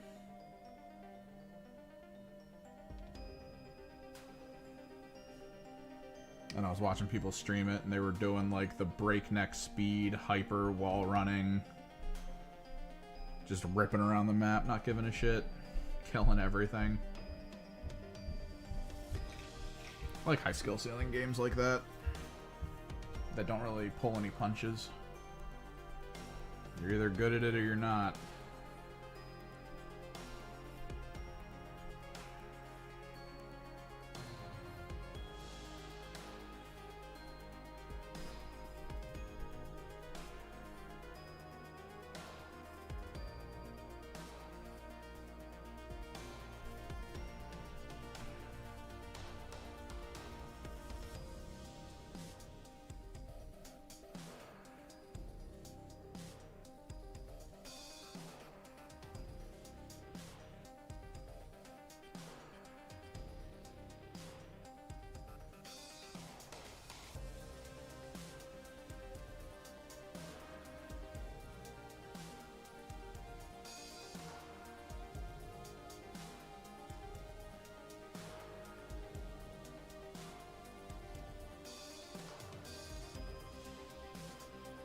I feel like Titanfall 2 and Bad Company 2 are two of like the biggest games that a lot of people keep pointing to, being like, hey, when can we get more of these? And then companies are like, what's that? You want Apex?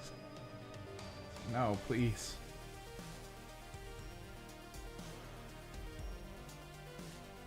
We get that it's in the same universe, but it doesn't feel the same.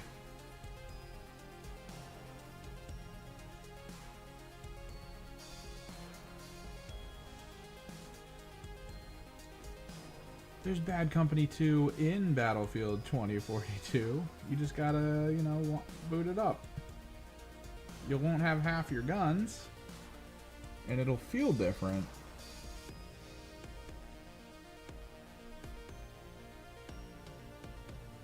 Steamfest demos are out.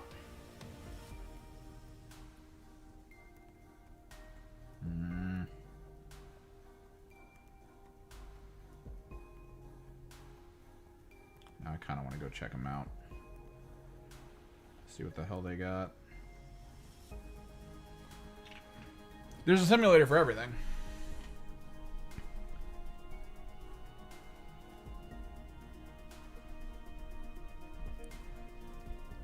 Simulator is almost a genre in of itself now. Oh, there it is.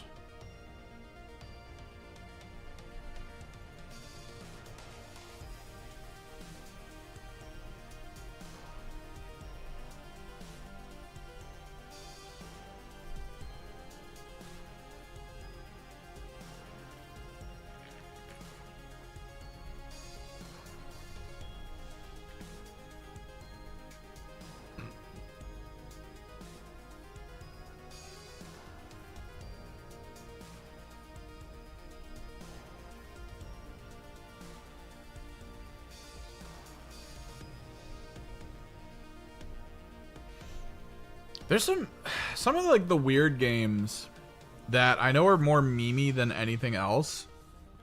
They're actually really crazy. If you think about like what they represent and what they're able to do. I don't know if you guys ever saw like My Summer Car or My Winter Car. Those games are kind of crazy for like the depth they're able to go.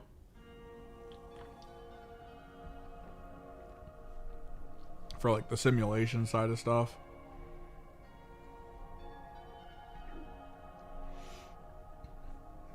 So far looking through a lot of these top games, not overly interested.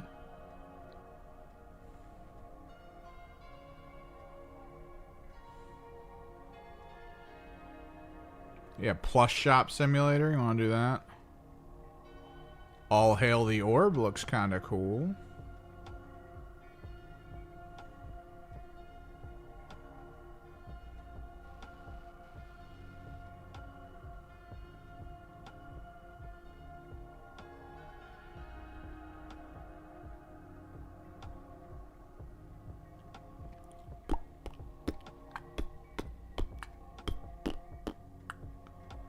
Definitely gonna need to take a look at it. Looks like another...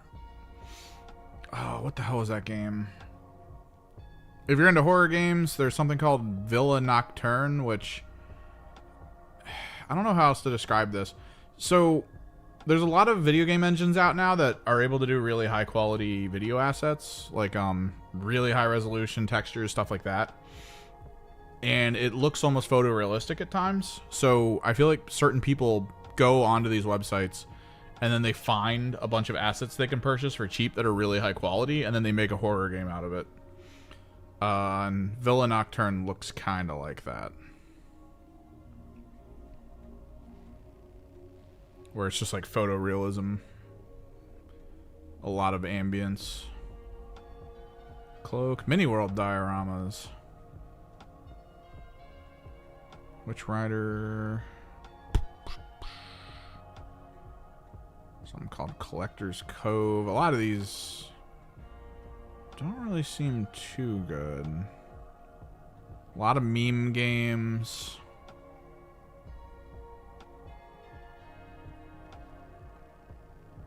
Rancher New Life, Pawnbroker Simulator.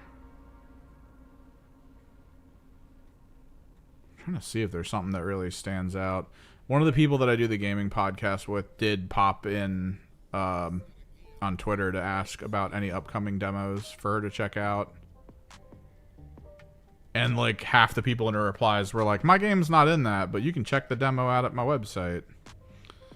Will, Follow the Light. Should be interesting.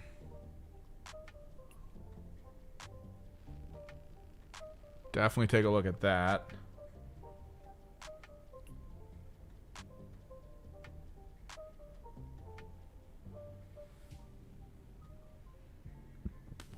Looks like there's a good party game called Oh Puck. That looks pretty cool.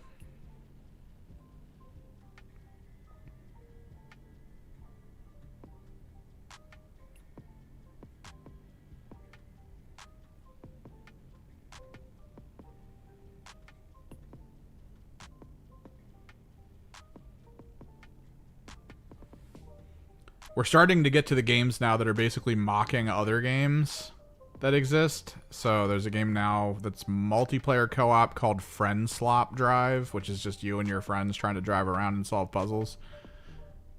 Which is basically the that VR one, or the RV game.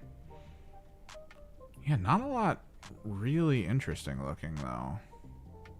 Chop Shop maybe? That could be kind of interesting. Ooh. What's this?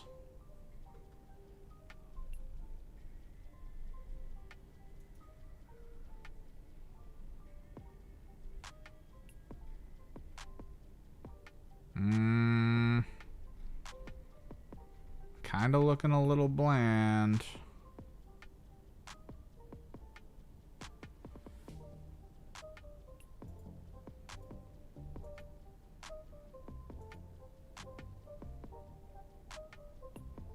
They left us here. It's not that good. Zombie Assault, Bag of Dreams, Stone Guard, The Sixth Extinction, Oath Bearer.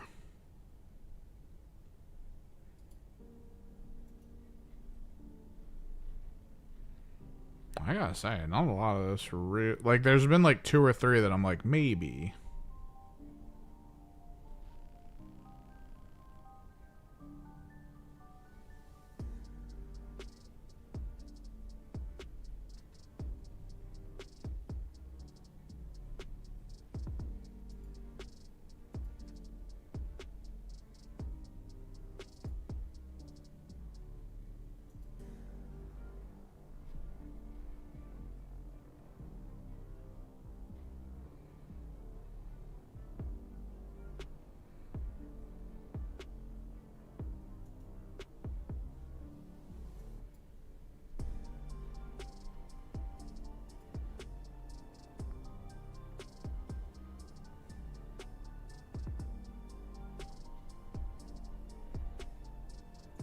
It's got to be a top section, right? Or did they get rid of that to try to just let things be randomly seen?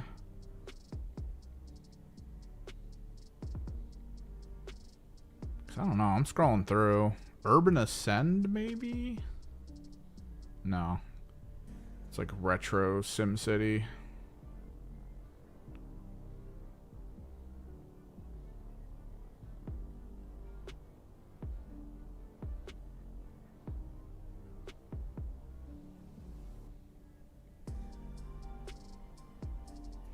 Hamstercraft.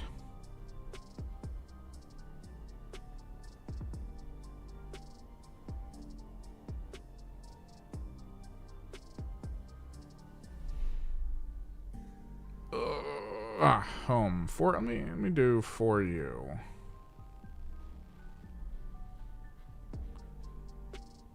See if there's any like Valheim likes in here.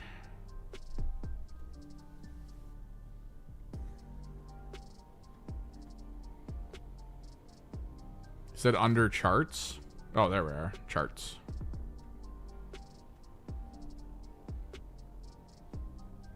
Trending, upcoming. Windrose was, I remember being fairly good. Open world survival, co-op. You're like a pirate, semi-fantasy. Burgling gnomes. That looks kind of fun.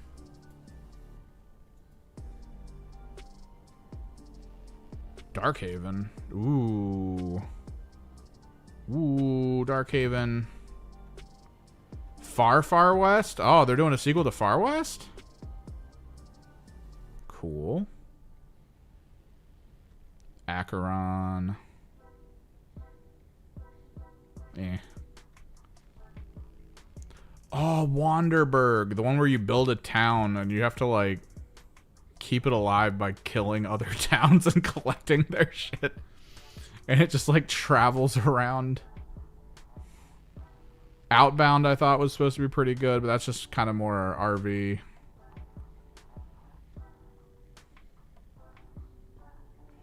Replaced, if you haven't tried it, check that one out. Replaced is supposed to be pretty good. That's upcoming. Witchspire, I think, is the one... No, this isn't the one that Fiat was talking about. There's like a PvP thing. Eternal Life of Goldman was supposed to be cool.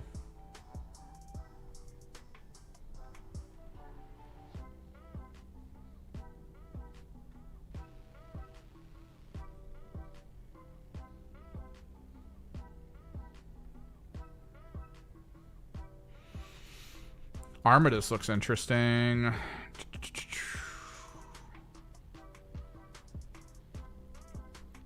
Game Bonanza. Fate Trigger. What was this? What was Fate Trigger? Why does this feel... Oh, is this the demo for a live service game? No. Soros. Oh, Star Oasis Studios. I think... Is this PvP? Yeah, it's PvP. Okay. I remember seeing that. Atmosphere. Pretty cool. You could play Anime Shop Simulator. Yeah, I think Fate... It's Guns. There was another one that came out. Those old, like, the old Japanese, like, PvP shooter anime style games. I played Guns, but there was another one that came out that I can't remember the name of that I actually really liked. Similar concept. It did involve wall running and kicking, kind of like Guns, but it made it a little bit more... how do I put that? It made it like a little bit more fluid. Like, Guns felt weird the more you did it.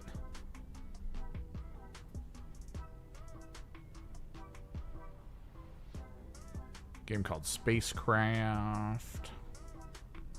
The Looper. Popular. Let's do popular.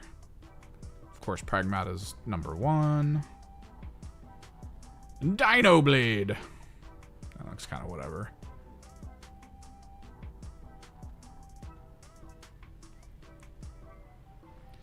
Definitely take a look at Wanderberg. I'm not gonna lie, Wanderberg looks hilarious. I know they were pushing Guardians of Wild Sky not that long ago. Ooh, Super Meat Boy 3D's in here.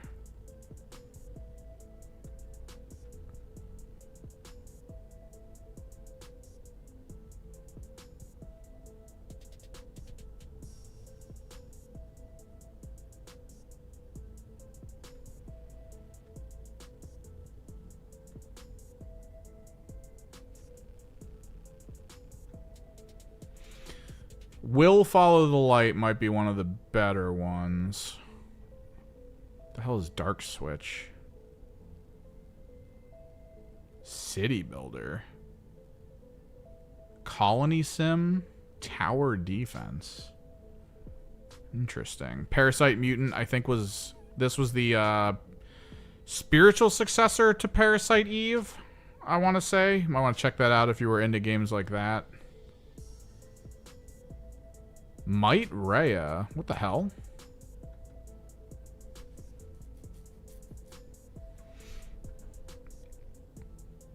A world where kaiju battles have become just everyday things. Oh, it's like superpower battles in a city. Single player, too. You're just like an anime character fighting kaiju in a city. It's just big superpower battles. I mean, that could be kind of fun. Mindless fun, even. Big shonen style, like, yell out your ability as you're doing it moments.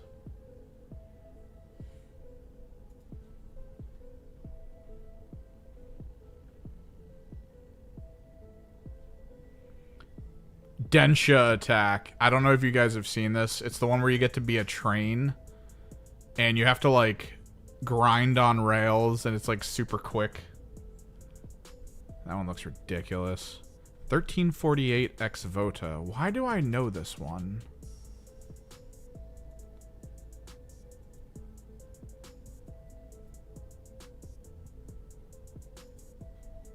What is this? Single player.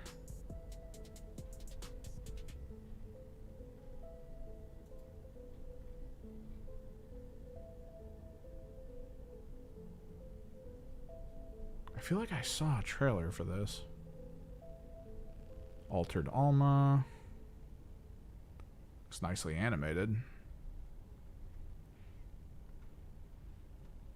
I'm gonna have to take more of a look at this. Probably later. Yeah, the Tony Hawk train.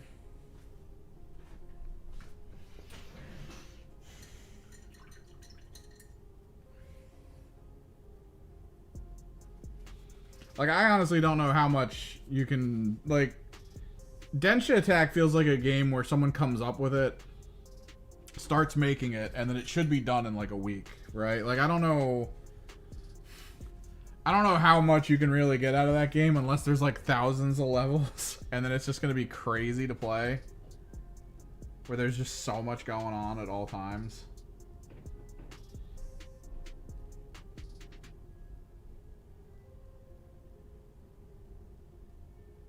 I'm assuming this is the leader. Or no. Yeah, no, this is probably the leader one. What's considered the squad lead, but isn't actually a squad lead. Because there's only 2 of these that have dangly bits on the front of them. I imagine you buy them in boxes of 3. Although I think I've only seen them in boxes of 2. I don't know.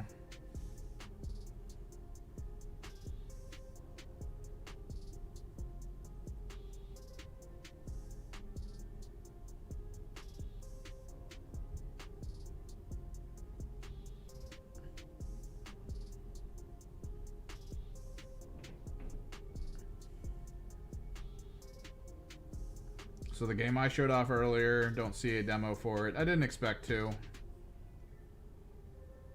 I know the alpha for that was like ridiculous.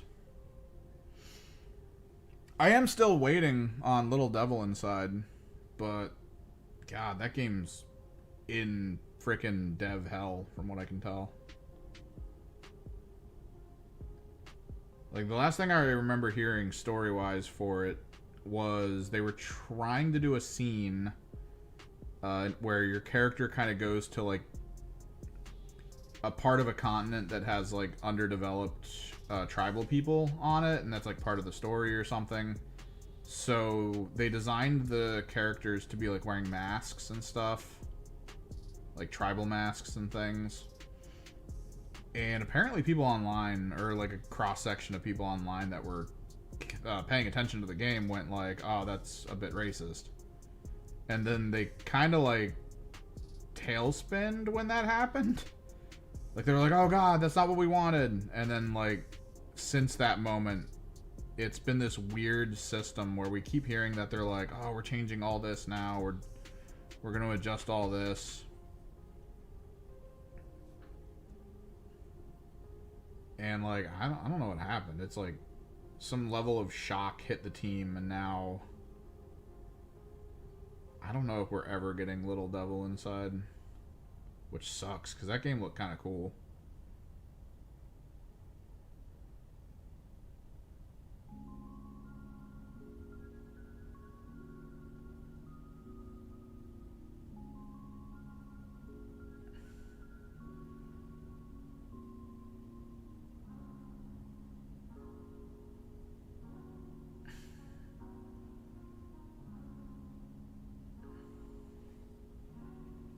Yeah.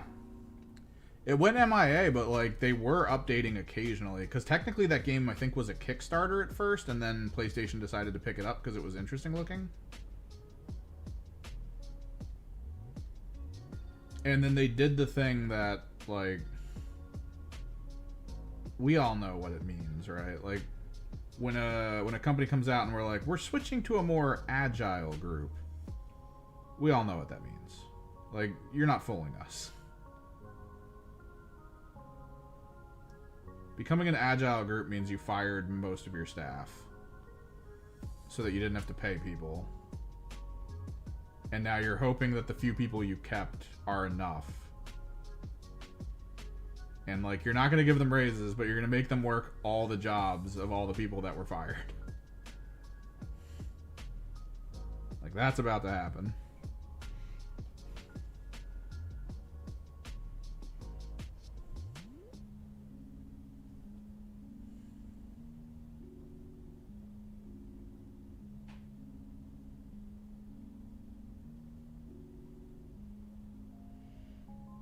And then they were working on it, and then I think like 2 months ago or something, it was brought up that they're converting the entire game over to Unreal Engine 5.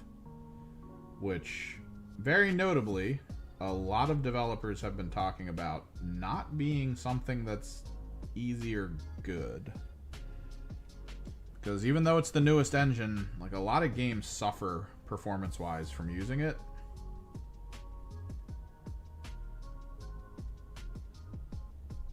And not a lot of people know why. As far as anyone can tell, not even the people at Epic know why that engine for some people just starts acting weird and breaking down, causing bugs and issues.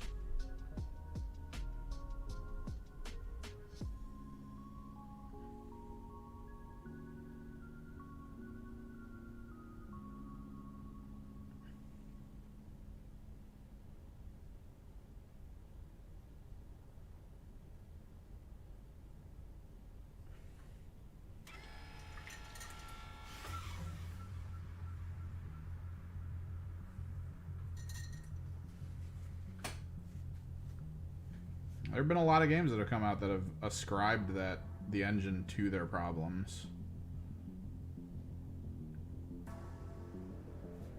But then we've seen other games that come out and it's fine. It's just weird. Feels almost like kind of like growing pains for the engine.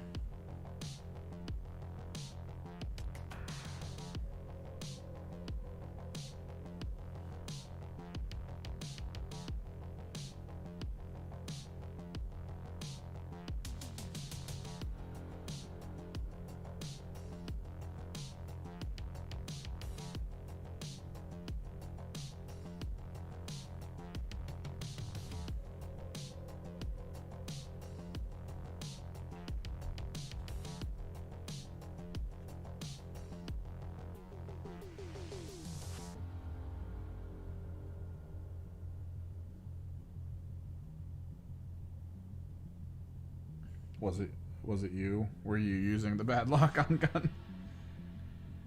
I mean, it happens, man. You're online. People are gonna find stuff to complain about. I kind of get it in competitive games. I also understand the other side of it as well. Like, it's... I don't know. I feel like if you're about to play a competitive online game, but it's just you...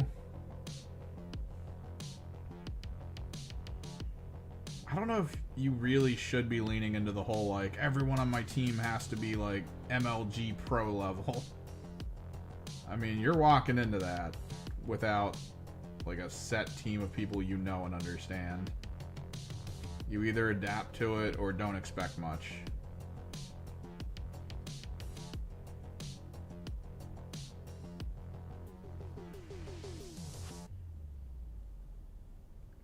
Although, when I was playing Hell Let Loose once and I was off point. No, yeah, RE Engine seems to be pretty good. Although it does get weird at times. But I remember being off point in Hell Let Loose, and I was trying to cover a direction that the enemy was trying to come from. And I was basically picking people off that were trying to sneak around back of us over there, right? They were trying to set up a base behind us, which that's a... Once that happens, it's difficult for you to get to it and kill it without them spawning on it and stopping you from getting there, right? That's just how the game works. So I was preventing it completely by myself. And I remember someone was in my squad and they started like yelling at me for not being on the objective. They were like, oh, but you have to be on the objective. That stops them from scoring the objective. And I was like, yeah, I'm stopping you from getting shot from the northeast. Like, you guys notice how you're not getting shot from the northeast? That's me. This is my work. This is what I do.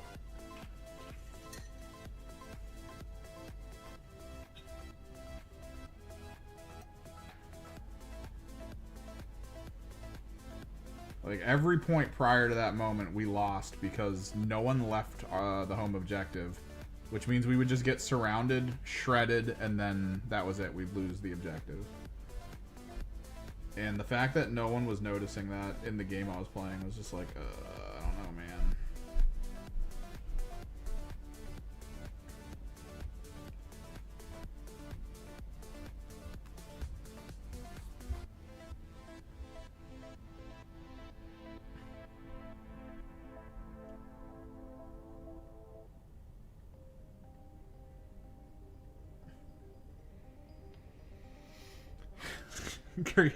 Creation Engine.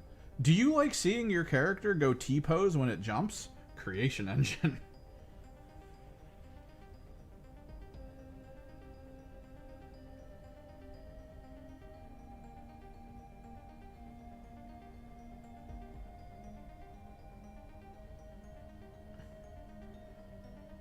Creation Engine. Behold, as an NPC walks through 20 chairs in a room, knocking them all over so he can sit down in one of them.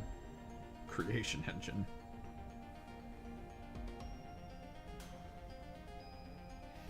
You are on the internet, Ripley. There are still holdouts of the old system of, like, Xbox Live style people. And the old Counter-Strike-y players.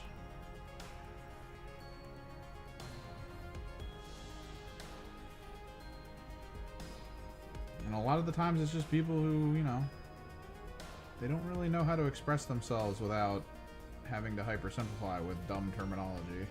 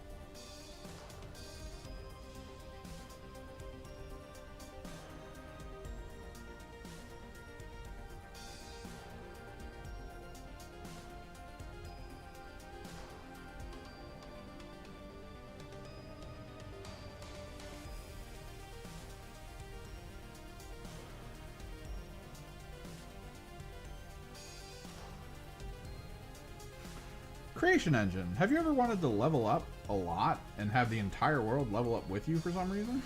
Creation Engine.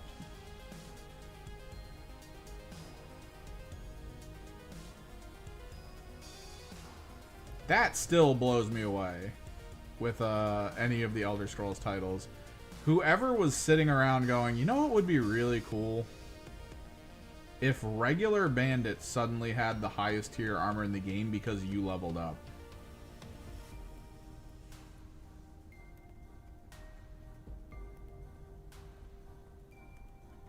Like, absolutely scale some bandits. Maybe get some, like, cool new ones in there as you level. Like, all of a sudden there's more bandit mages or something. But why am I fighting obsidian armored bandits? When did this happen? When did the bandits break into the obsidian tier weaponry?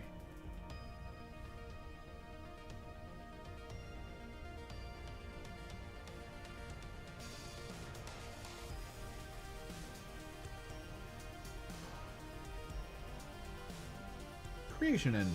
In the world of solid-state hard drives, let me introduce you to some load screens.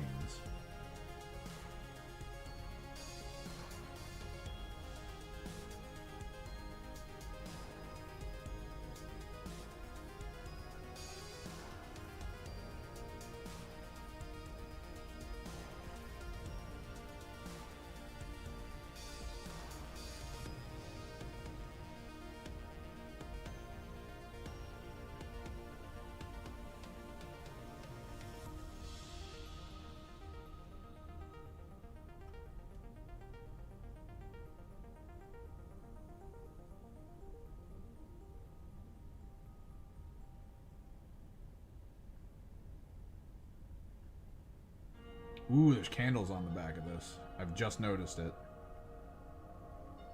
Means I get to pick a candle color.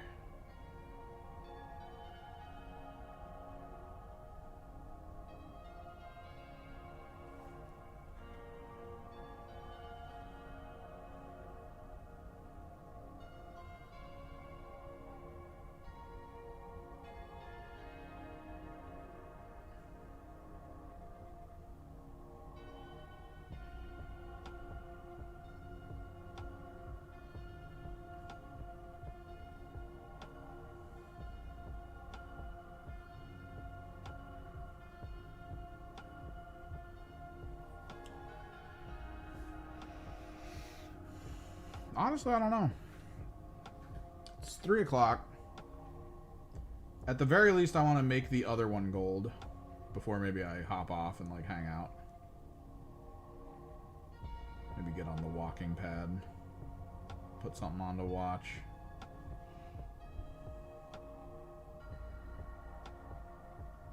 Go upstairs and check how the snow's doing.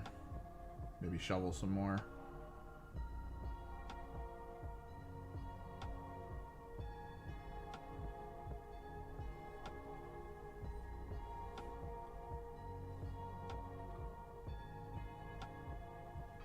My snow's probably mostly gone. At least the snow on the road. Dude, I know everyone was talking up Starfield like it was going to be this huge thing. And I think it was a buddy of mine who used to stream on Twitch, goes by Depresso. He was a big Bethesda fan for a long time. But he was like, I'm realizing that they haven't shown us a lot. Like, they haven't shown us kind of like the transitions to the planets. They haven't shown us a lot of things that like games like No Man's Sky was like, check this out. Right? They didn't do any of that. Which made him go like, I'm genuinely thinking every planet is a load screen. And I was like, nah, man, that's impossible. Guess what?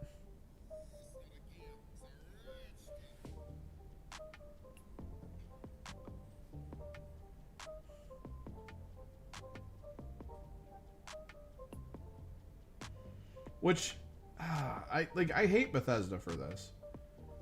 I like the idea in my head of like, there's games for everyone, right? Like, I play games none of you guys will want to play, and vice versa, and I enjoy them and you enjoy them, and it's great. I'm completely fine with that.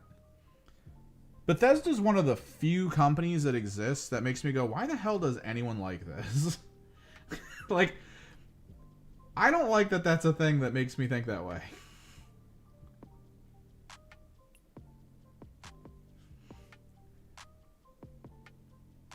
Like, when I see people on, like, social media and stuff who are just like, oh, this Starfield game's the best. It's so open and free, and I'm sitting there just, like, seething. Like, why do you think this is an open and free game?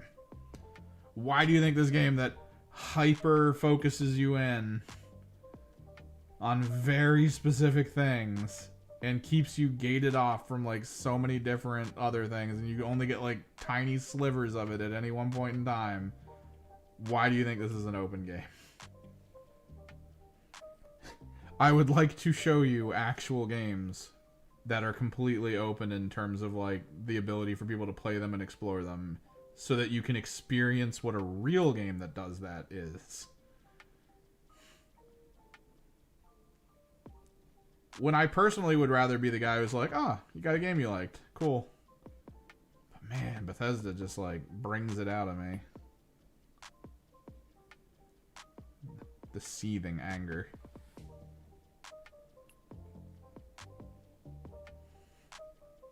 The annoyance at people being like, it's good enough.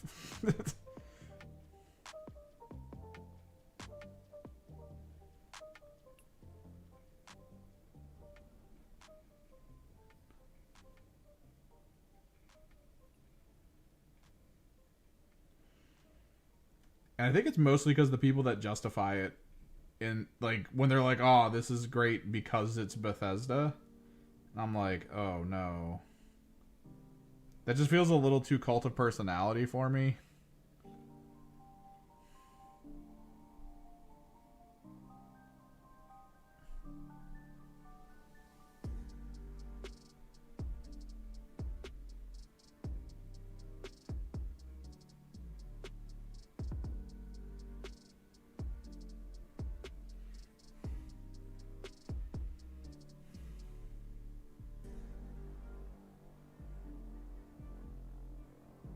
Bethesda doesn't make Doom.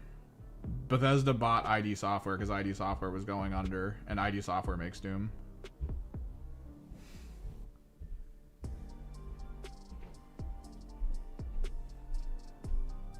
And this last Doom that came out basically took the entire Doom formula and went, and just threw it out the window. In lieu of much simpler gunplay.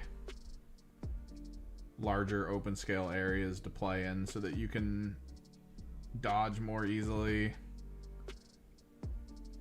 and a dragon flying minigame that I don't know. I've watched so many people play the dragon minigame for Flight, and I don't know how we've fallen this far. Like,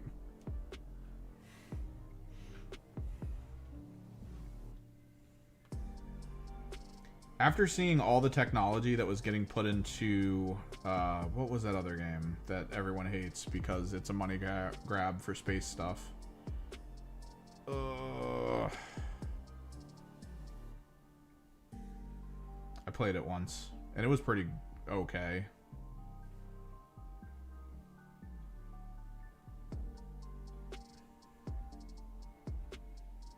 It was the space MMO. Best known for selling vehicles in it for real money for like thousands of dollars.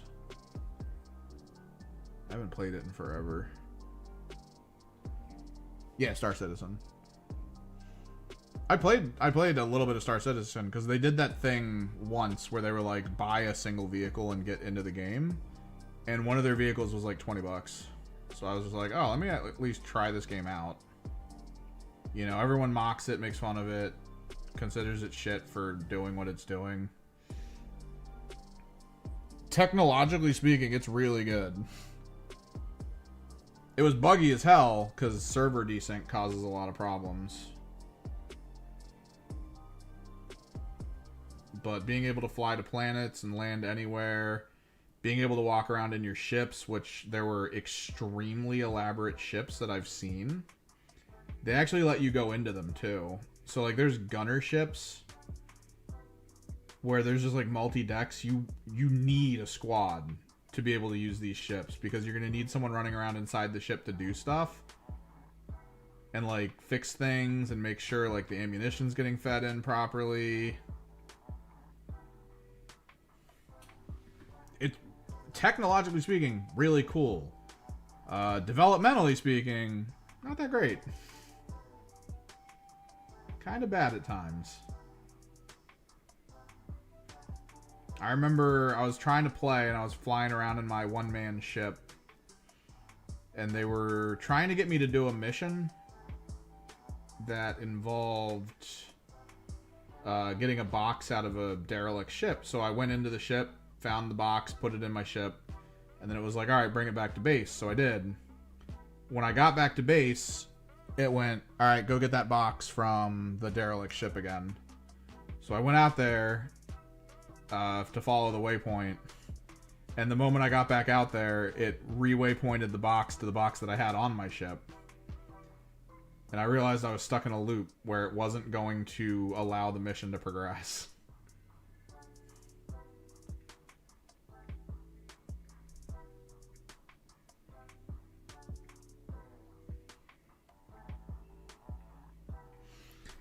Then there was another one where I was supposed to invade this base, or this like ruined thing. I think it was a ruined vessel on a planet's surface.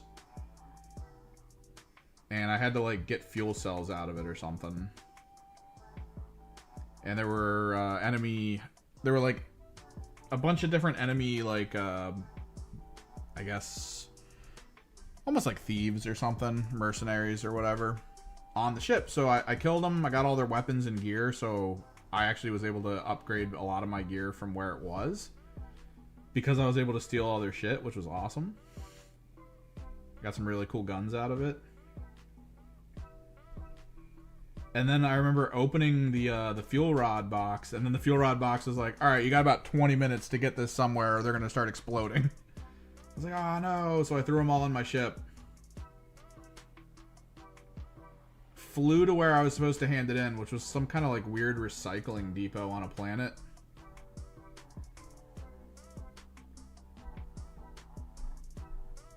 I grabbed the first set of rods off my ship. I still had like 10 minutes to go, right? Like, they showed you the timers on them, and it was still, for me, it was like 10 minutes to hand them in. I was like, all right, cool. Hopped off my ship, walked over, handed the first rods in, heard the loudest explosion, turned around, and my ship was gone. Like, it was just a crater. I'm guessing the fuel rods desynced from my ship, and the jostling of them caused them to explode.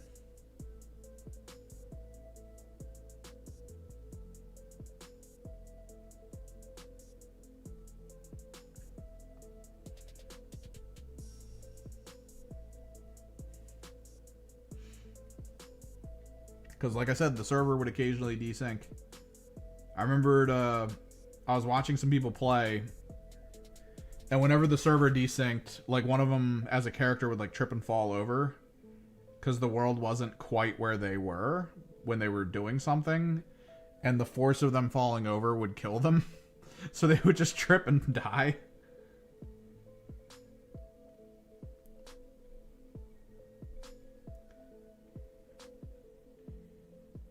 They had a ship that was designed to carry fighters, like fighting ships, so you could have like a central vessel to like go to a fight with that has people that could like leave it. It was really cool.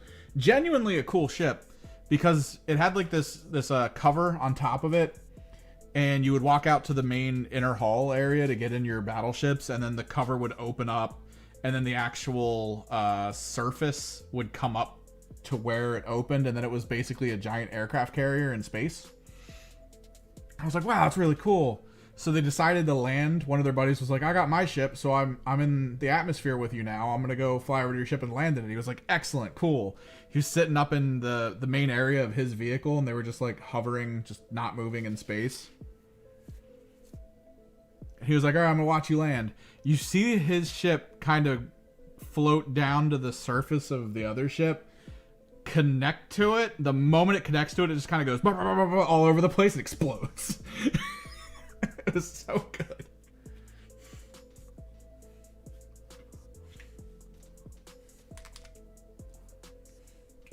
Server desync, baby.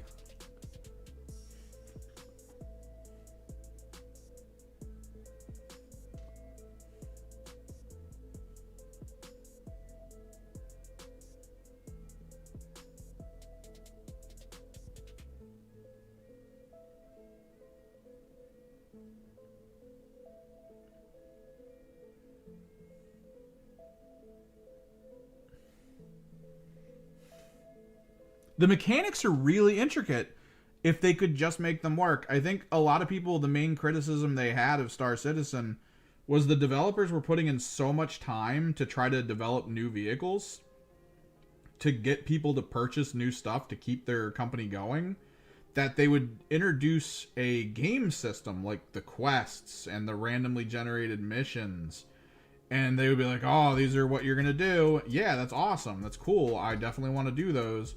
They're kind of buggy right now. When are you gonna fix them?" And they're gonna be like, "Never, because we need more ships. We need more money."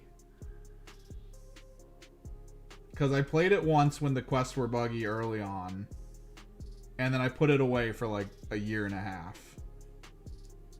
And then I finally had a moment where someone brought it up to me. They were like, "Hey, you played Star Citizen that one time, right?" I was like, "Oh, I'm gonna play it again. It's probably they probably fixed the quest by now." Guess what they didn't do?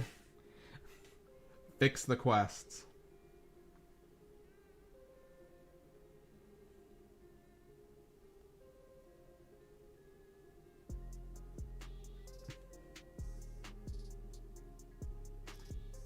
But by God, if you couldn't take the train to the vehicle dealership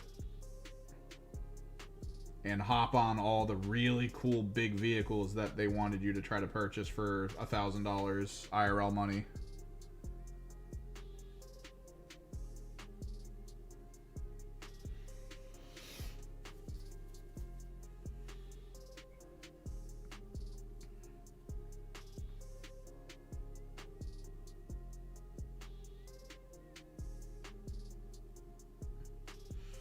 Because I remember watching the trailer for it and getting actually excited for it, finding out that it was an MMO, and finding out that if I was playing it right, and I could log out on my ship in space, and then wake up in space on my ship, and I could have people that I play with also wake up on that ship in space, because maybe they're part of like my guild or whatever, and they set that ship to their spawn because I allowed that to happen, and it's like, oh, this is kind of cool.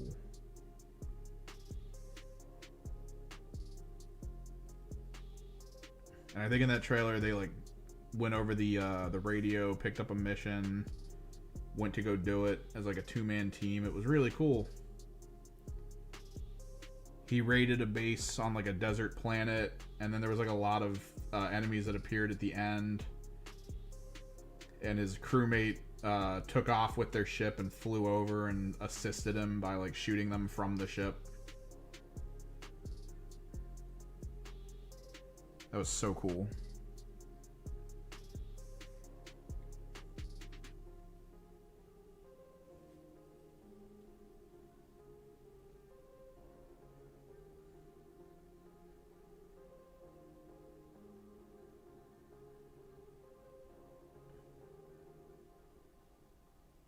Then the reality hits you and you play it.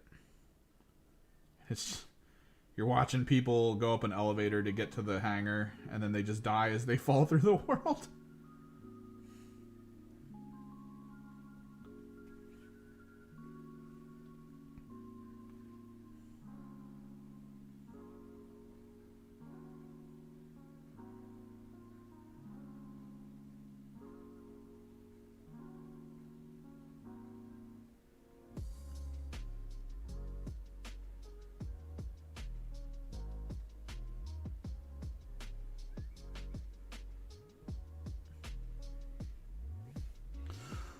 Holy fuck. What's up?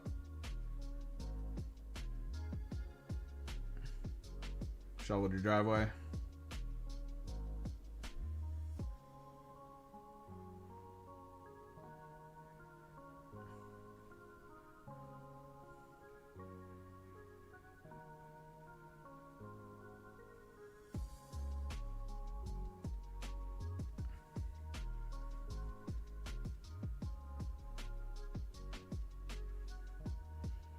Got the little Avalon yard. Her little walkout so she can take a piss.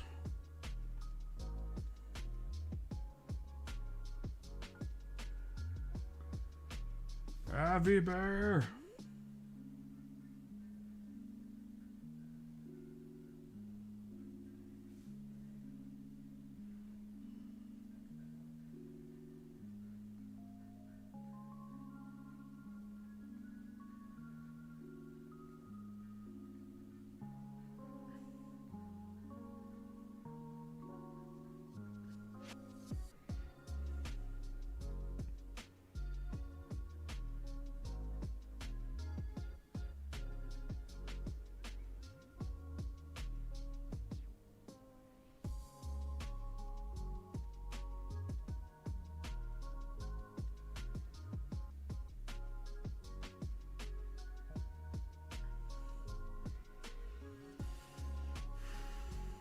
We're down to this one and one other for gold. And then we'll probably call it. Do like robes and details tomorrow.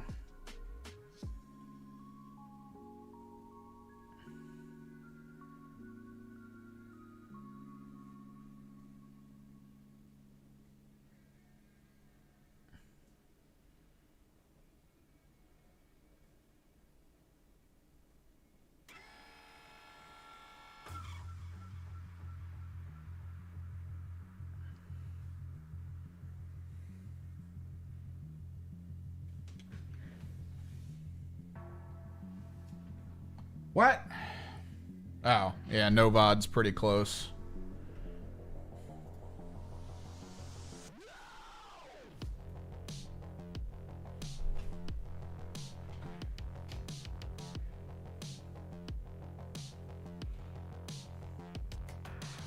Problem is I've switched off of Spotify because Spotify was friggin' seizing up while I was playing.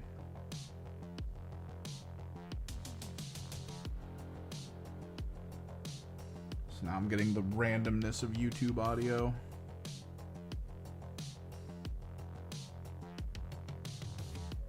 Some shit's loud, some shit's quiet. You won't know until it happens.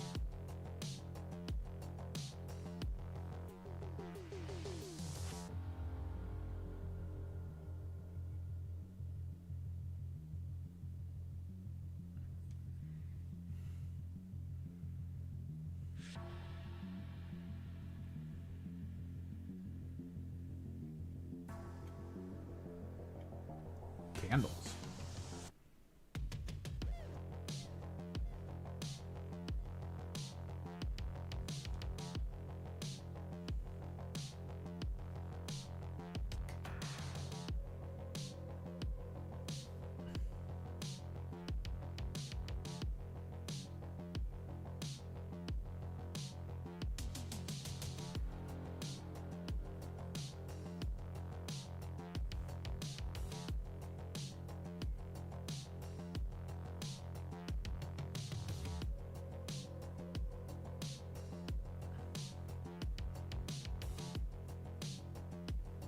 We're gonna have to go back and do this to a lot of them.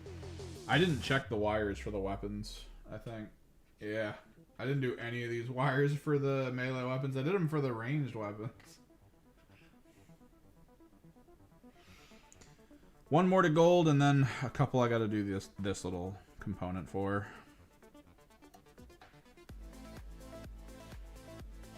And then I'll probably off-stream chill.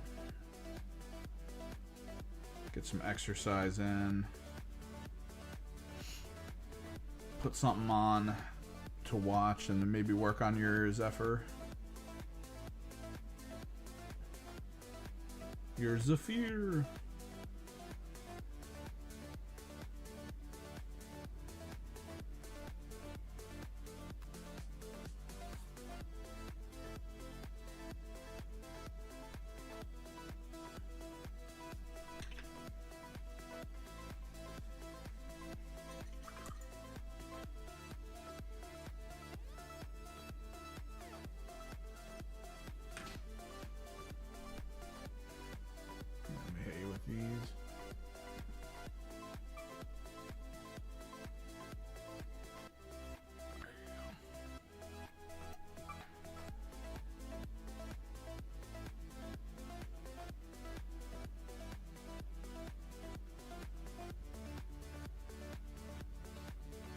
These are going to go by quick, I think. The big part's going to be the robe that matters. And then, of course, the parchment.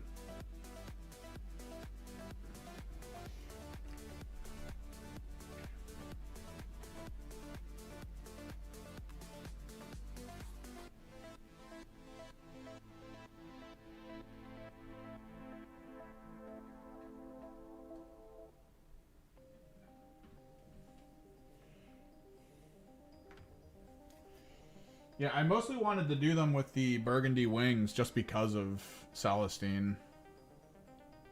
So they kind of match.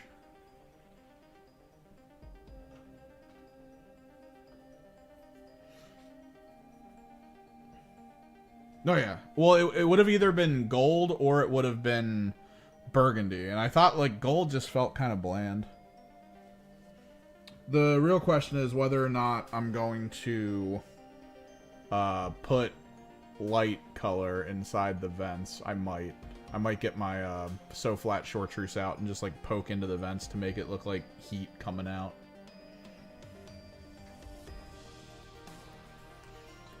That's kind of what we did with the Hospitalier.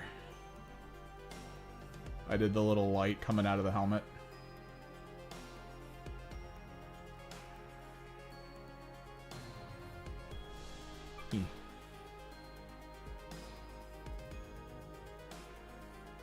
All the blood and gore coming out of the bullet holes I found in her.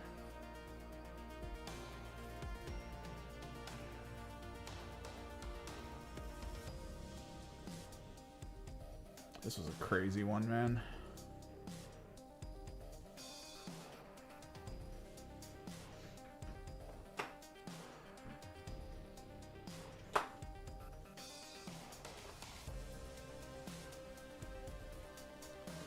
Do the bloody feet.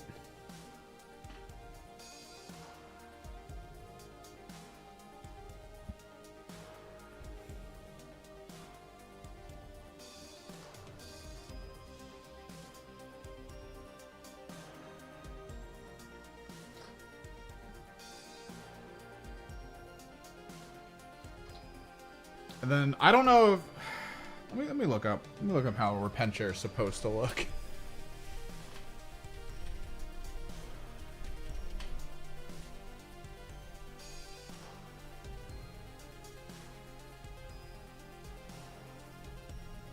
Yeah, I was right. So when I was looking at their details, man, they had pins and needles shoved through their skin. Like, I thought when I first saw that I was like, oh, this has to be a whole pant leg. It's not. This is actually how they're made, like little jumpsuits. Which means they have they have like a ton of them have needles all over them. So I was like, all right, I'm gonna paint the needles and then I'm gonna hit them with blood. Like this one had a needle through her arm to hold the parchment there. Arrgh. Those models are ridiculous.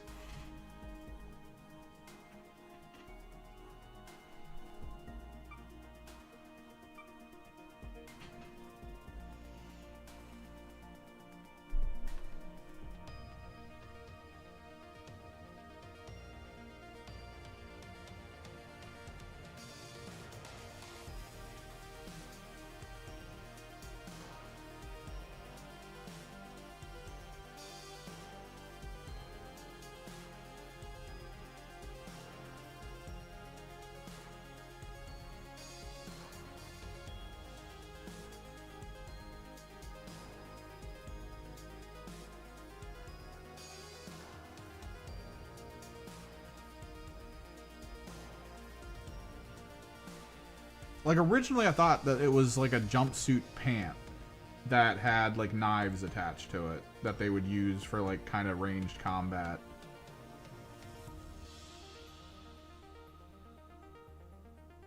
But knowing now that I was right on body piercings to trigger pain, it's like, oh, alright.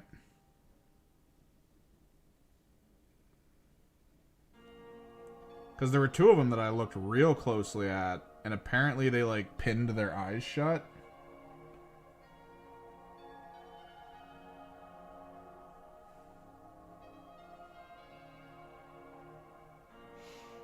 Yeah, I mean, 5 hours is about what it takes, just because of where all the gold is.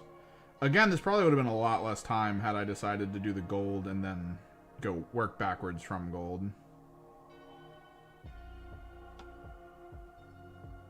But I didn't know exactly how the armor would work if I was going to do the armor separate.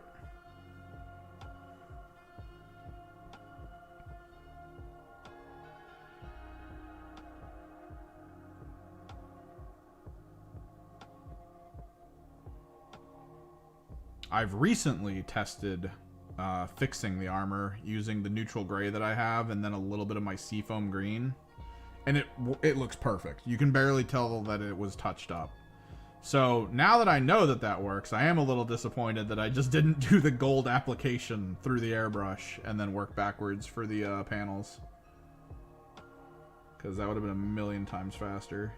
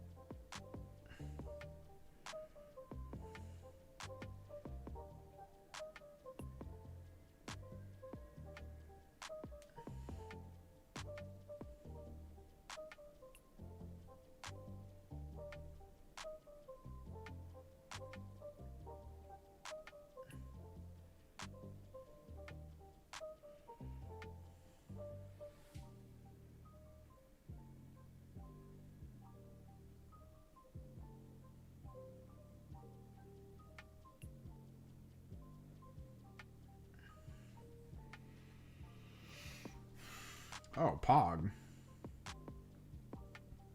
Wednesday snow.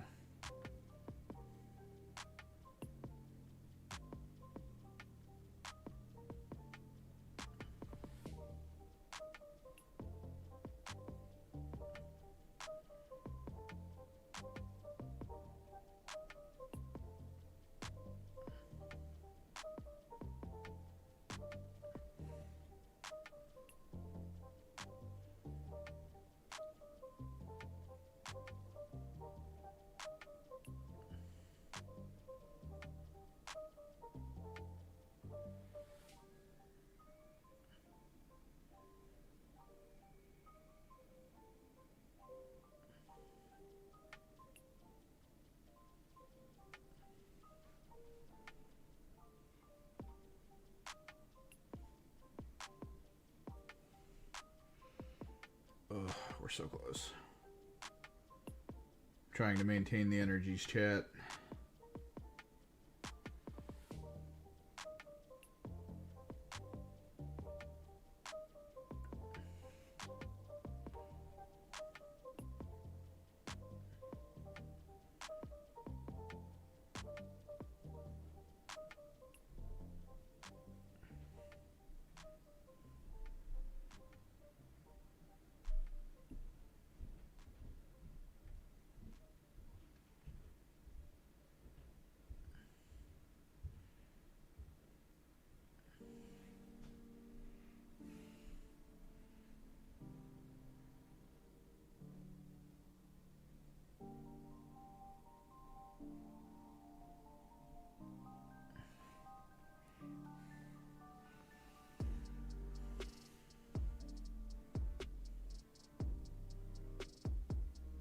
This is a commission piece. In theory, I am.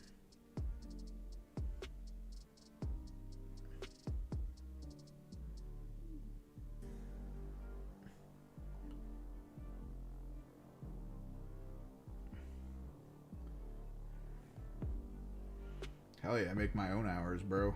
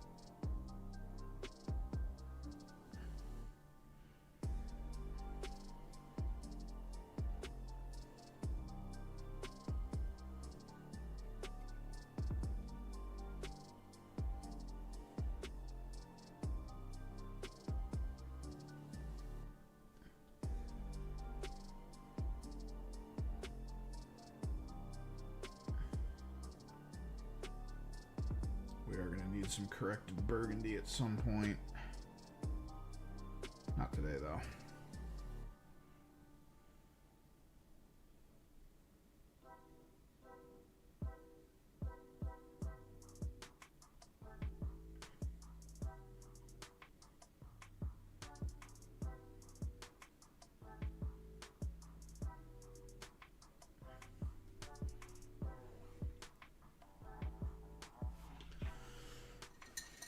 You could do it, bro.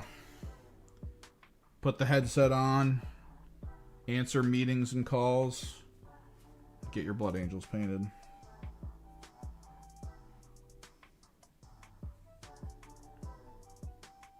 Throw on some smooth vaporwave jazz like I've got.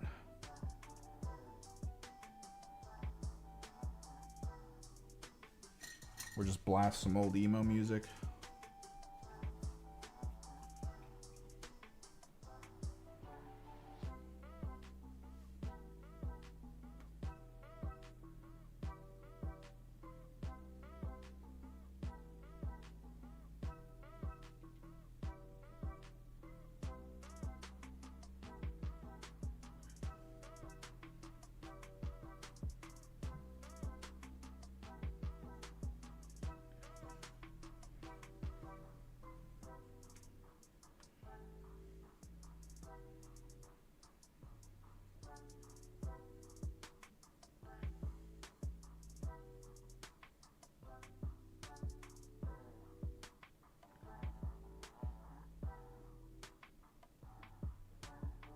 I love that Aaron melted his warrior's gun. That was awesome.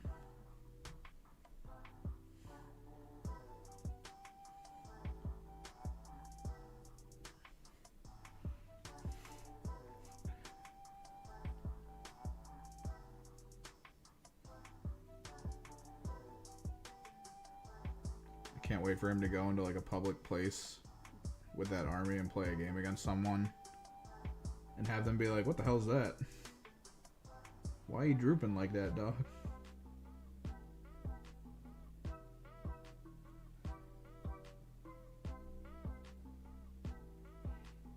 Dude, they got two of them each. These have the like kind of crap version, I think. What Morgan had, or Morven had the like better version, right? I don't know. Hers are the same. I thought she had the one that was like just wires.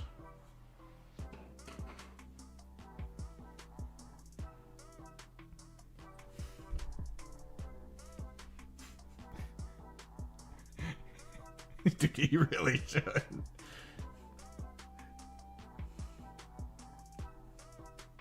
The Droop Dynasty.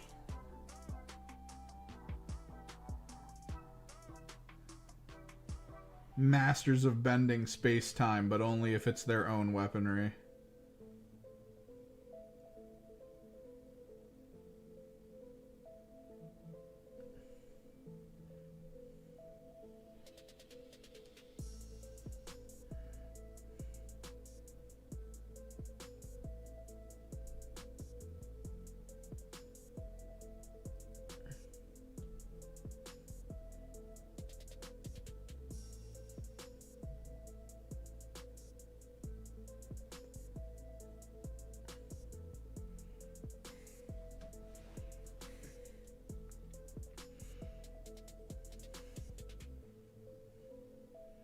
Anytime he uses a ploy that increases the power output of his ranged weapons with a squad, he calls it the Blue Chew. I'm using a Blue Chew. 1 command point for Blue Chew.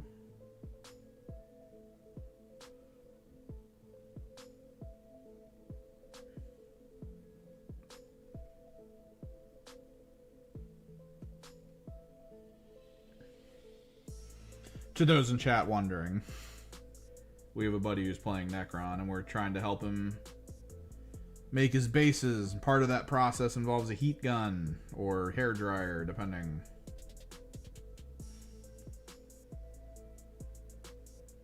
And he went a little too ham on it. And now he has some warriors that where the guns are not so great. Not so sturdy.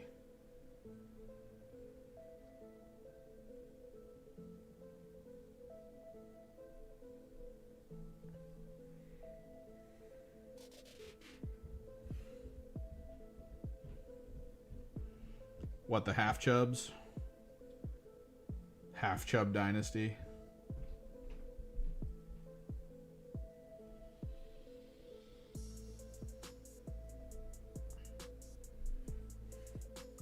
The clinical term. Dude, I don't fucking know.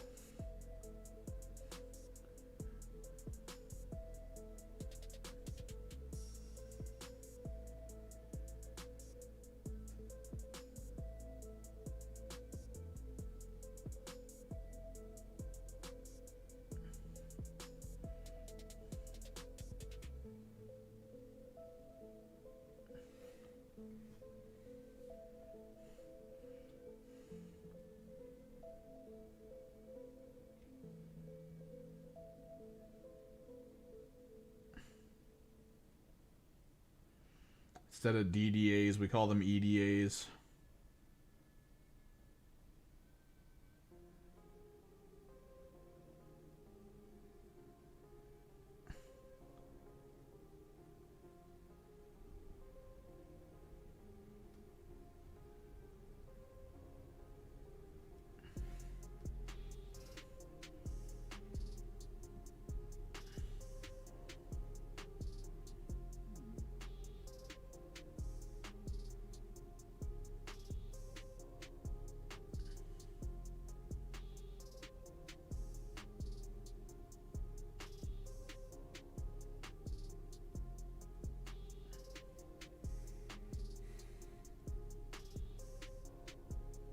You straight Googled that. That is now forever in your Google search.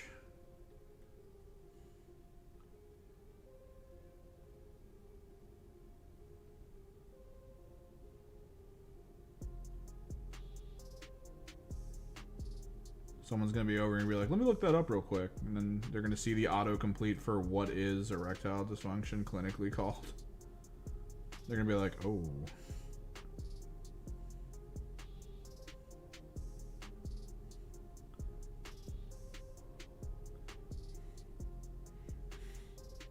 Okay.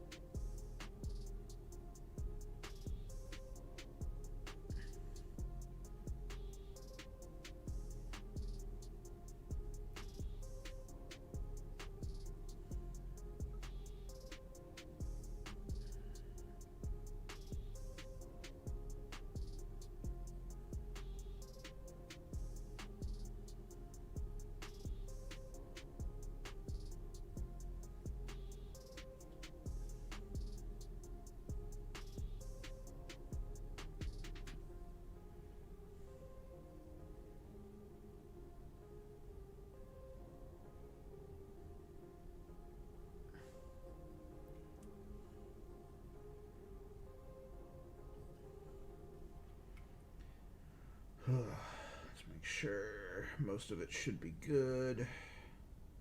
One more to do, and then some minor details on the others, which we might hit before that one.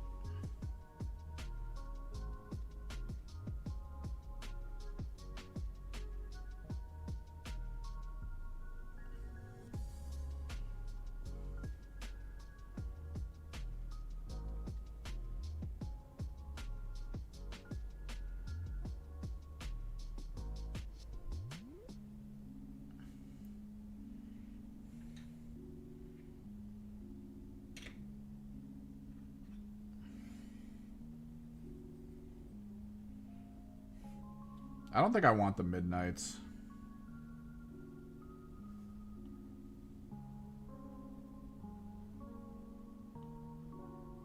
Like, I've got a Knight's Army. And I'm not really pressed to play it.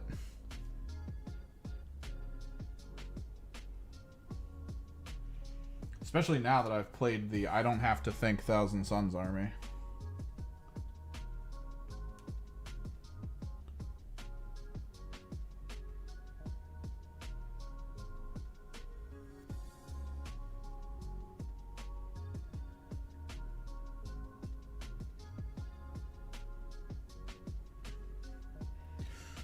Get stat checked.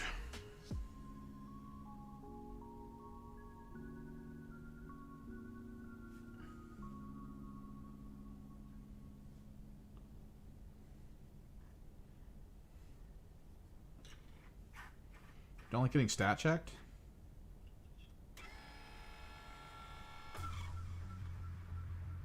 Dude, what if you woke up today and Warhammer Community was like, yo dog, check out this Harlequin bike character that gives lethal hits and charge mortals.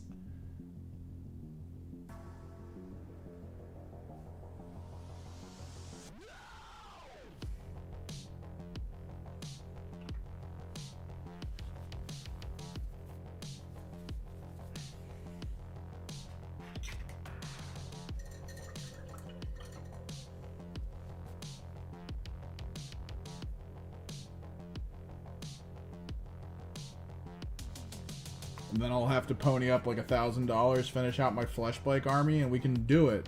We can do the bike-on-bike violence game.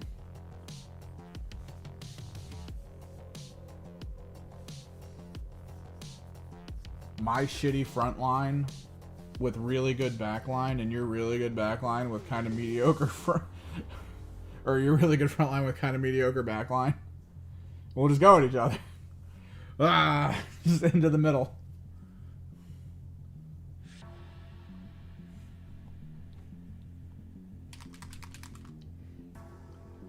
Your transports that have good anti-tank weaponry into my not at all tank frickin' bikes.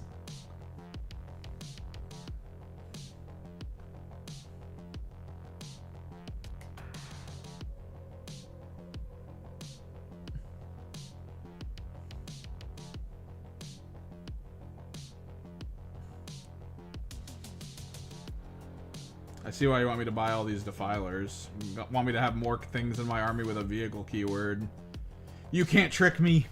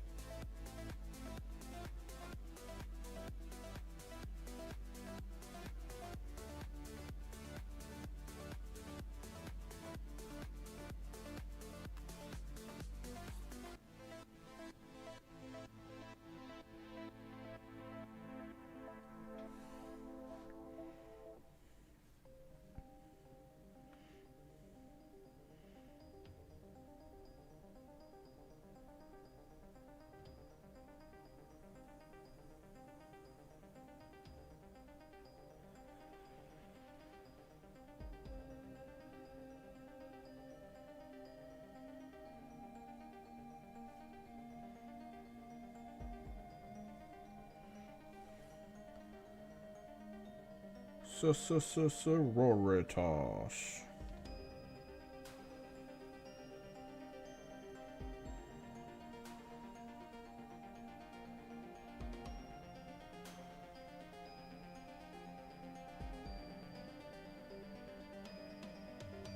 They got that boomer shooter game coming out. Bolt Gun 2, where you get to play as a Sororitas.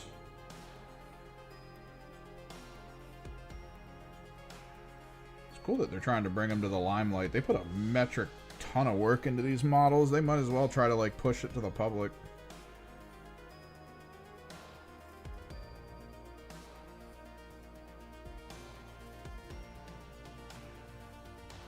Then they can become a fan favorite. Next thing you know, you're having to pay the Celestine tax every new season, where you got to buy her in their new armor.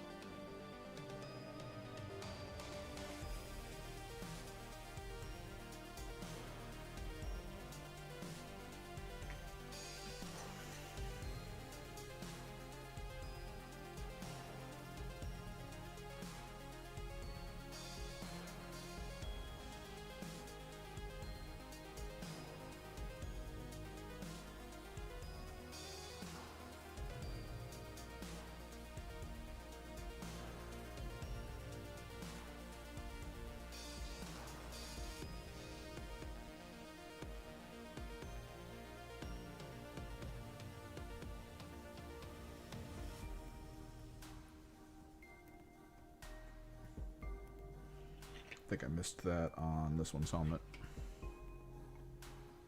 Do they all have this?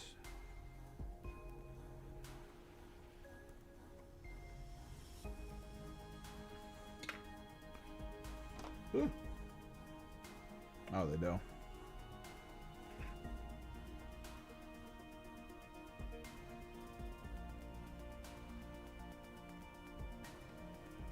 Never really thinking of the visor when I'm working on these.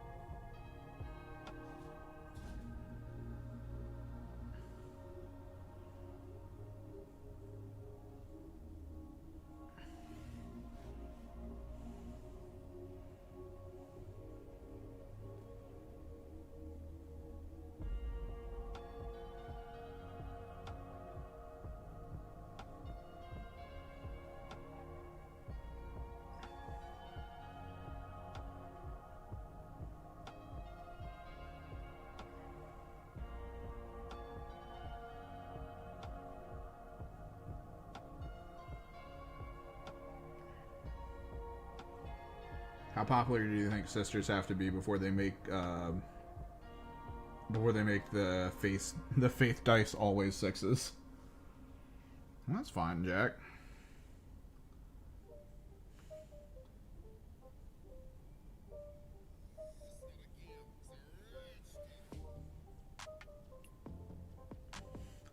Thanks to the public interest in sisters, faith dice are whatever number you choose now. We've decided to scale them up to the same quality as Oath of the Moment.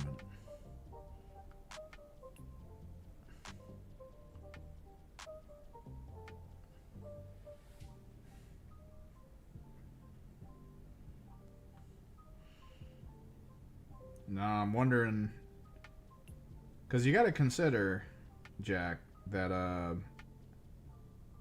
Ultramarines are kind of like the poster boys. Like the Space Marines are kind of the poster boys for Games Workshop, so those are the things that tend to sell most. And it's usually a good idea to keep the people who are interested in that interested in the game. Which is why Gladius has a very high win percentage. Despite a bunch of people that play it in tournament play not exactly being good necessarily at tournament play. It's just a lot of what Gladius does is like easy modes the game for you a little bit. Just gives you slight edges here and there that make you really good. So like how popular do you think Sororitas have to be before that happens to them?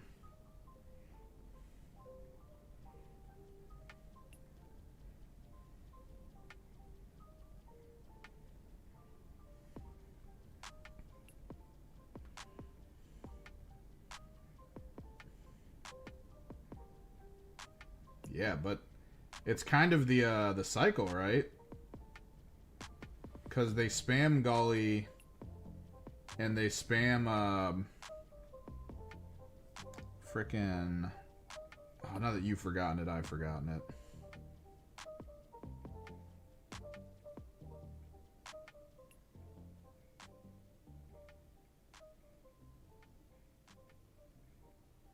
Because now I want to call him McCrag.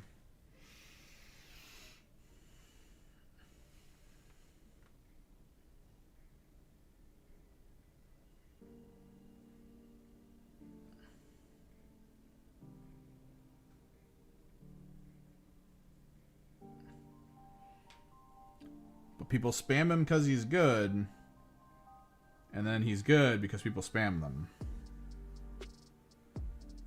So it makes it an endless cycle.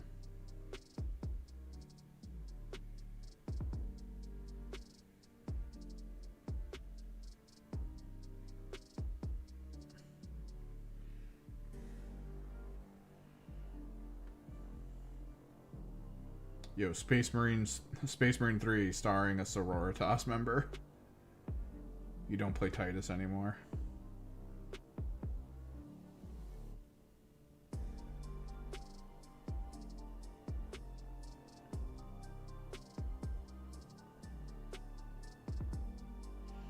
I'm actually kind of surprised that they didn't put a Sororitas member in the Space Marine game. At least it's something that would like show up and be like, hi, I'm from this thing called Sororitas.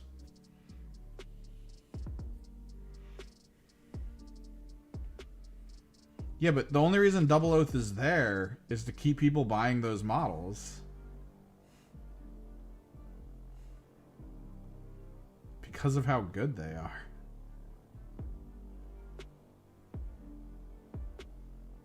It's the cycle, bro. Don't break the cycle. Best fast food in particular. We're speaking fast food here.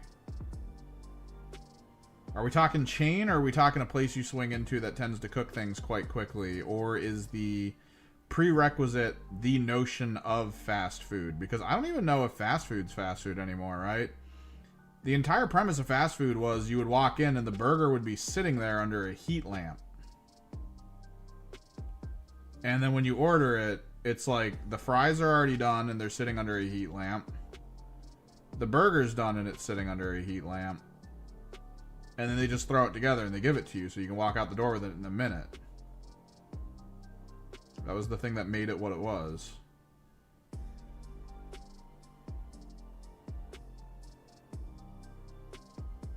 But I feel like a lot of fast food places don't even do that anymore. They're quick, but when you order it, they still have to kind of like microwave stuff.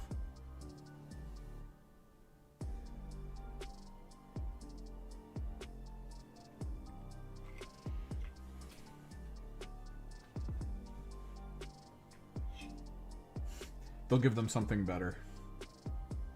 Let's just give you permanent +1 wound and +1 hit.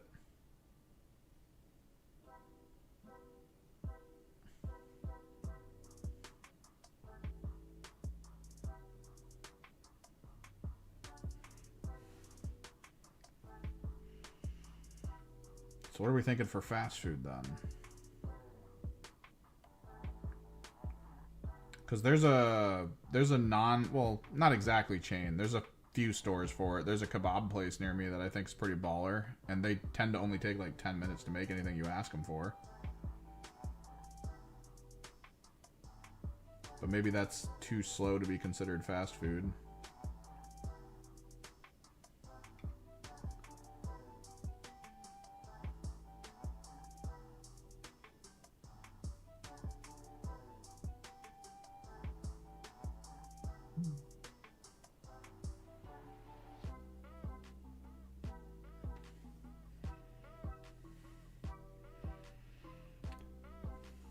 What's that? Well, I feel like the last time I went to a place like In-N-Out, I think it was Shake Shack for me. Even Five Guys is like, let me put my order and then stand here for a few minutes. So if that's the case...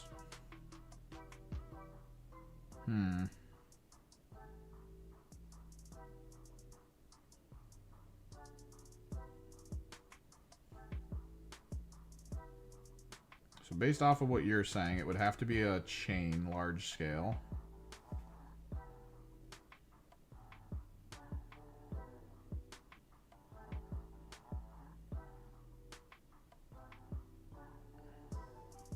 And the food is quick to go out, but not necessarily instant.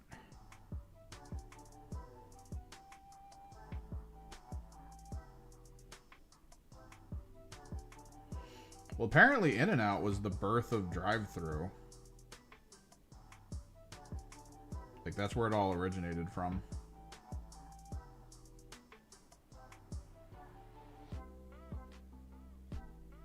They try to revolutionize that shit. What would I go with, though?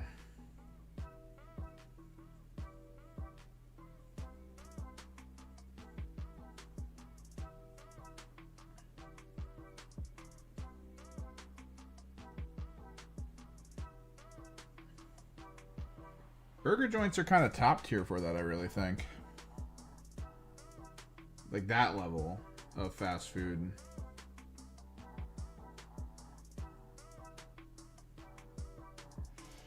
The taco places aren't bad. Although, fast food taco places, I don't know. Like, what would be the limit there?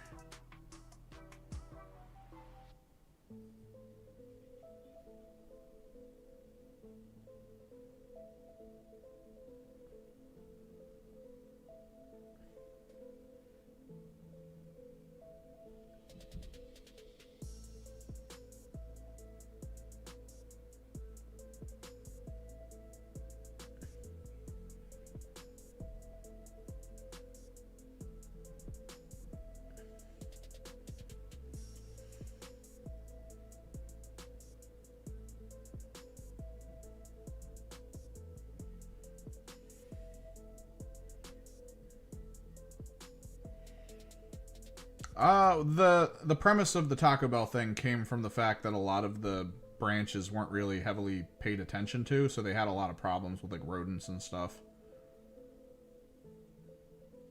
So it just started becoming known because the people who owned part of the franchise just didn't take it seriously for the cleanliness side of things.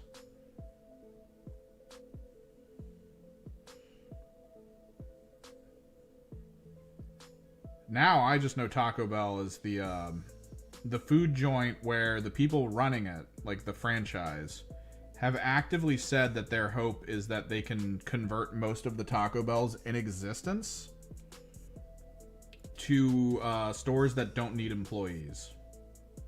Like, that's their goal. And they have a few of these places.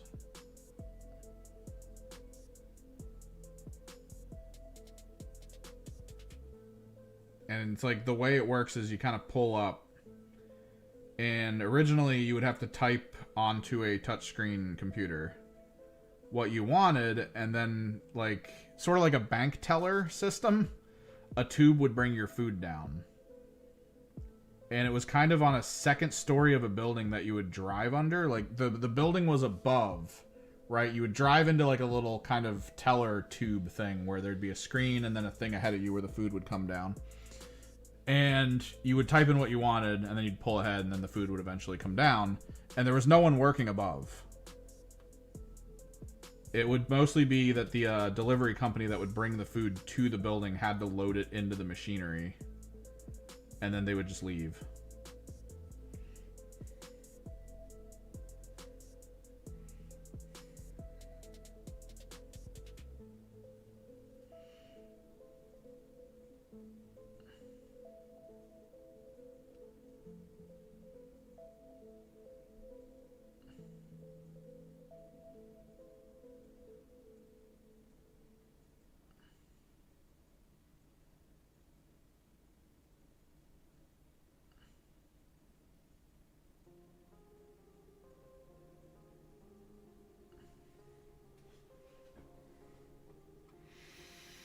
Panda Express. I'm trying to remember. Was it Panda Express that invented General Tso's or Orange Chicken? I think it was Orange Chicken, right?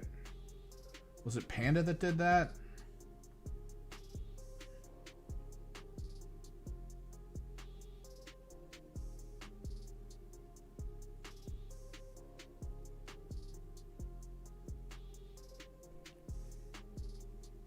There was one American fast food Chinese place that invented orange chicken because they wanted people. They were like, "What do Americans want?" Answer: sweet tasting chicken.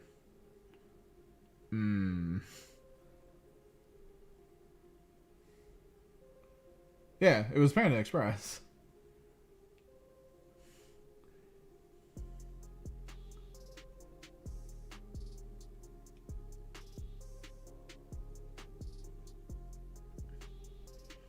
It's kind of like the fortune cookies, a Californian cookie.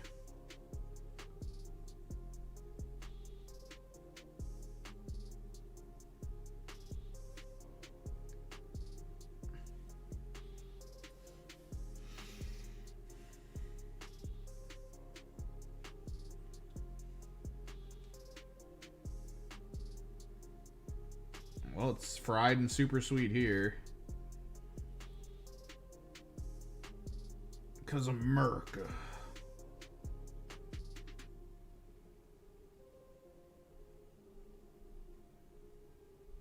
I'm trying to think. Fast food place, though. Like, we did White Castle. That was not worth the trip that almost killed us.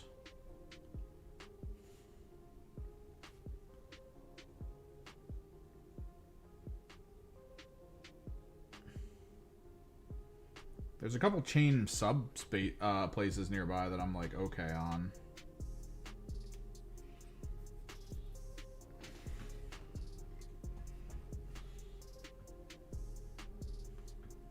I don't know. Panda Express lays the claim to it.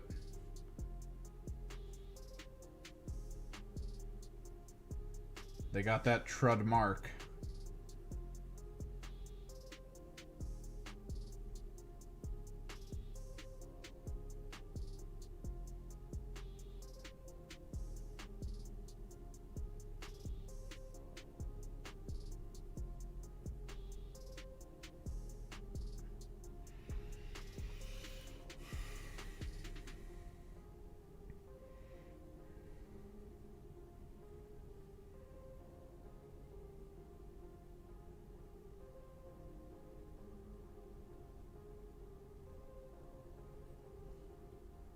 Chat getting spicy. Unlike orange chicken.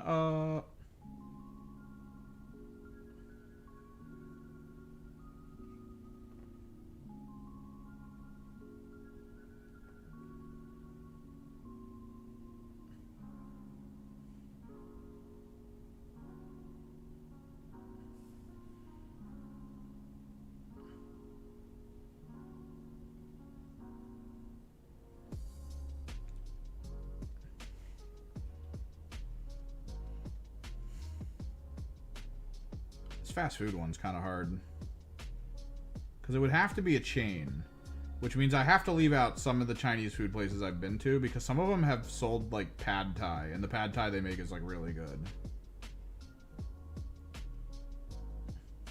When I say really good, I don't mean like genuinely authentically good. I mean it was fucking delicious.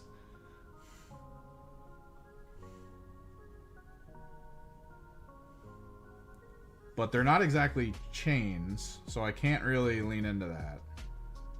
Which kind of leads me to go with either a burger place or a sandwich place.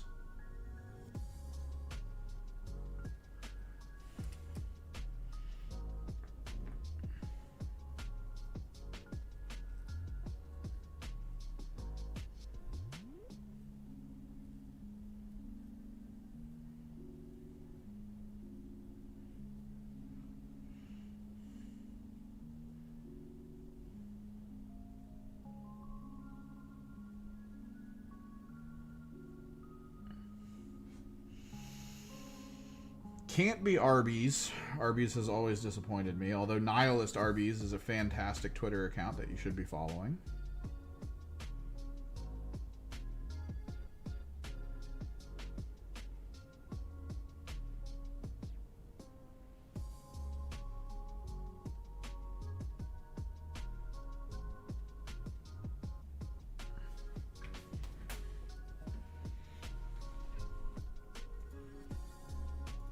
Yeah, read you an excerpt from Nihilist Arby's.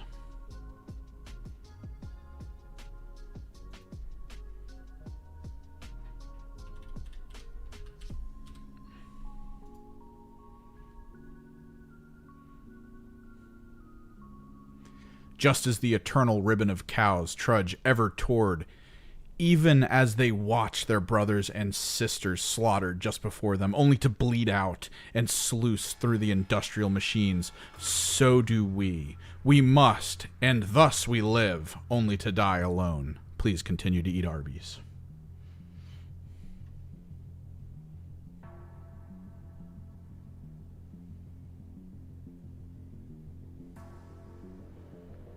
We were going to do a huge happy 9/11 promotion, but we forgot all about every aspect of it. Enjoy Arby's.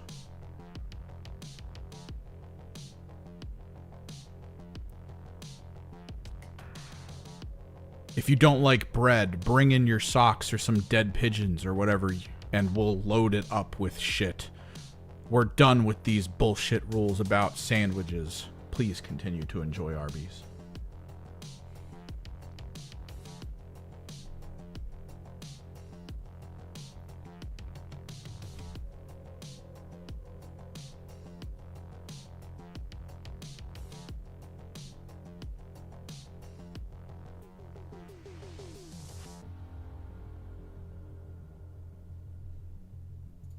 What do you mean, Oz?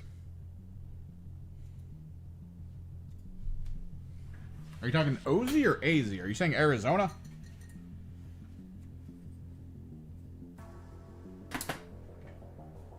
Or are we speaking of the Wizard?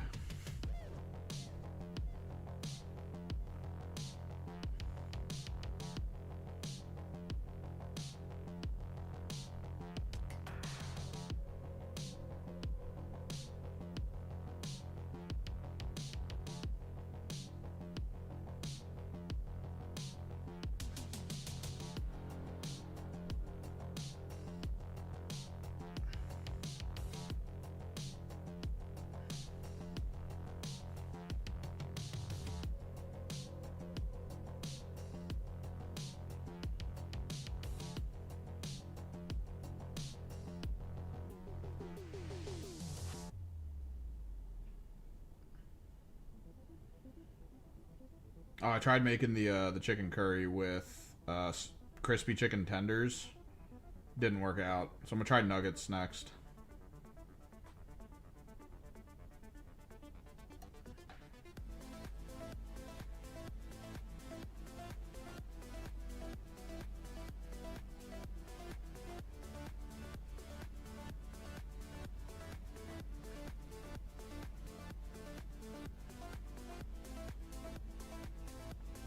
I think I have to cook, if that's going to be the case, I think I have to just cook the curry stuff and then like air fry the chicken tenders and then just add it later, I guess.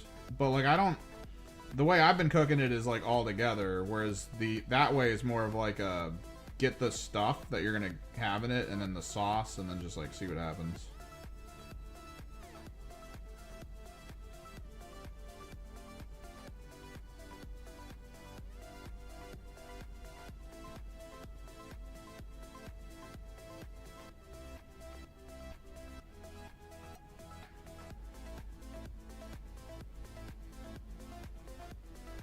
I could probably cook the potatoes and onions and carrots and all that in the sauce, and then just add the chicken after.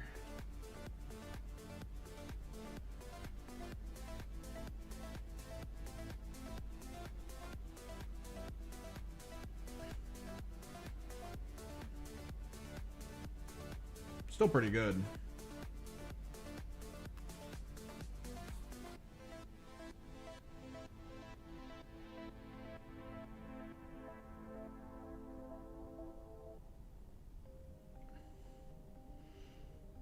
definitely not as hearty as that fucking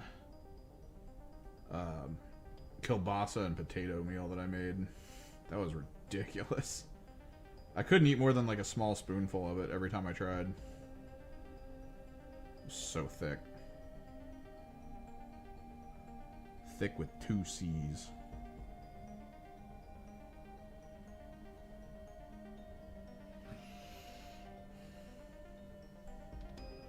Fries on burgers are fine.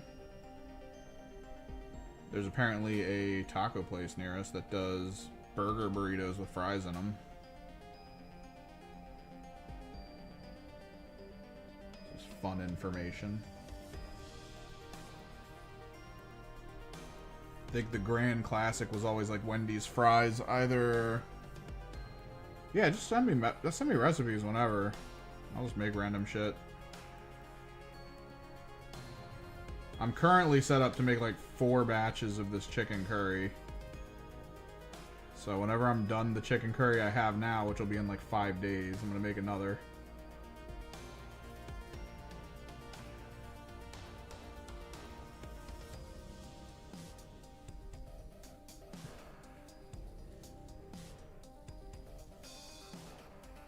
Bulgogi's fantastic. We got a lot of good Korean places near here that make okay bulgogi.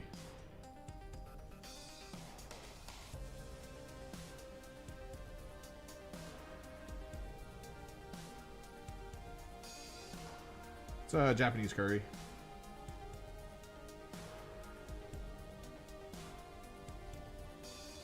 Kinda instant though, not like crazily made. Done in a slow cooker mostly.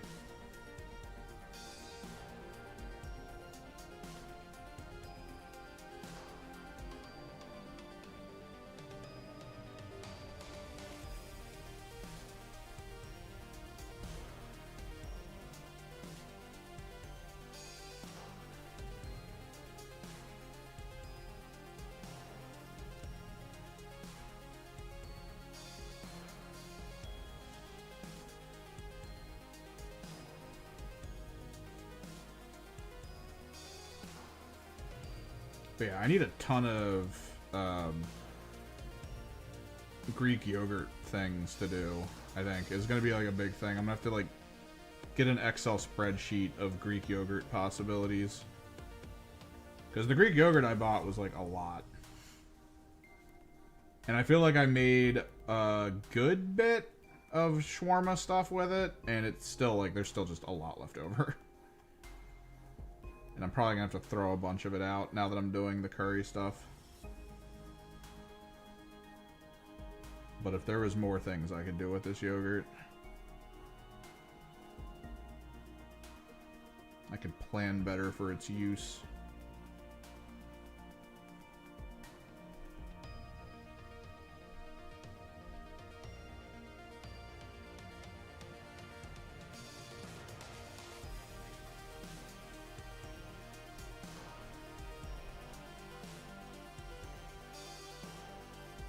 No, I haven't thrown it out yet. It's just, it's sitting in my fridge. And I'm like, fuck, I need to do more stuff with this yogurt.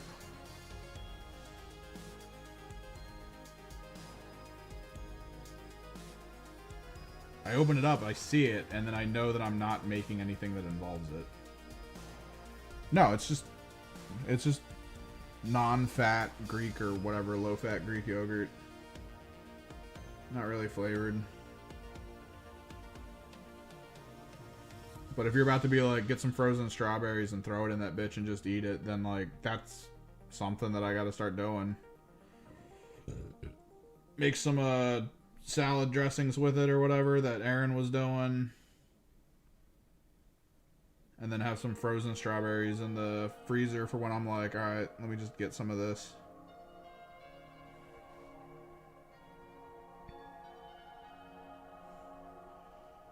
I don't like black and raspberry. Strawberries be fine. I love strawberries. Shit's delicious.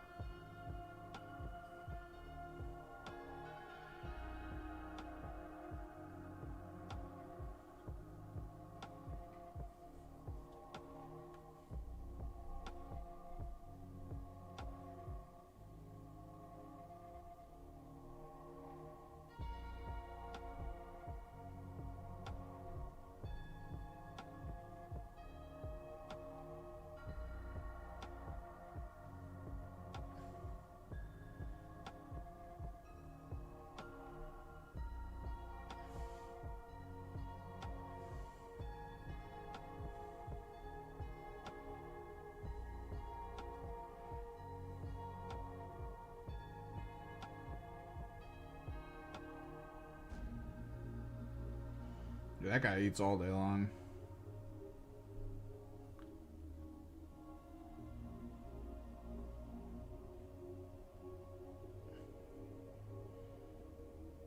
But that's my thing for timing. I gotta get right, because when I make my slow cooker meals, it's literally like enough food for a week for one person. So I just tear through it throughout the whole week. But then I just have other shit that sits in my fridge where I'm just like, what the hell do I do with this?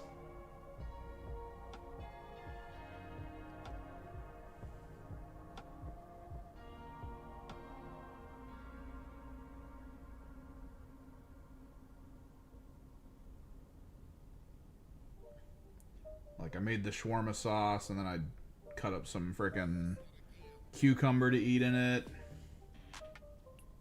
That was pretty good. Then I just filled a big old tub.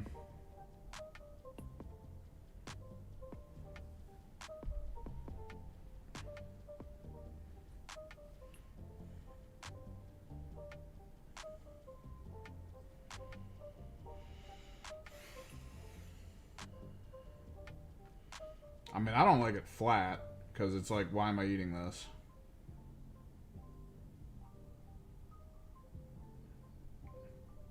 But with lemon juice and shawarma freaking seasoning in it, on like a sandwich or a wrap,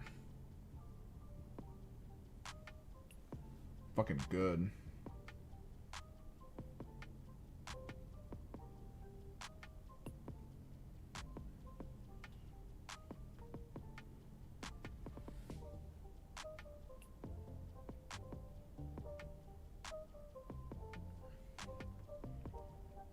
Movie marathon.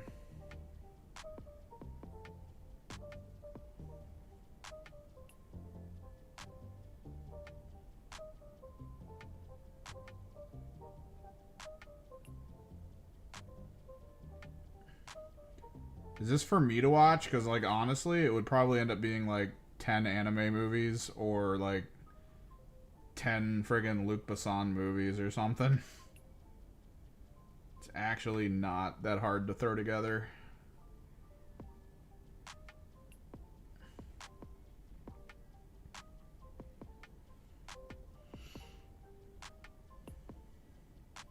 You 100% know 10 anime movies off the top of your head.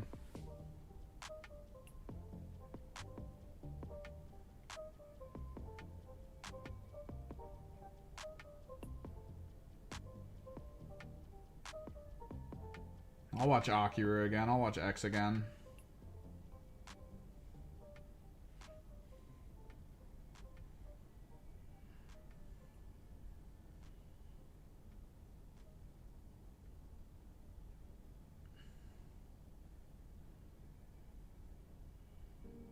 I'd probably prefer the Luc Besson approach, though.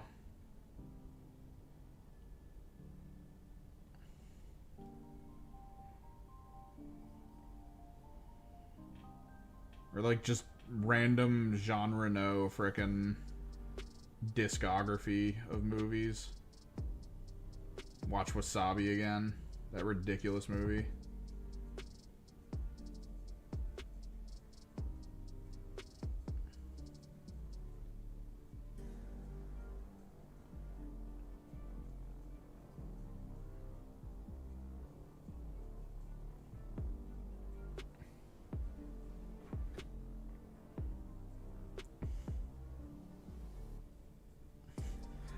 Harlequins aren't great, though, as we have proven many, many times in trying to make them worthwhile.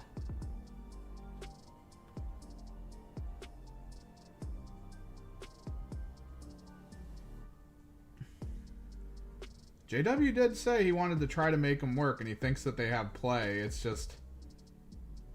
He says he wants to do them in Reaper's Wager, but, like, as the actual rule, and not the way people play Reaper's Wager, which is, like, one Harlequin on the field.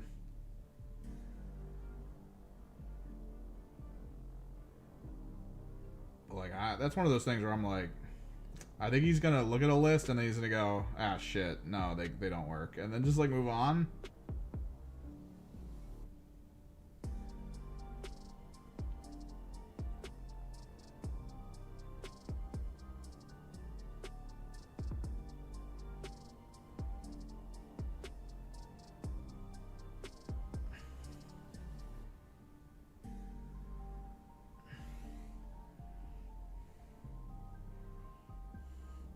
You gotta finish your friggin' Drakari, bro. We gotta do it. Reaper's wager it up.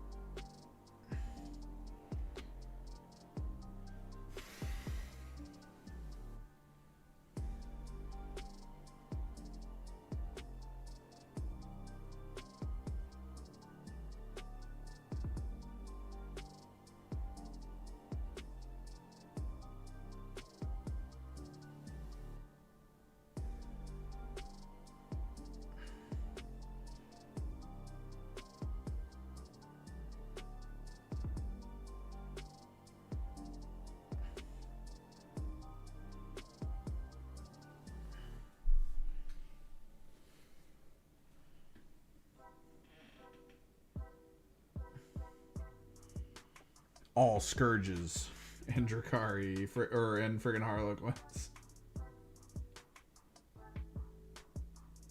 Or whatever the hell those Green Goblin jet bikey things were. The witches or whatever.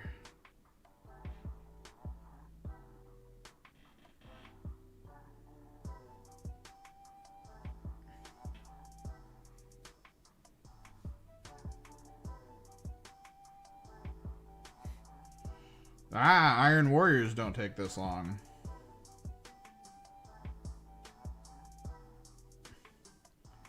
Iron Warriors is a nice coat of Leadbelcher primer. Some trim work. Get some Chaos Black on the gun. Boom.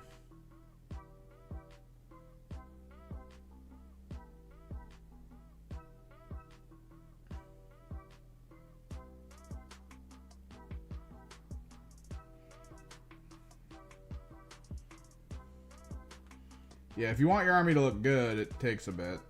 If you want to just, like, make it a color, that's a whole other story. The fastest army I've ever painted was my GSC.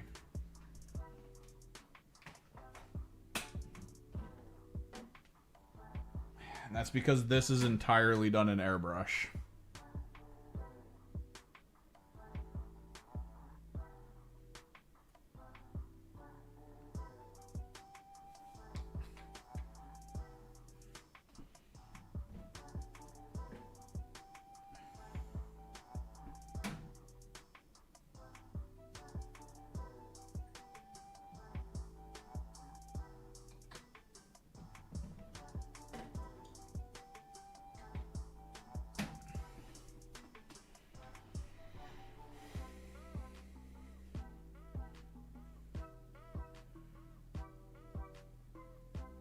Oh, you can prime when it's cold.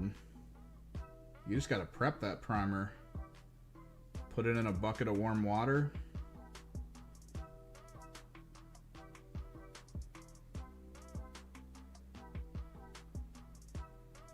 Go outside in bursts.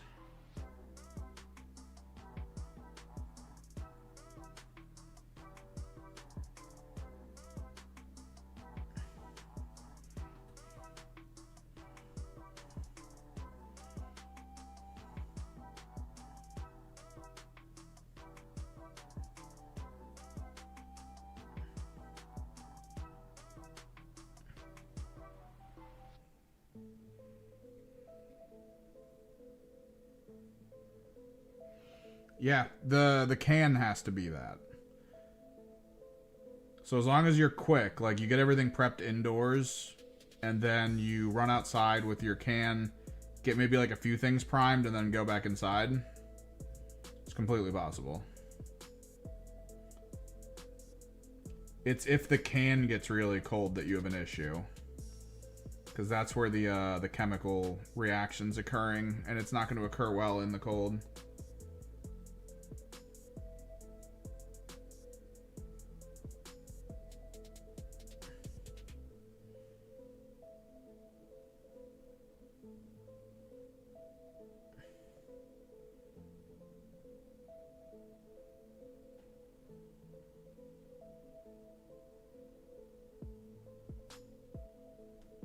And then you got to bring everything inside.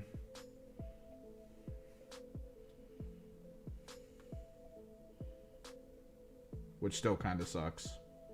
Highly suggest a sort of like a vacuum, not like a vacuum sealed, but like a rubber gasketed box. Like when I varnish things, I have a gasketed box that I usually varnish it in so I can bring it indoors when I'm done, so it doesn't sit out in the cold and cause frosting on the varnish.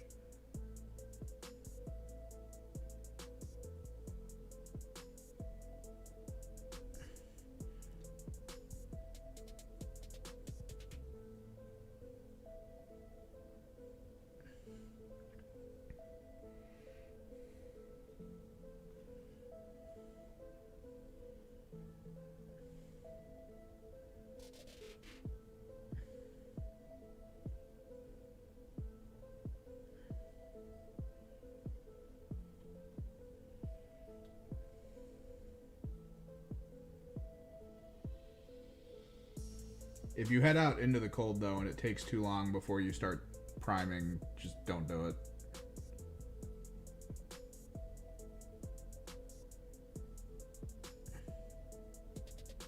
Definitely do most of your prep work indoors before heading outside.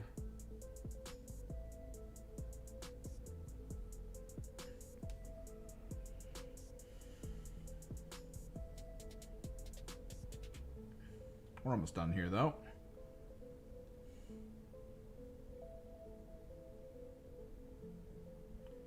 At least the gold. The rest of it shouldn't be that bad, because the gold is the big primary thing. Silver is going to be on the joints and some of the gun components. We're going to have to hit the weapons with white, and then hit that with the power weapony stuff that I've been using, which is just high flow fluorescence that we sort of water down and force into coffee staining.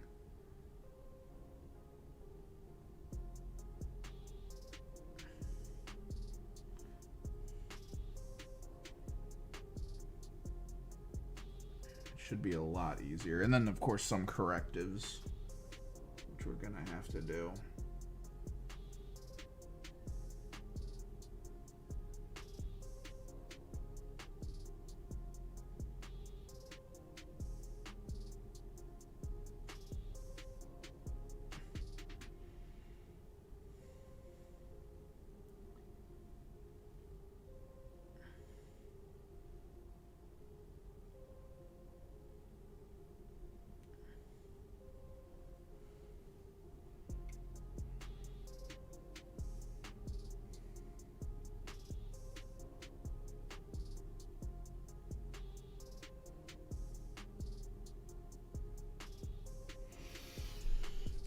Doom Votan sound cool.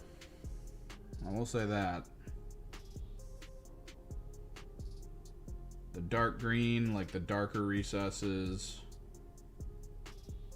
Should be really cool. And it kind of fits their aesthetic.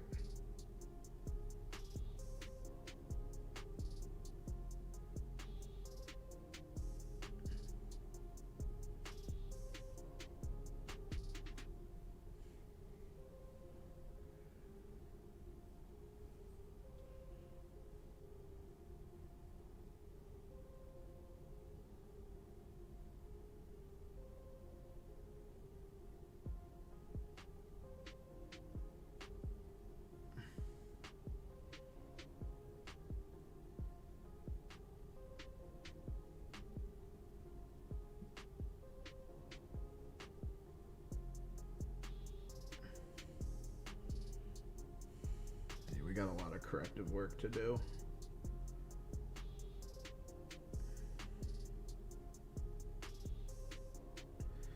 Double checking. Let's get the gold wire set. So yeah, marker sucked. Kind of sad. End of the day, I might break it open and then just pour it into one of these Army Painter eyedroppers so I can use it.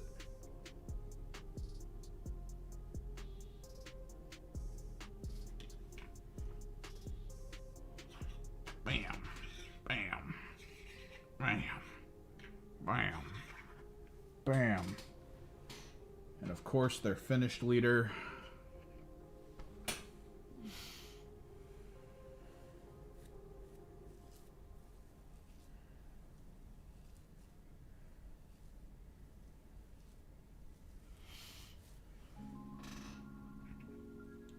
I'll take a picture. I'll post it on the Discord. But yeah, I need to chill. We're 30 minutes away from dinner. I have been streaming since I ate breakfast. I'm going to go assess the outside, see what might need to get done, and then get some walking in. And then maybe we'll work on some of these Zephyr later tonight after I'm done, like, hanging out and chilling. Because if these can get done on the side, that'd be sweet. We're going to be so close to being finished, which is excellent. Oh. Nah, I don't feel pressure to stream. It's cool seeing people talk, though. It's always important. Going through like 5-hour streams with everyone either being kind of just like chilling, not doing anything, or just not even coming in. It's like, ugh. But it is what it is. At least I can just hang out, listen to music, and paint. Till next time, guys. Probably tomorrow. Later.